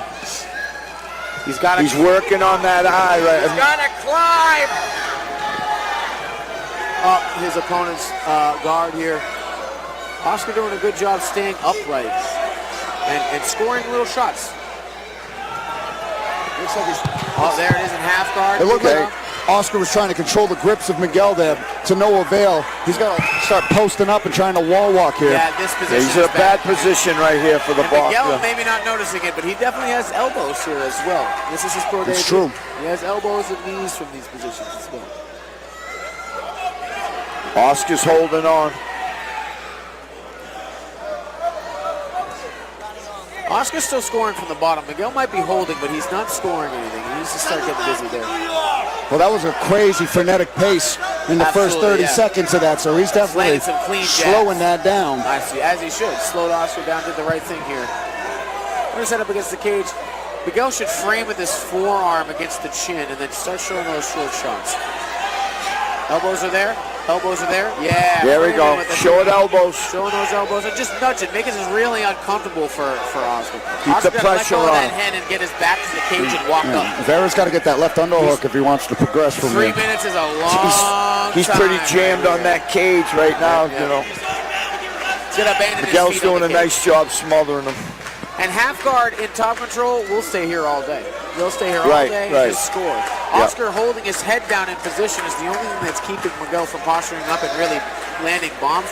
But it's also not helping him get up either. Totally. You know what I mean? It's a double-edged sword. You're not getting There's your hit, but you're elbows. not winning. There's your elbows. Short shots, good elbows, good use of those. And he's trying to step over. Miguel's got a posture up here. Staying busy, Miguel is. Oscar's corner's telling him to go for an underhook here, not for the overhook, but the underhook to try and get himself back up. 2 minutes here on the clock. We're over the halfway point. He went to the wrong underhook But he does have an underhook now, just doesn't have the on the right side of the guard. Here definitely doesn't help. And Miguel can probably pass. Nice elbow to the... Yeah, he's got the pass if he wants Looking for that mount. Nice knees. That's Joe Lozon one-on-one. Knees to the stomach and half guard. Nice pass. There he goes a pass. He goes a pass. There he goes. Trying to get the finish here. Miguel looking for a finish in his pro debut. Nice elbows. Nice elbows. That's a good way to... Great job from Miguel Sisson, posturing up after establishing position, staying patient in that pro debut. Took some lumps in the stand-up exchange, got it on fist fight for a minute, but what did we say when we were walking out? He had the skills to take it anywhere. He utilized them, as we've got some fight stats coming up from Spectation Sports here. Miguel getting the better on the percentage and the strikes landed. But that control time got him the finish, ultimately. Great fight, great performance.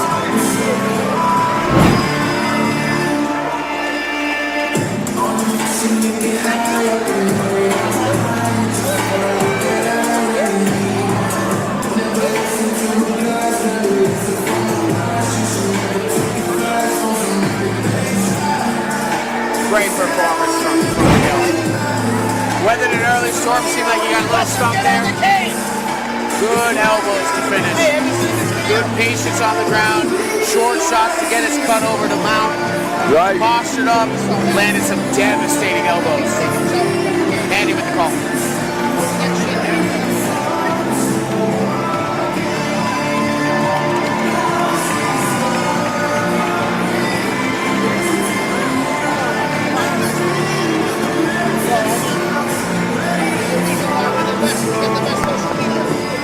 be right back. Ladies and gentlemen, how about it for these two?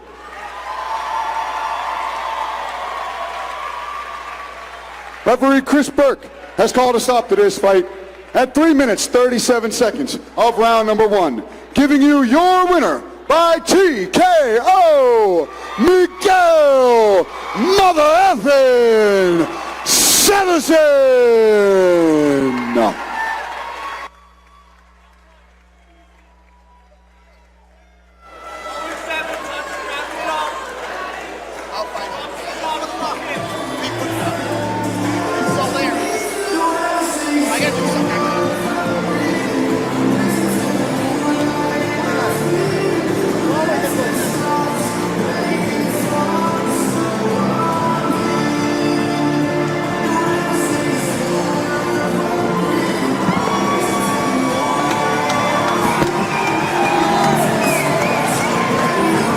What a victory for Miguel, jumping into the professional ranks. Welcome to the pros, kid.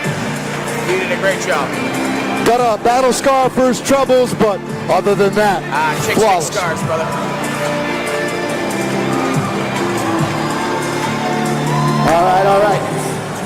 All right, guys. Listen, man, there's somebody very special in the crowd who actually brought you into this sport, Logan Carrier. So I wanted to bring Logan in, and we had something from us at Cage Science and Miguel to give Logan. So Logan Carrier, come on in.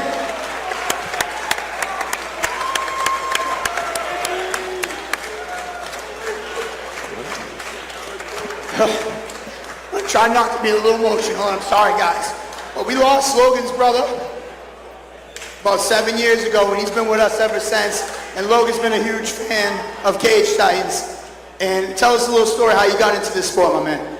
So Logan kind of like stopped, showing up to Lozons and stuff, and he just said to me it wasn't like the same. And I was like, I reached out and I was like, listen, I know it's not the same, but like, I'll come try it out with you. And then he was like, yeah, bro, I'd love to. So he brought me there, I went to Lozons, and yeah, I got my ass kicked by everybody in the gym. But man, I loved it. It was awesome. So, and I still love it. So that's why he's in my corner no matter what. Even if he's not in my corner, he's in my corner.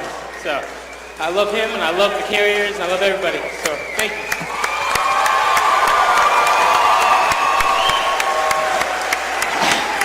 Wait, so we got Big Mikey, come on up.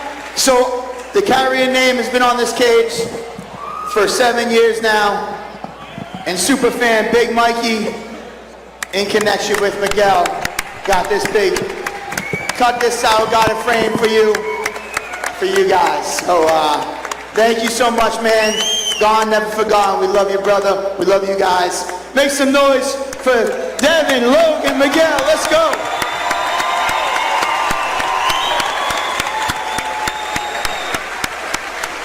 Oh man, that's awesome. That's great.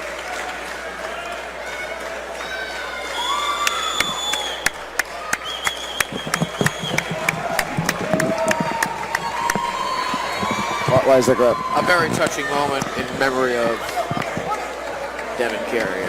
It's been 7 years. Very respectful, very respectful. We love you. All right, our next fight of the evening. All right. Bobby Flynn. Sage Philippe. Sage Philippe and Bobby Flynn. And Bobby Flynn.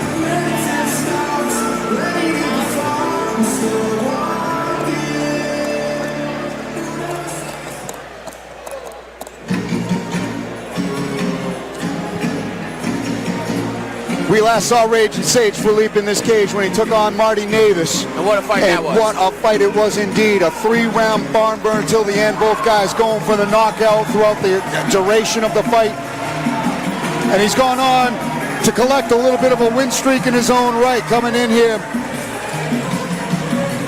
Oh, with the straw hat, It's 3 and shirt. 4. I dig it. He came in, he's a straw hat. It's hard for me not to be biased against my own pirate crew. Came in, he's got good stand-up, great clinch work. He's a gamer, he'll definitely get down and dirty with you. Very well forward. His keys to victories are he's got to fight forward. When he's moving backwards, he is not as efficient as when he's on the front foot. Cage work, cage work, using your clinch against the cage, short shots, backing up, breaking, and never giving up that pressure. And like I said, overwhelming pressure. Stay in this man's space. That pressure he's been known to wilt over time. When he's faced with adversity, that could definitely be a major path to victory here. Stay in his face, fight forward, be aggressive, and when the cage work comes, be technical. His tenacity is one of his strong.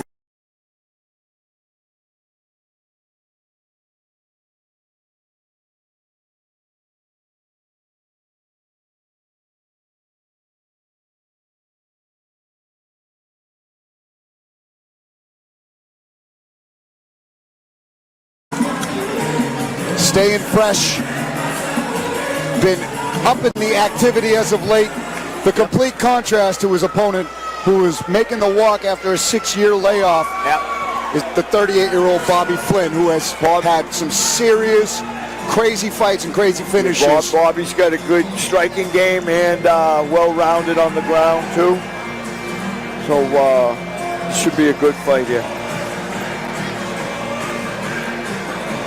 Rocking the dropkick Murphys.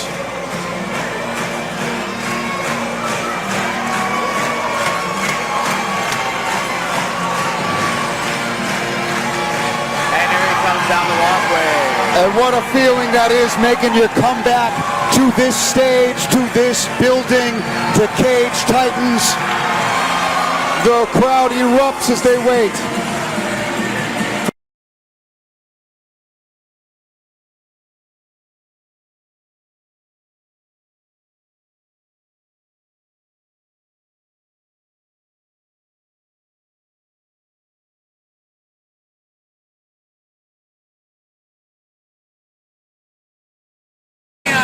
Maybe a different.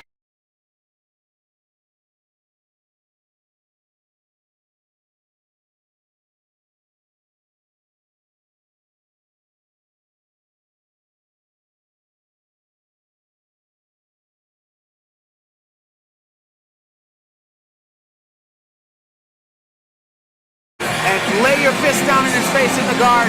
That's going to be his key to victory. And use those to set up the submission attempts.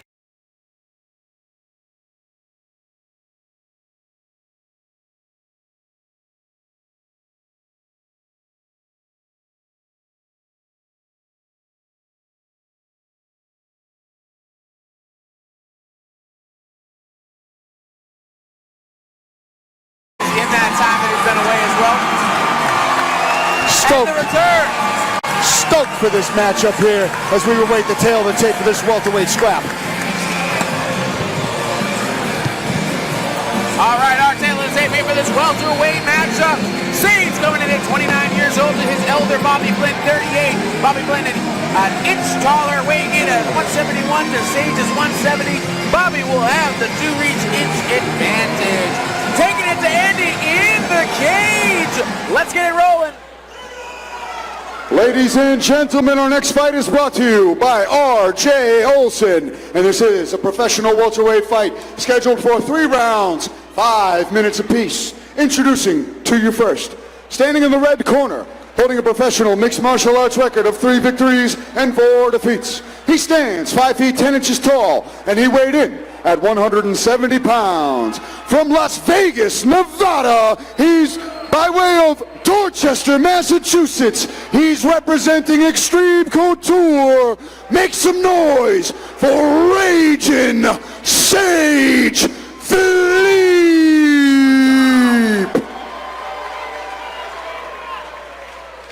And now, introducing his opponent, standing across from him in the blue corner, holding a professional mixed martial arts record of 5 victories and 4 defeats. He stands 5 feet 11 inches tall, and he weighed in at 171 pounds. From Bourne, Massachusetts, he's representing Pro Elite. Make some noise for Bobby Bruto Flynn. When the action begins, our referee in charge is Marcel Varela.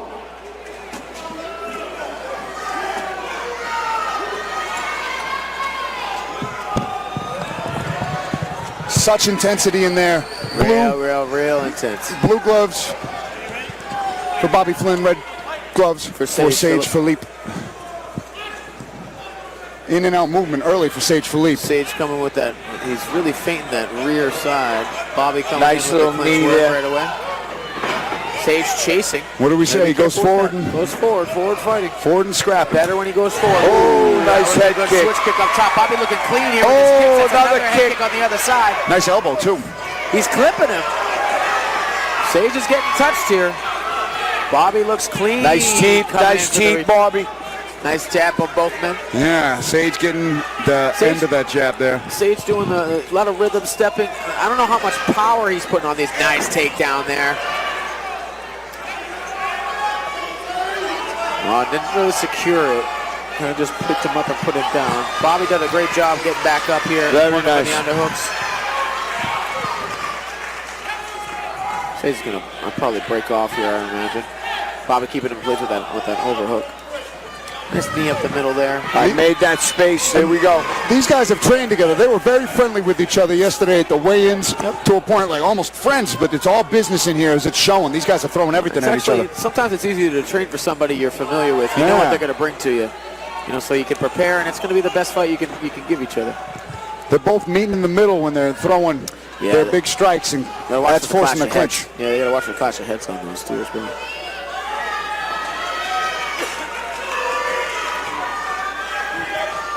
And Phillips doing Sage's doing the right thing here. Putting some good pressure on him. Yep, he's staying on him as long as he's not chasing too long and getting caught on the exit. Because Bobby's doing a great job of exits right there. Nice little short uppercut. Getting away and then the exiting with a strike. You know what I mean? So that was a good. Careful, be careful. Philippe did a good job chasing him down with some strikes of his own there. Nice little left hook from Philippe. And Bobby's doing good with the knees. Yeah, very nice knees. Touching knees to the stomach there. Again, like we saw earlier in our Muay Thai fights earlier in the night, money in the bank. That's all that is. That's money in the bank. Second round, third round, you'll start to see they'll pay off. Yep. They'll pay off. Yep. Water in the basement, to quote the Water in the basement. Never heard that one. I've never heard that one. Water in the basement. Bobby should. I've been around a while at this point. Good high guard for Bobby there. It did get through on that hook for Nate. I'll probably say it's a very even fight right here. Sage's trying to feint that two a little bit. Nice 2-3 on the return there. Nice knee up the middle. Good way to clinch there. Bobby was having some success early with those high kicks, and he kind of has. He's landing most of his shots. He is landing a lot. Ooh, that was a close knee. That was right in the armpit. Just missed the chin for Bobby. Sage is staying composed here, though. Not rushing too much. Not trying to get ahead of himself. Bobby is setting up his second strike really well. Yeah. It's not his first strike that's getting through. It's his second one, and that's the one that he wants to land. I'd like to see a little bit more high and low from Sage, less stance switching, and maybe just a little bit more activity from him. And he's jumping into his strikes a lot, which is why the clinching is happening, because he's not stepping in, he's leaping into them, and that's why there's that high kick. That rear high kick is landing all night. Nice teep to follow it up. And this kid Philippe's he's landed two nice leg kicks on Bobby right now. You got to be careful because those second, third rounds will pay. Yeah, just like I said, money in the bank before. These are some good exchanges we got here. That might have been a punch. I don't know if that was a poke. That looked like he threw a 3-2. What happened? Yeah, it was a punch there. I missed that. I think the side of the glove got his eye. Something like that. We'll crack it right on the good spot in the orbital. Yeah, he's having a hard time seeing out of it. He might have. He's not cut. He was checking to see if he was cut, right? But it looks like he's got a bit of a mouse on that eye. That doesn't look like a poke. It looks like I think it was a knuckle. Yeah. If I'm honest, or maybe the side of the glove, but I don't think it was a poke. Oh. He's got to work through it, Bobby. Yeah, that happens. Oh. And here's the thing about Bobby is he's back.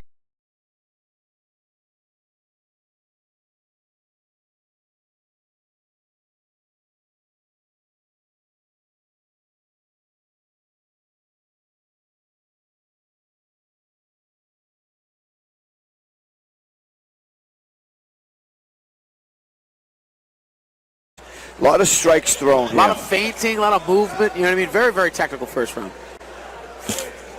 15 seconds. And it could go either way, really, because absolutely. land as much here, but he did get these takedowns. Yeah. But Bobby was clearly the...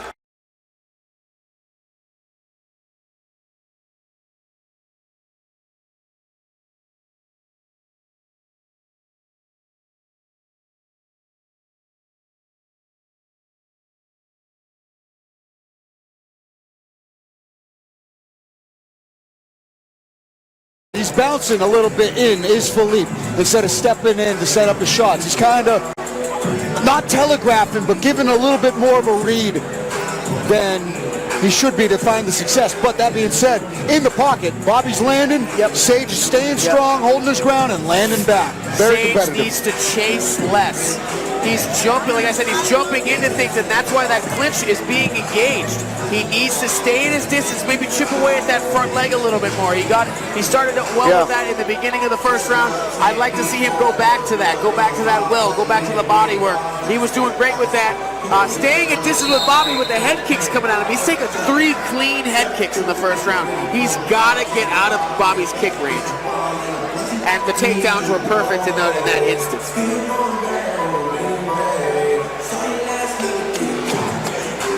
Let's see how he comes back from that punch. Yeah, if it was a knuckle, if it was a poke, he took it. I think he's back. It should be a good stuff. Second round coming up. Action-packed for these two welterweights. There it is, right back to that well. Real Muay Thai stances does Sage have. Those feints, see how he's moving his shoulders like that? He's just showing Bobby his shoulders and his hips, because anything could really come from that motion. They're good feints, and he's just got to commit to it a little bit more.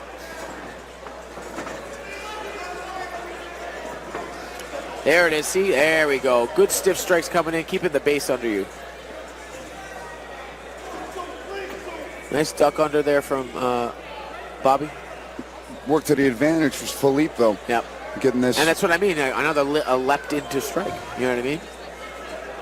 And Sage is doing a good job of getting his hands behind his knees here. Bobby got that wrist control. There it is. He's going to clasp the hands. He can step in between. He's going to send him down to the ground. Ooh, Bobby, very good with nice. the hit motion there. Very nice. Good using the Thai knee shield to get him out of there. That's really nice. That was good stuff there. Floated the hips up to stay on his feet. Nobody understands very what underrated. We just watched. Yeah. Very underrated. Nobody you don't see it. You don't see it often. Yeah. Right there it is again. I use it all the time. It's very. You know who used this against me very well was Cupcakes. I couldn't. Yeah, he does that very well. Couldn't take him down. Yeah, he does. That knee shield. He does very well with that. Very hard to complete a single on that. I remember that. Yep. Very underutilized. Very good. Hey, you can do a lot of mitigation for the lift that your opponent does when you play with one of your free legs in that, especially if they have the back. Oh, Bobby looking for that plumb. Yeah, but against the cage, I don't know how much I like this. It's not going to work. You know what I mean? Unless you're trying to make some. And again, he has the exit here. There it is. There we go. Nice right hand on the break from Philippe. Both these guys are showing real good composure. This is a good technical fight. High level. Both guys so much experience. Oh, nice 1-2 there. Got to be careful about that lazy jab coming back to your face, Bobby. Nice kick there. Nice kick. That was clean. He's got to stay up. Nice get that teep going. Bobby's got to get his lateral movement going again because he's standing right up against the cage. I know that's tough with somebody pressuring you. You can't win a fight when you're sitting there. What did we say? Forward pressure. It'll eventually break the guy going left to right. It's exhausting to constantly change direction like that. Philippe in those exchanges were just missing with some of those bombs that he was throwing with his left hand. And these little tiny clinch exchanges definitely help, make somebody's arms heavy, make them breathe heavy. Yeah, you're just carrying them. And then you break them off, builds up, and then you get a few strikes in, and then you do it again. And then you can't, this strategy is just exhausting to deal with. Ooh, good head kick from Philippe there. Nice return. Bobby's got the good lead teep here. Oh, beautiful. Nice that was very good. No, that's a fourth head kick he's landed. Yeah, Philippe's just eating them. He's got a tank for a head. Oh, that was a nice right hand for Bobby. Speaking of eating them, very nice. Very good. He's got to stay off that cage, though. He's got to work. He's got to get his underhooks here. You saw him go 3 rounds of Marty Navis in a phone booth. This kid's got a chin, does Philippe. He absolutely does. Yeah. Absolutely. Some of these lesser men would have fallen down with some of these kicks. Bobby's got to Philippe work doing a off good that job. cage. Yep. There he goes. Make that switch up. Bobby's doing a great job of exerting his energy in short bursts. He's not working too hard for too long. Staying economic with his attack. Exactly. Oh, and what There you a go. reversal. That was great. Way to change the position. Philippe little right knee back there. in position. Great job from Philippe there. Yeah, good knee. He's doing a great job with the body lock work here. Was a good knee in there from Bobby Flynn. Foot stomps from Raging Sage. Those are the worst. Bobby should try and frame they're here. laughing at each other in that. Bobby should frame with that left arm. Get that distance, and then try and turn him. Like he said, right there. Wow. Good knee. Nice little uppercut. Nice. And an uppercut from Sage as well. Beautiful, guys. They're both landing in these phone booths. Testament to their skills. It's a tough to be a judge for this fight. There was almost a sweep there. It looked like Bobby his legs might have buckled a little bit. On the return. I think it was just motion coming in. Sage is throwing that leather. damn foot stomp. Yeah. You damn thing's are hurt, a dude. jerk, Sage. That's what you are. Just Hey, it's a jerk. fight. No. It's all in love in a fight. You stomp your feet, you kick him in the face, whatever. I told them in the cage, you are a jerk for this. Oh, God. Sweat right in the eye. Very good. It happens. Very good. Welcome to the commentary booth. You're dripping. These guys are doing great. You know what I mean? It's a grueling pace. Very Very technical fight. All aspects of MMA being displayed here. Good round. Good round indeed. Highly competitive. Tough to judge. I'm glad I'm not in that spot right now. It's close. Very close fight. Little tiny momentum shifts happening sporadically throughout the round. There's a lot. And how are they scoring? Is the position? I'm thinking cage control with this kid Philippe. Bobby's doing great landed with some that. real nice. So is Philippe on the break. They're both landing on each other on the break. Yeah, it's very close. Very close. That was a great reversal from Bobby on the cage over here. I'd like to see him doing that more. Went for the hip toss. Right. Got under. Then a little collapse, and then short the uppercut. uppercut. But Philippe right on it. Gets right back around. You know what I mean? Just answers counters on counters on counters. Very, very impressive. Bobby can keep himself on that cage and take that center and He's start putting striking. himself there. He's putting himself there. He can't do that in this round. He's got to get back to that lateral movement. Exactly. If he stands in front of Philippe, he's going to Back this kid up. Back him up. He's going to have to move forward. Yep. You're right. He needs this Philippe's round. Do more of the same. I would imagine he might open up a little bit more with his strikes here. He landed a head kick himself in the last round. He started to open up a little bit more with the fluidity. He wasn't jumping into his Bobby jumping into his strikes last time. So I would expect them to see what's up here. This is a good fight. Great fight between these two. Excellent. Last round, third and final. Warriors. Lot of mutual respect between these two. Great high level performance.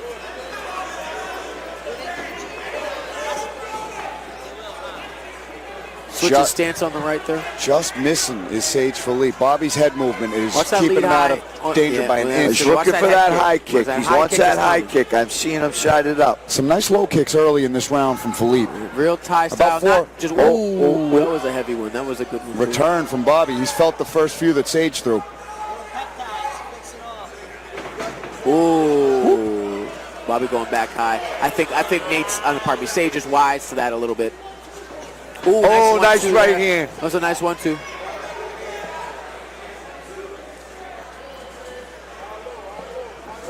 Nice kick there. Good block, but on the arm. Bobby's definitely landed some of it. Nice counter hook All from right, so Bobby he's there. got to get off this cage. This is where he needs to start working. He can't hold here.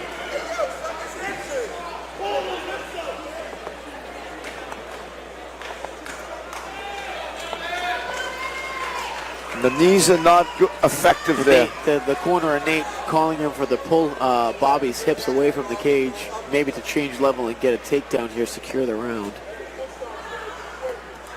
Third and final round in a competitive one.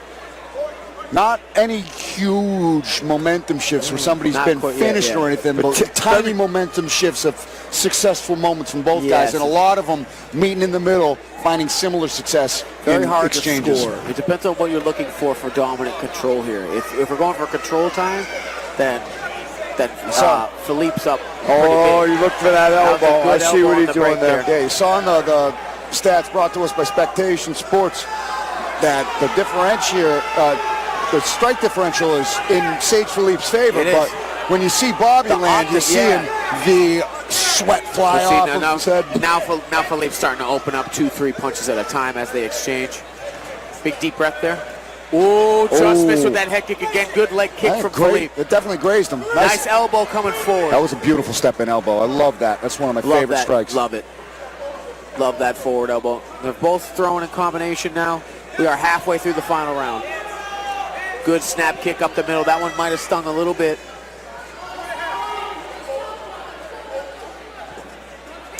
Nice kick there. Bobby moved out of the way to get the momentum away from the kick. Another good one. That one stung. Well, that's been the story of this round for Sage. Those have been the best strikes for him, those low kicks, and that one. Another one.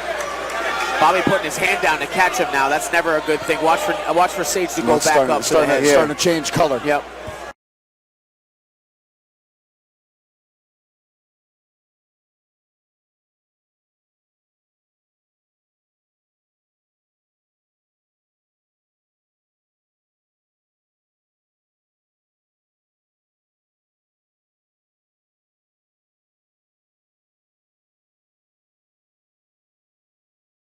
Get out properly. Oh, Bobby can't get put up against the cage here. He's got to get out of there real fast. Double underhooks. He's got to work for the over-under here and turn him. He can't stay here. That was a good attempt on the takedown, too, and a good scramble. He's got to, Bobby's really got to put something together the next minute and 20 seconds. Sage's head is too far down. Steal this round. Bobby's got to push his head down. He's got to bite on that mouthpiece and just let it rip. Yep. Bobby's got to get out of there. And he has that ability to do it. It's easier said than done, obviously, to just explode and get out of there. But Bobby's got to make something happen here. Yeah, exactly. Go to the tie plunge. Now he's going to look for that elbow. Watch. Push those elbows in. He's going to look for a short elbow on the break. But he's got to get out of there. That overhook is definitely key. There it is. There you go. You got to turn it around. Man, I am glad I'm doing a great job. I am glad I'm not a judge in this because there's been this is just the razor thin as it gets in terms of who you can give this to. Good separation there. Oh, Bobby trying to secure the round here. He's got his hands clasped, but he's only got a single. He's got to get him off the cage. He's got to pull his hips out. He could just get it. Sage. Oh, nice little knee. That was a nice knee up the middle there. What a fight. What a great fight. 20 seconds. Let's see if these two just throw down in the middle here. Ooh, beautiful. Beautiful right from Bobby Flynn. Both of them landing there. What a fight this has been. A nice 1-2. Sage throwing back. These guys are going. Oh! What a fight. Great fight. Throwing down till the end. Great fight to the end. Clenching. Great. Wow. I don't envy the judges at all. Striking from very tough fight to call. Very tough. Striking from the clinch. All facets of MMA rigorously close. That was a high-level MMA fight. And for how long layoff for Bobby? 6 years, 6 years. 6-year layoff. 6 years. Ring rust doesn't mean anything. Look at the stats are. Fight stats. A 10 strike differential, 42%, almost 50%, 2 takedowns. That was kind of the tail of the story. But they only gave Sage 39 seconds of control. A lot of it was on the cage. I don't know if they counted standing. Do they count that for I don't think so. Like I said, stats are subjective. Control time? Stats are subjective, like I said.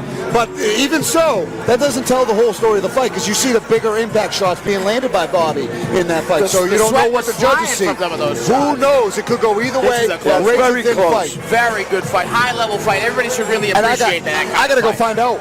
Yes, you do. You have to tell us, Andy. Without you, we don't know. I'll take whatever. I got 5 on it. All right. Well, that was a great fight. I really very close to call right here. I can tell that the judges are going to have a hard time. They're going to take a second, take their time doing this one.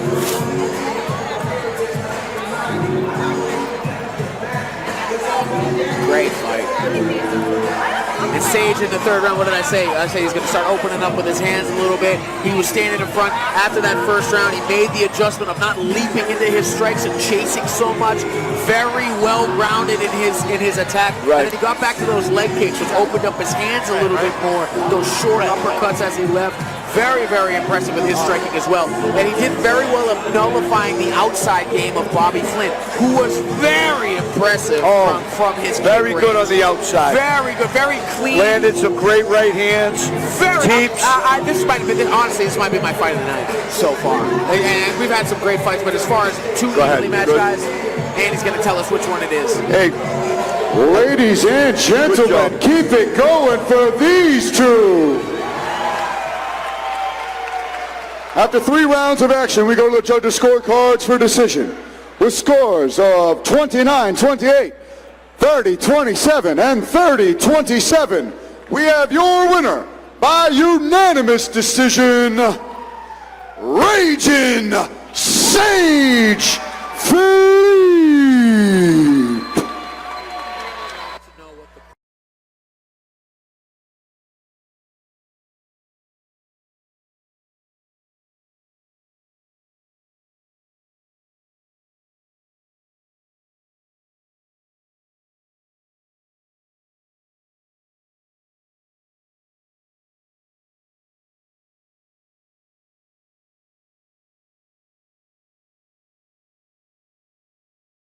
So if two judges gave all 3 rounds to Sage, you can't really argue that. They were all close. True. So when you hear 30-27, you think but it's not. That's just, you could win 3 razor-thin rounds and still win 30-27.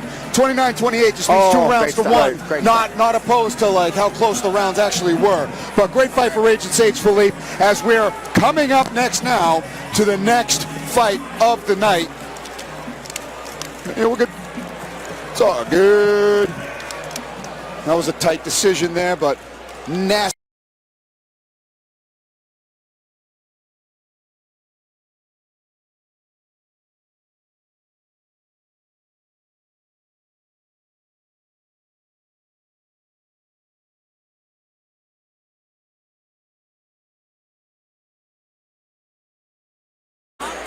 Good fight. Well, now we're on to our feature bout of the evening, Loco Lobo. And let me tell you, it's been awesome sitting here cage side with you for this whole night. Love you, man. Love you too, brother. Thank you for having me. Oh, it's been I had a pleasure, lot of man. fun here tonight. And there's still more fun to go as Nasty Nate Williams makes his long-awaited return to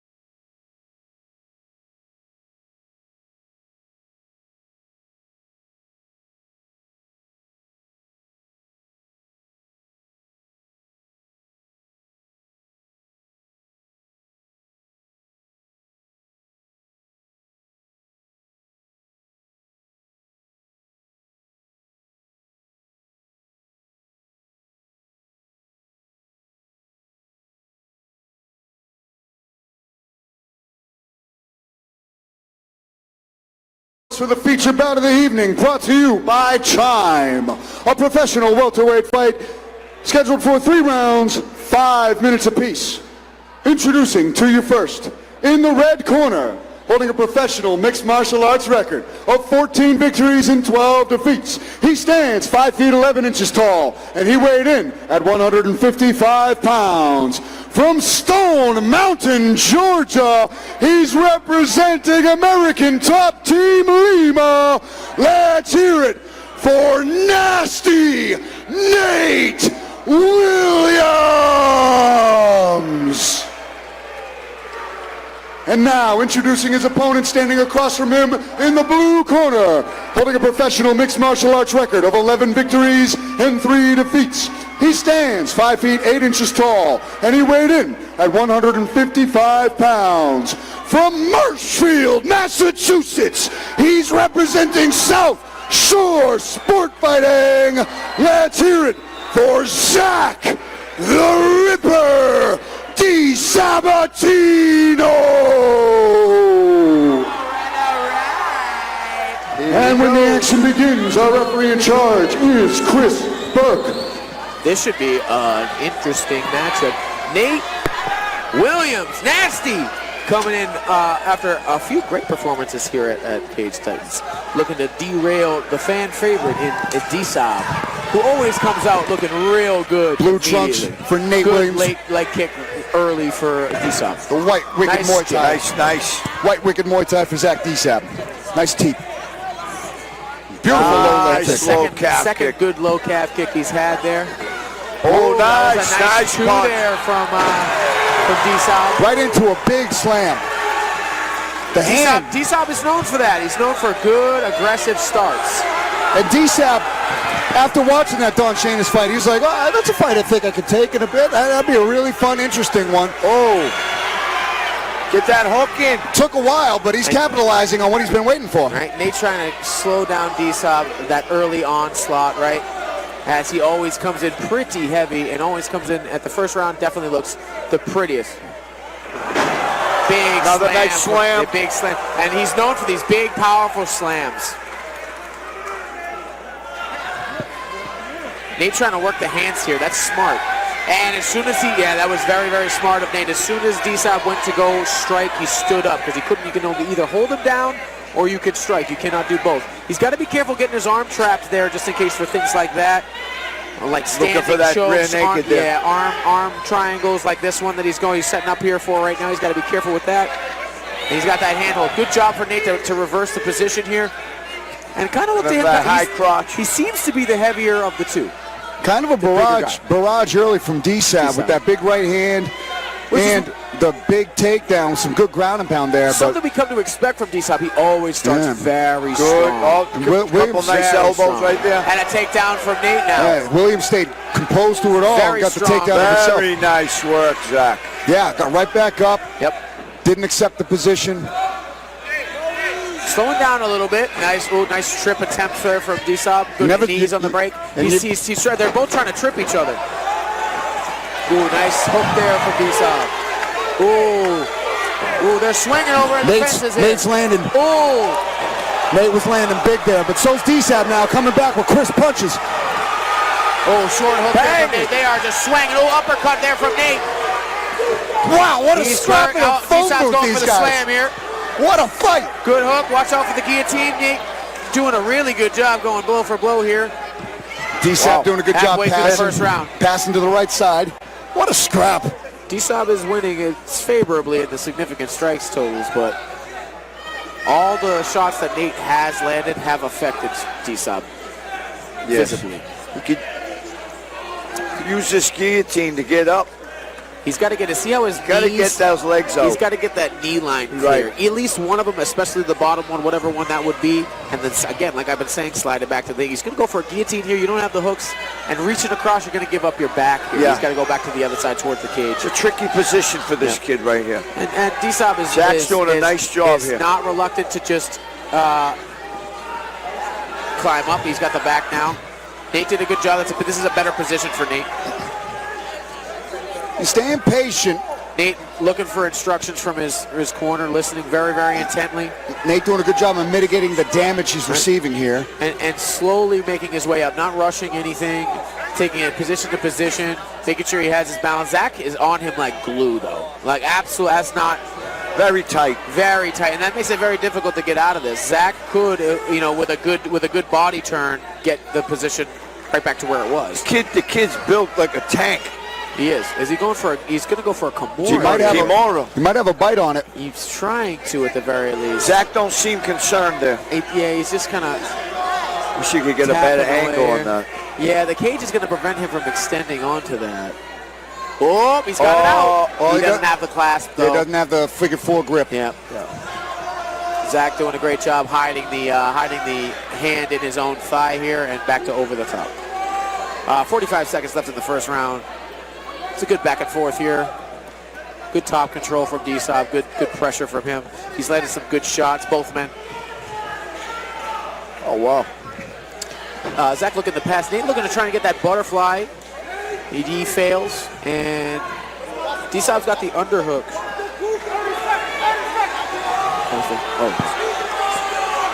Oh, look at that. He might be going for a Kimura. He's got bone crunch, the arm cruncher there, and now the reverse triangle. Great job Real from Nate nice there. scramble from both guys. Great job from Nate to get on top, end up on top there. What a scramble there, but that's D-Sap's game. He likes those unorthodox submissions in weird spots. He'll catch it in different scrambles. Good round. Wow. Good first round. Excellent round. Very competitive. Both guys throwing in a phone booth when it comes to the strikes. Throwing both some bombs landed, in there. showing their chin, showing their metal. It's been something so far, and then the grappling's kind of canceling each other out both a little bit there. Nate Williams doing some good wrestling. Real good grappling scrambles in there. Some good wrestling. Yeah, all the best in mixed martial arts right here in that round. Last two fights have been a very good display. Technical, very technical. Yes, very technical. But you'd expect that at the end of the night, at the right? level that, These are the highlights. Yep. As further in the card, absolutely. This is how it should be. And you know what? Just want to comment on something. The best part of this sport is I just went in the back, and obviously I went to the bathroom. I took away from the table real fast. But I saw Bobby Flynn and Sage just chopping it up, talking technique in the back. It's an amazing thing to watch. Fantastic. One of my favorite things to watch in this sport. Respect. Great stuff. I hope we can see that from these two here going into round two. Oh, talking to both of them, they both respect the hell out of each other as men and opponents. Yep. So that's already needless to say coming into this fight. Yep. And they're fighting as such as well.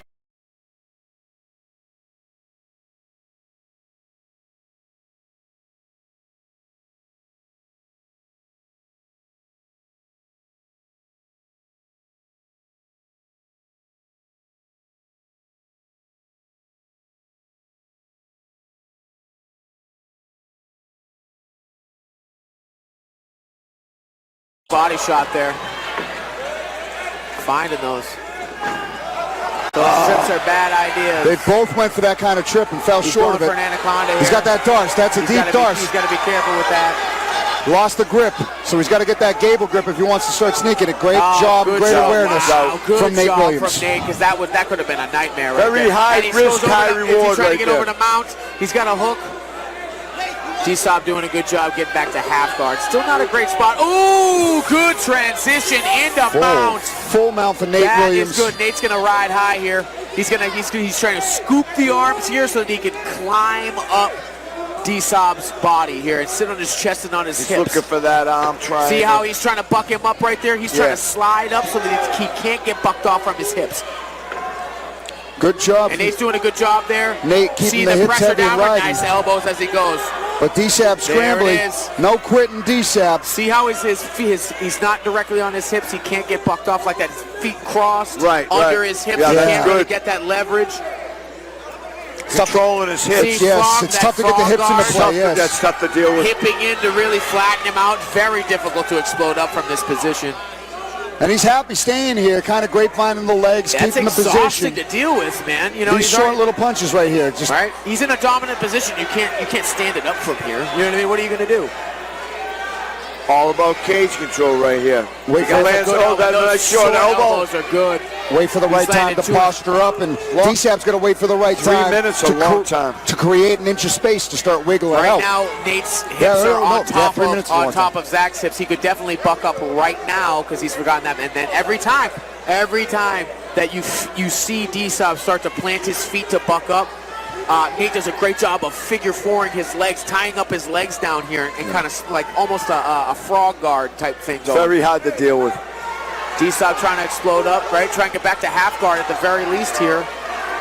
This is exhausting to deal with. Halfway through the exhausting. Two and a half minutes of this. That is tough. Nate Williams postures up and starts raining down some significant ground and pound. You could make a case for 10-8. This could be good shoulder pressure here as well. D-Sab trying to get the half guard back. Just about does, but Nate looking like he's happy with it. Real good shoulder pressure here. Underhook on the arm here. That's a good position. That's good. This is a nice position. If he steps over, he's going to try and step over for the crucifix to land some yeah, elbows. he might have that. Hip under the armpit. Very good sit through there. He's not Nate's far got off some ground skills, man. This is real good. Hey, he gives me a smile over there. And D-Sab, you know he's got heart for days and an endless gas tank that finds him out of spots like this. Watch out for this. Watch for the transition here. And north-south choke. Oh, north-south choke. That might be deep. It could be in there. He's trying to elevate his hips. Yeah, he's trying to get his feet back. Your whole body's in that. D-Sab's feet on the cage might be giving him enough space to breathe here, too. Very tight. He's trying to pull him over. He might do it. Very nice. What did I say? Reversal. Heart from D-Sab. Very good. Patient with his explosion, and he gets the reversal there with a minute 20 left. He's got to get to work here, though. Got to go for a sub. He's got to get something done here. He's got to get some brutal ground and pound off if he wants to make a case for this round in the least bit. He's got a little over a minute. A lot of time still.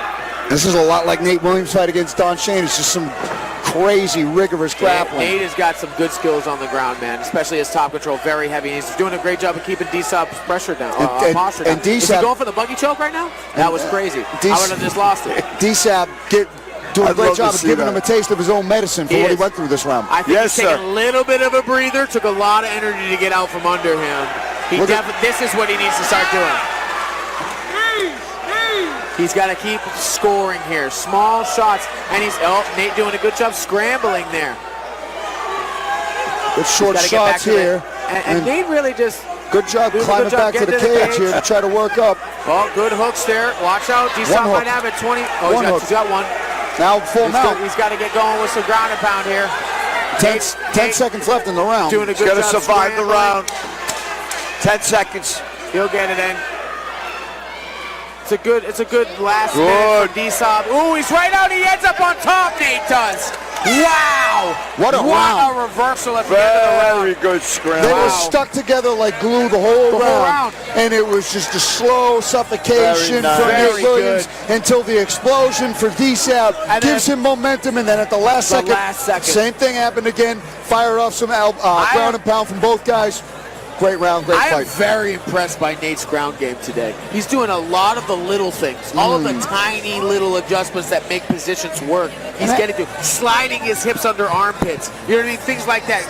Just securing positions very, very methodically. Very good. D-Sab ain't being too shabby in that department either. He's doing some... No. That reversal was crazy. Crazy. Excellent reversal. I don't know how he got out of that one. I don't know either. These guys are doing some real nice exchanges. Very technical. D-Sab getting some corner advice from his coach, Bill. Let's see what adjustments can be made on the fly here. Going into the third and final round of this one. This has been a good one.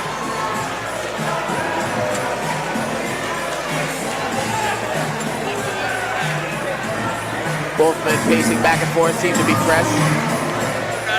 Both in phenomenal shape. Yep. Both tremendous athletes. Yep. All right, it'll settle it in this round. Oh, comes out right out with that kick again. Nate saw it. Short hooks there. Nate's hands are looking really nice tonight. Good combination punching he's got. Nice. Oh, that was a good two there. D-Sab eats it like lunch. Nice right hook from Nate, too. Nice, nice like I said, that combination punching is working. I know D-Sab's finding some homes for that left hand of his a few times in these exchanges too. Nice little stuff that shot, right? Wow, that was very... Going for the foot there. Very interesting call. Looks like he's trying to stretch the hip so he can make some room to pass. It's kind of like a catch move there. Yeah. It's a weird kind of like hip toss. Specialties. Some of the guard stuff, yeah. Ooh, nice elbow there over the top there from Nate. Gotta love that catch as catch can. Very good stuff right there. Very dangerous background. move. I love that. You gotta love that. Shout out to Coach Mark Capizziello. Very good pressure on top from Nate here. So he's got a good control right here, Nate. And Nate was just told no from his, I don't know what he was trying to set up there, but they saw and they were like, saying Nate, no! And he looked over and he went, okay. He was looking for something flashy, maybe. Ooh, huh? You got something that you want to do, but your corner's like, don't do it. It's like the kid going for the extra cookies in the middle of the time. Don't do it. Don't you do it. I know that's what it seems like the best thing to do, good. but don't do it. Don't do it. Look at He's him going for the darts. Got to be careful. He doesn't have his head secured quite yet. Be careful on the rise up. Yeah, and he's the going to DSAP, great job. Oh, he's got the, and he lost the way down. DSAP passed to the right side. He had a good fight on that, too. He did. DSAP's awareness got him out of that. He did. Fight IQ right there. Another close He's got to one. work his way up. Another razor Not sure thin how one. much time we have in the round. Hopefully the timekeeper does. Well, we've been wrong before tonight, haven't we? You got it. D-Sop trying to keep top control past that leg over. He's doing a good job keeping. He's doing a good job keeping.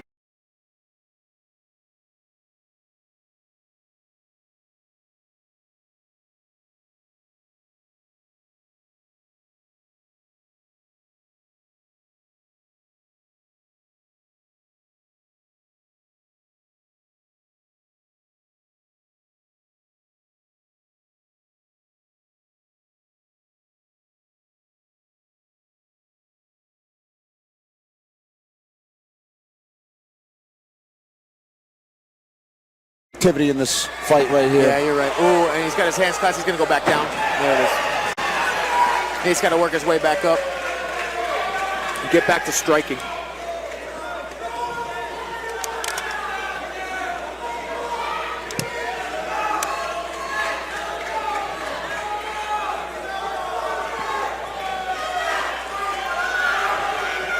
Lifting him up, half butterfly. Really does a real good job with that. Yeah. Getting back and climbing from that position. Yeah, this kid's a good fantastic athlete. Definitely a guy whose record doesn't indicate how skillful he is. Oh, definitely not. D-Sob's got to start landing some good shots here. I'm talking like major shots. His head's tucked, I get that, but we got to make a switch. He's got to have his hand in for the switch there. Got to be careful, Nate does for that. There it is, and then there's the lift, and right down. And he did a good job turning him away from the cage so he couldn't scramble back up. That was a smart move. 27 fights on your record. You know you pick up a thing or two about that. Open water is harder to get up from. Definitely. Open water is much harder to get up from. Good Jack's got that from little butterfly now. Watch for the triangle. Making that space. Watch the okay, good job. Nate's up. Oh, uppercut as he comes in. Oh, he's got his neck exposed. He's got good sprawl. Don't overcommit on it. What was that? What happened? Like he lost it, fell down. Like he hurt himself. No, he just turtled up after he lost the choke. He might as well thought he was going to get sprawled on or something. That was an odd little exchange. He's been safe in this position, finding his way up. But he can find his way back up every time. Oh my goodness, what a toss. Beautiful, great wizard toss. That was good. Watch that hook there from smooth. That was real good. Unbelievable. I said very impressed by the skill set today. 10 seconds left in the round, transitions. I think they call that the Atlanta hip bump. Is that true? I have no idea, but that just seemed right. I have no idea. That was a really competitive fight. 3 rounds of hardcore action between two peers in this game that are at the top echelon at 155. They're a problem for anyone at this weight class. Fantastic. On honest to God, I got no idea where it's going. 3 competitive rounds, and you can make a case for either guy. Let's take a look at the spectation sports statistics here. Looks like DSAP got the edge on the strikes there. I don't know about that from what I watched, but 3 or 5, yeah. that looks like one hell of a close fight to me. All matters with optics. Optics matter. I thought Nate got a little bit more. I thought Nate got a little bit more on the combination exchanges there, and DSAP landed some good bombs in them, so that's why that. But the ground and pound, it might have been the first round, and the ground and pound too. Yeah, you're right, dude. Fair enough. Those little the bunny shots. Yeah, right on. And body language matters. Young fighters, when you're in a close decision and you're not sure, do not let the judges see that you're unsure. Your body language matters. Sell that you think you won the fight. Because sometimes judges are looking at your body language. Optics matters. And Eric Nixix of Extreme Couture taught me this. He said, listen, put your hands up. Even if you don't believe it, you sell it. Because that could be the thing that drives you over to the win. Tell the fighters that, brother. You know, hands on your hips, looking down, you know, looking to show that doesn't make your case. You lost the fight. Do you know what I mean? Happy, smiling, very different. Very different. You know? Optics matter. So if you're a young fighter, take this example. I totally agree with you. Optics matter.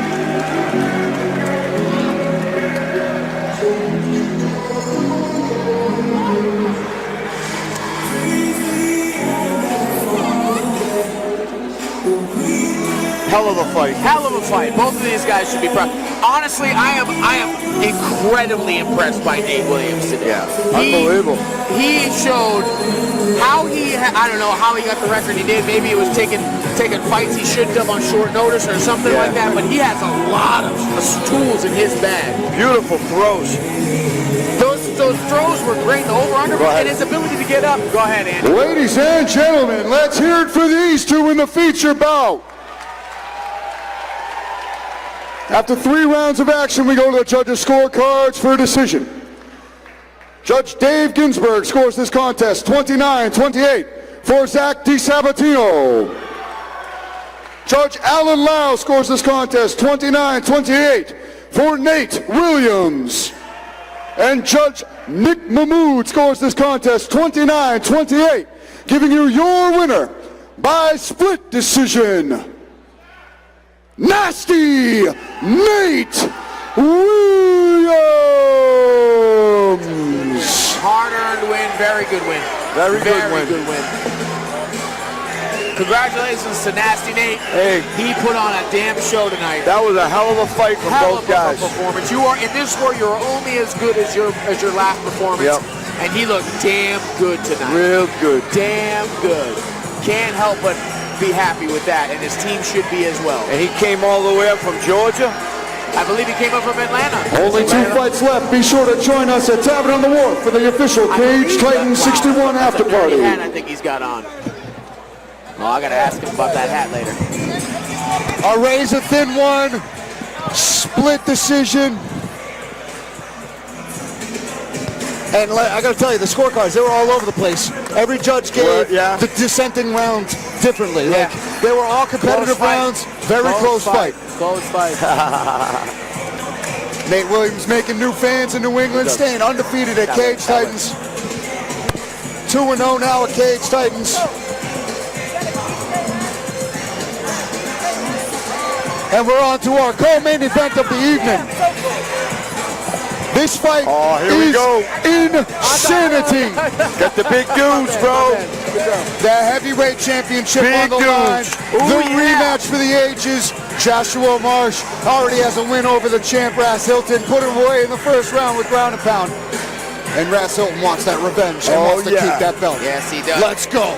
He has the belt, and he wants revenge. And if you thought the last heavyweights were big people. You sure this cage is going to hold?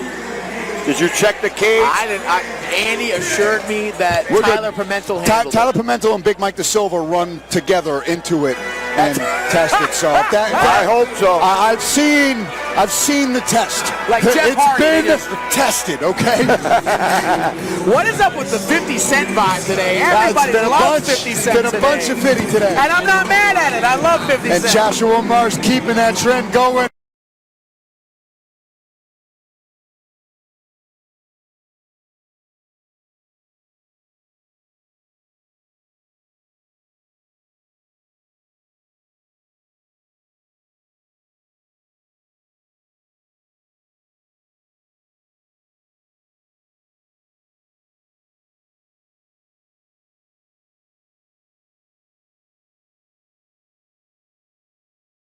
body on the taller man, especially use body shots, wrestle the hips, making sure that you clasp the hips, get under them, making sure that they can't get wide so that he can stuff those takedowns against the cage. And everything has to happen behind the jab. Level changes, high and low, especially with that body work, starting everything with the jab for his entries. Those level changes will set up his shots against the cage and hopefully get the champion down. Definitely going to have a tough time wrestling in the clinch against a man that is 6'6" and as large as Hilton. But Joshua Marsh, a behemoth in his own right, at 6'3", well over 250, and he already has a win over it. So he's looking to repeat the performance he had 5 years ago. And what an opportunity for this young man. The champ is here. The last fight was 5 years ago, these two boys? Yeah, they're about. Hey, remember the last fighter that we were like, oh, 5 years is a long time. He looked real good. You know what I mean? It really is. A lot of improvement from these two in 5 years. Absolutely. But the towering heavyweight champ of New England, of Cage Titans of Plymouth, Massachusetts.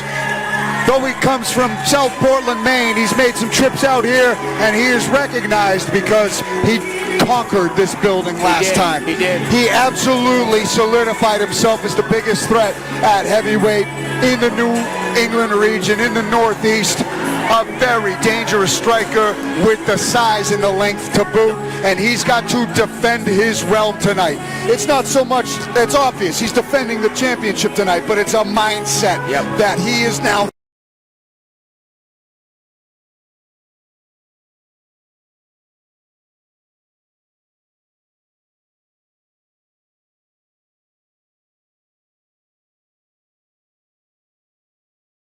keeping the hands low to disguise his strikes.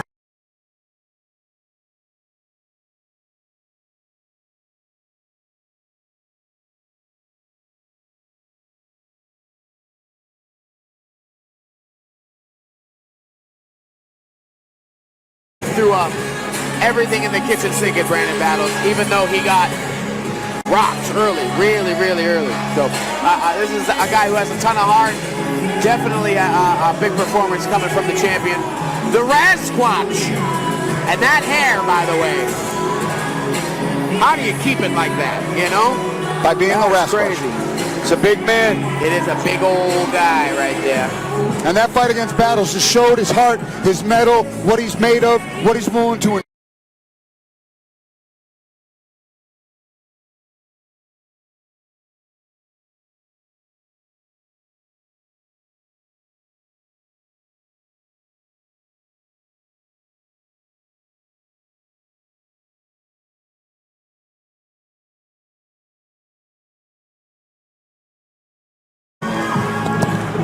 Tape here. Joshua Marsh coming in at 32 to his senior. Raz Hilton, the champion, at 35. Raz has a 3-inch height advantage.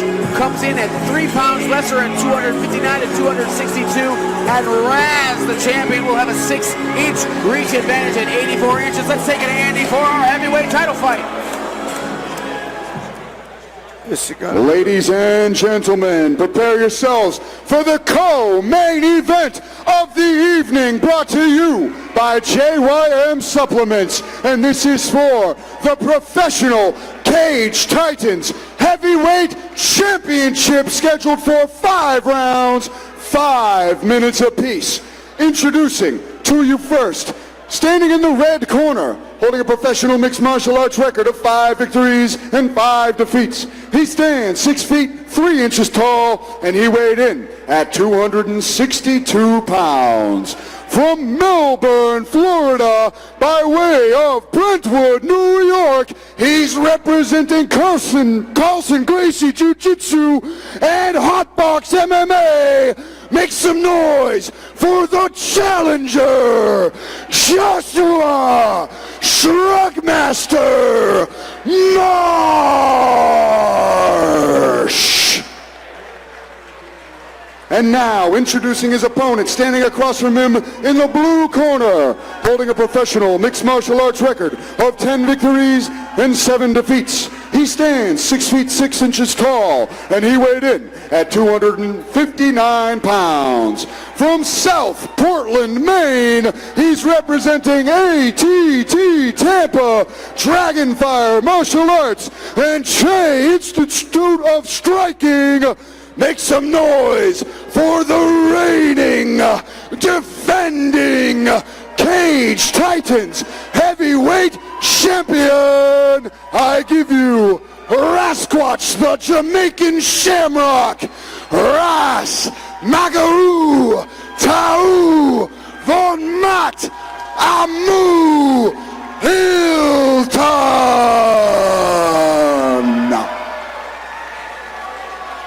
Marcel Varela, the referee. Gentlemen, moving over the rules. Protect yourself at all times. Obey my commands at all times. Touch him up. Let's have a clean and fair fight. Good luck to both of you. These shorts with on. the shorts. It's like the Grateful Dead versus the Margaritaville matchup. Right. We got it. Don't blink on this one either, boys. You can't blink. Don't bring your eye shades. Don't bring your I'm honestly sunglasses. nervous that I'm going to get hit with something. They're going to hit each other, and it's going to hurt me somehow. After that last heavyweight fight, you know what is right at stake here. Right in the middle, Nice. trading jabs right away. Nice low kick from Marsh. Champion coming in the blue gloves, obviously. There's that jab. Neon green. That jab from Marsh is a sneaky weapon. It snaps. He usually tries to come over the top of the backhand to counter, especially off of the two. He's very good at deflecting. Ooh, that one might have hurt. Ooh. Oh, that hit him hard. Marsh caught him right on the eye. Oh, that one hurt. He's throwing them out. Nice position. What a punch from Marsh to sit the champ down as he is in mount now. Right into mount. This is a bad right where he wants to be. It's a bad place for the champ. Oh, watch out, get his back taken. Don't get taken back over. Raz doing great. Watch out for the arm. Oh, he's got that arm.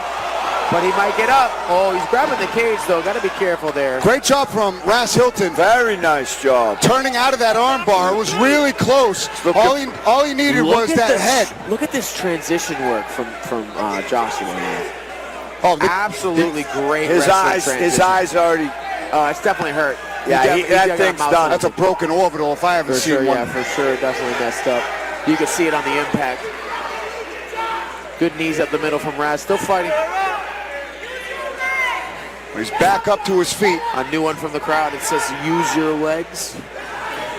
A new one from the crowd. Oh, that eye. Wow. That eye is toast. Wow. That eye is toast. He's got to do something in this round. It's going to shut. His eye's shut already. The doctor might not let him fight on if he gets to the second. Oh, That's it. That's the fight. That's the fight. Wow. Joshua Marsh is the new Cage Titans heavyweight champion. In emphatic fashion. What a great one. He wanted that rematch. He got that rematch, and he got the first round finish for a second time. He answered the call. He wanted that fight. And with a big right hand, he breaks the orbital. He broke it early. That was early. That was an early punch. And then later, look at that. Ready? Look at this final strike. As Ras is coming in. Right hand, right on the jaw. Ran right into it. It was a jab. Straight right as Ras Hilton was coming in.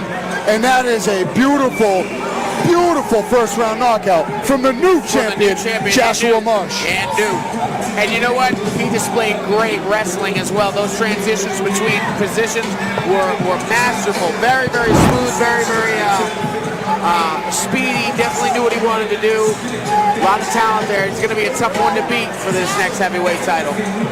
Our fight statistics provided by Expectation Sports. Only 27, less than 50 strikes total between these men. But his eye only needed 11. I think in the first 3 punches he had broken Ross's orbital bone. Very good performance. Can't say more about it. Wow. Just wow. Speedy recovery to to Raz and his eye. Ras Hilton is as game of a warrior as they come. Very. Suffered a devastating shot.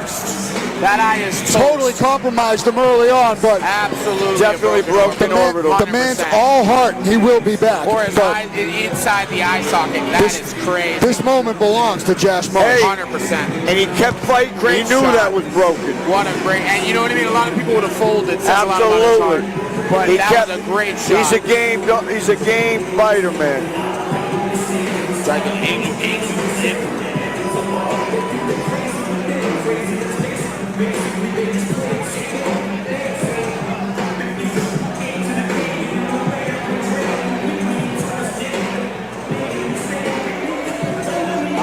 moving on to Andy with the final call for the new champion. And the belt.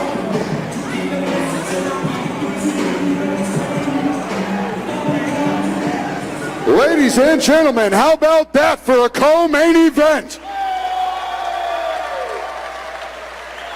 Referee Marcel Varela has called a stop to this contest at 1 minute, 50 seconds of round number 1. Giving you your winner by TKO and new Cage Titans heavyweight champion Joshua Shrugmaster Marsh.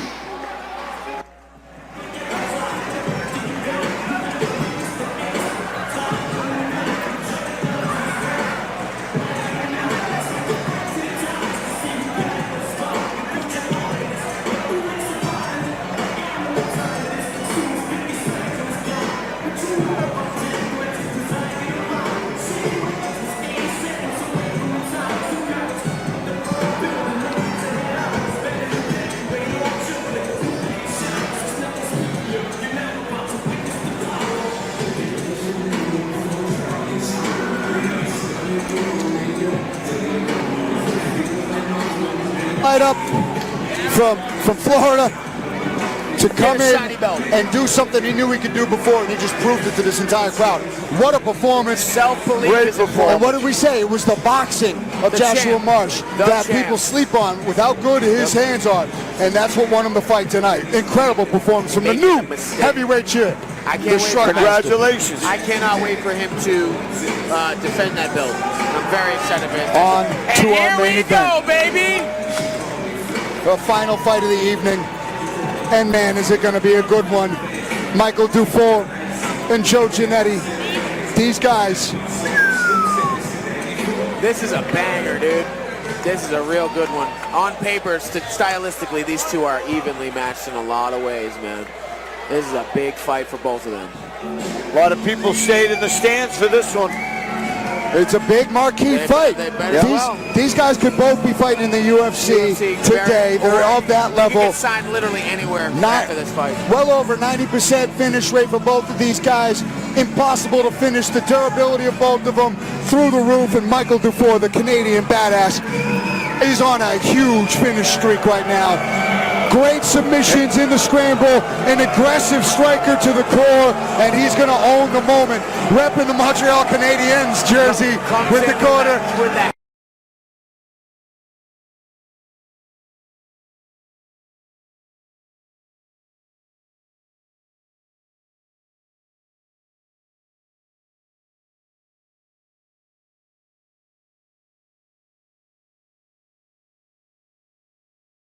This is a 5-round fight. He's going to have to choose when his blitzes come and make them productive. All right? When he does get to the ground, the submission game is about nullified between these two. He's going to need those short shots and that ground and pound to make it open for his submissions or create a scramble to get up. But the key to the game here is cardio. Joe can go all day. He does not get tired like that. So he's really going to have to find that cardio.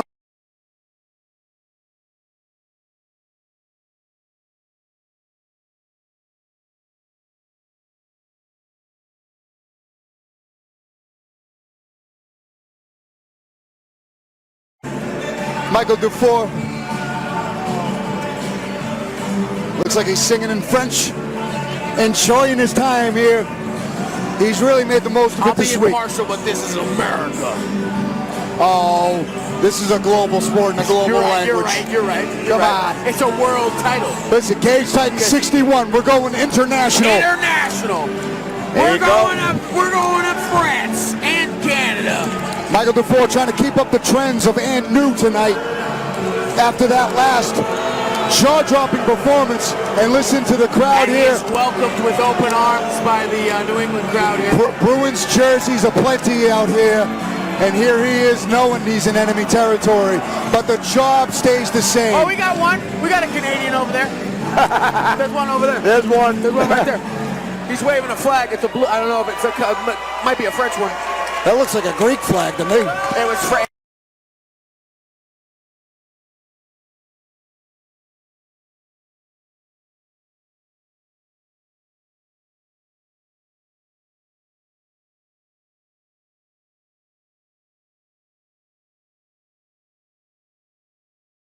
Gianetti.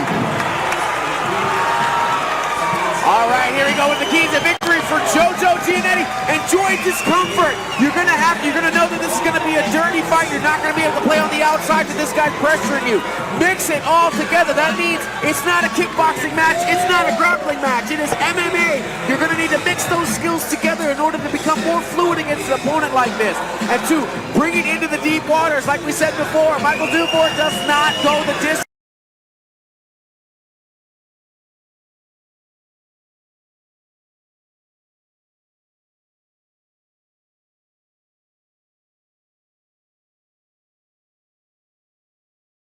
Gotten extreme.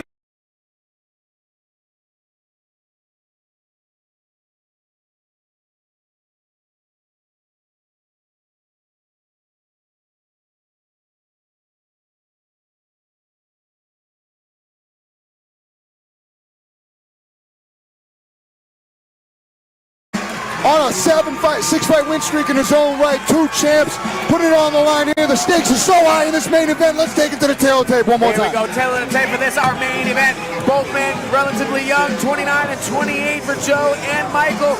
5'9" to Joe's 3 inches at 6 feet. Joe came in under the limit at 154. Both of these men have a 74-inch reach. It's time for the main event, ladies and gentlemen. Let's bring it to Andy to bring us home. Let's get after it. Ladies and gentlemen, our final fight of the evening is brought to you by Second Wind Brewing. Make sure you get a Second Wind brew at the after party taking place at Tavern on the Wharf behind the building. We are all in right across the street immediately after this fight. And now, the judges are ready. Our referee, Chris Burke, is ready. Ladies and gentlemen, these 2 fighters are waiting for you.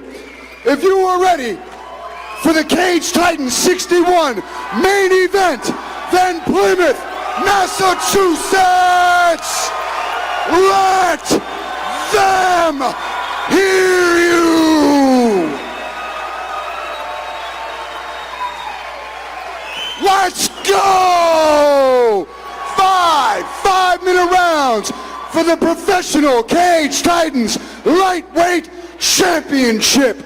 Introducing to you first, in the red corner, holding a professional mixed martial arts record of 11 victories with 4 defeats.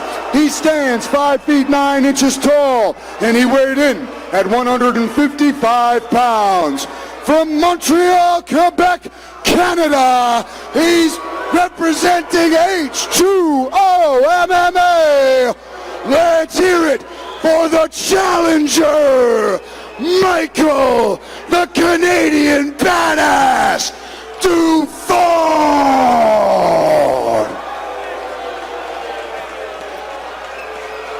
And now, introducing his opponent, standing across from him in the blue corner, holding a professional mixed martial arts record of 14 victories with 4 defeats. He stands 6 feet tall, and he weighed in at 154 pounds. From Whitman, Massachusetts, he's representing AKA, and he is the reigning, defending Cage Titans lightweight champion.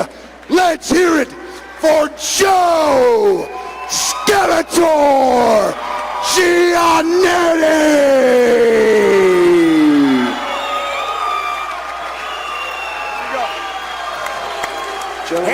for some more fight back. Fair fight. Skeleton. Championship fight. 5 rounds. If you wish to touch gloves, please do so now. Okay, back to your corners.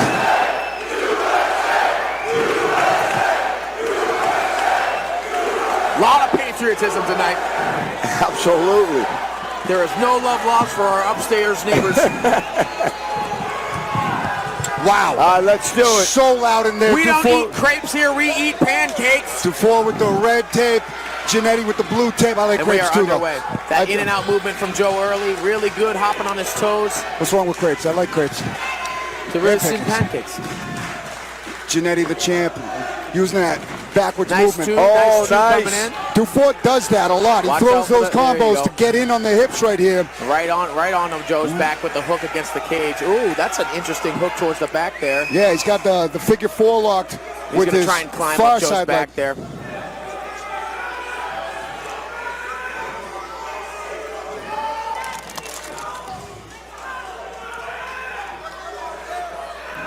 Good job from Dufour establishing the position here.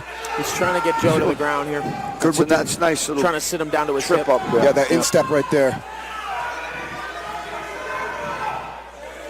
Keeping his weight forward on his hands and towards his shoulders. Joe's going to try and switch him over.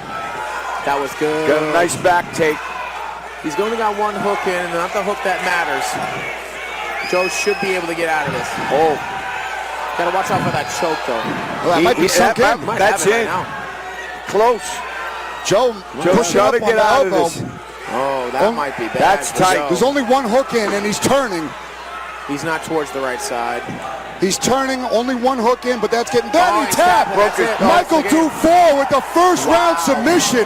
Coming in quick with the first takedown he lands. Wow. Taking the back. This place is silent. What, just completely sapped all the energy out of the air. Crowd silencing moment if I've ever heard one in this building. But the new champion, Michael Dufour, coming in with that first round sub. Wow, that was... We were expecting this to be... Was it even a minute? Took maybe a little longer than that, but he came in, took the back with the instep. Once he established position, he sunk the choke in first and worried about the hook second, and that's what got him the sub. You were saying? That's crazy. Really good back take there. And Interesting the trip side up here. there. This You know? is an interesting No choke hook, here. no hooks, just one hook. One hook. Wasn't paying attention. Wasn't It's on his fighting. jaw. It was on his jaw. But that was in for That a was while. a deep That's in choke. pretty deep. That's a deep choke. That's like just a real nasty choke right there. All right, here we go to make it official. Very short affair, but we have a new champion.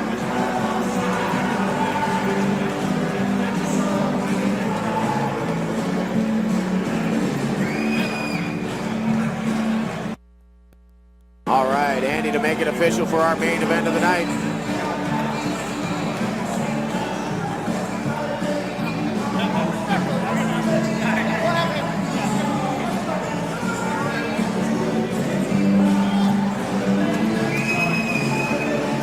What an upset. Ladies and gentlemen, keep it going for these two main event warriors. Referee Chris Burke is called to stop to this contest at 1 minute, 25 seconds of round number 1. Giving you your winner by submission due to a rear naked choke.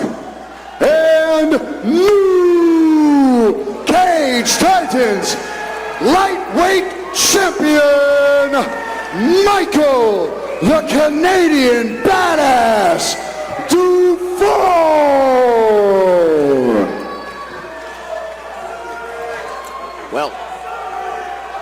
Well, very deserving, very well executed. Very solid ground game.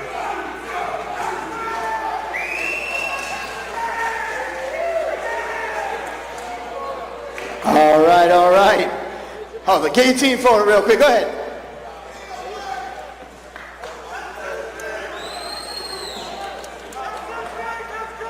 All right, I'm here with your winner, the Canadian badass. I see some flags over there.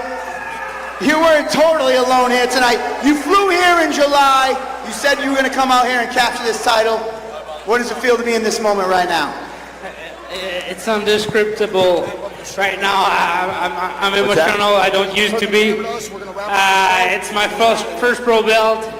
Means something. I will remember Plymouth for my whole life. It's a beautiful city. Thank you, everyone. Your USA fueled me. Thank you, guys. I think they're saying Dufour, not you suck. I promise you. These guys you're making them fans out here. Yeah, sure.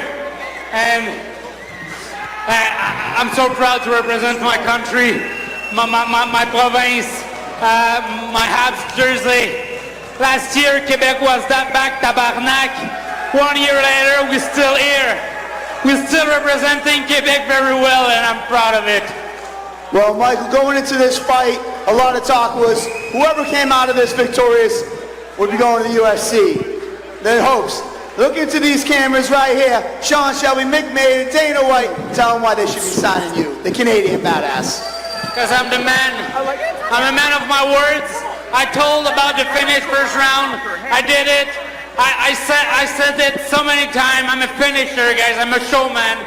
Love it or hate it. I'm a finisher. I'm a showman. Let's go! Well, there you have it. Make some noise for our first, I would call it international K-Science lightweight champion, Michael the Canadian badass. Jeez, don't squeeze me that hard. Dufour. Let's go, boys.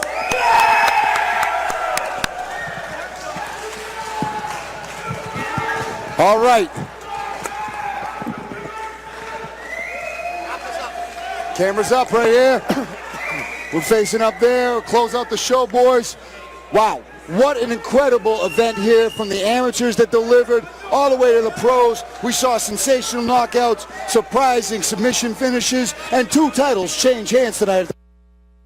Crazy upsets tonight, crazy upsets. And just as the card got further along, you just saw immense amounts of high-level skill and great matchups. The matchmakers here are doing a great job, and again, we have 2 new champions. Whole different matchups to consider in these divisions. It's going to be a great rest of the year at Cajun and early next year. Awesome work tonight. It's going to be a great rest of the year indeed. Great fights. November? Yep, November's the next one. It's going to set up for some interesting matchups in 2024 again. We got to get ready to hit the after party right now. Cage Titan 61 has come to a close. Mike Gresh, Loco Lobo, thank you so much for joining us tonight. Jay Perrin, always a pleasure, brother. Yes, sir. Take care. Yes, sir. I'm Andy Kurz. I'm out. We'll be back November 11th right here for Cage Titans 62. Catch us on all the socials. Cage Titans, Instagram, X, Facebook, TikTok, whatever. You see us on Monday at Table Titans. We're bringing all the action to you guys here. So stay tuned for November 11th. We'll see you then. Thank you all. Everybody drive safe. Don't drive drunk. We'll see you on the next one. Tune for November 11th. We'll see you then. Thank you all. Everybody drive safe. Don't drive drunk. We'll see you on the next one.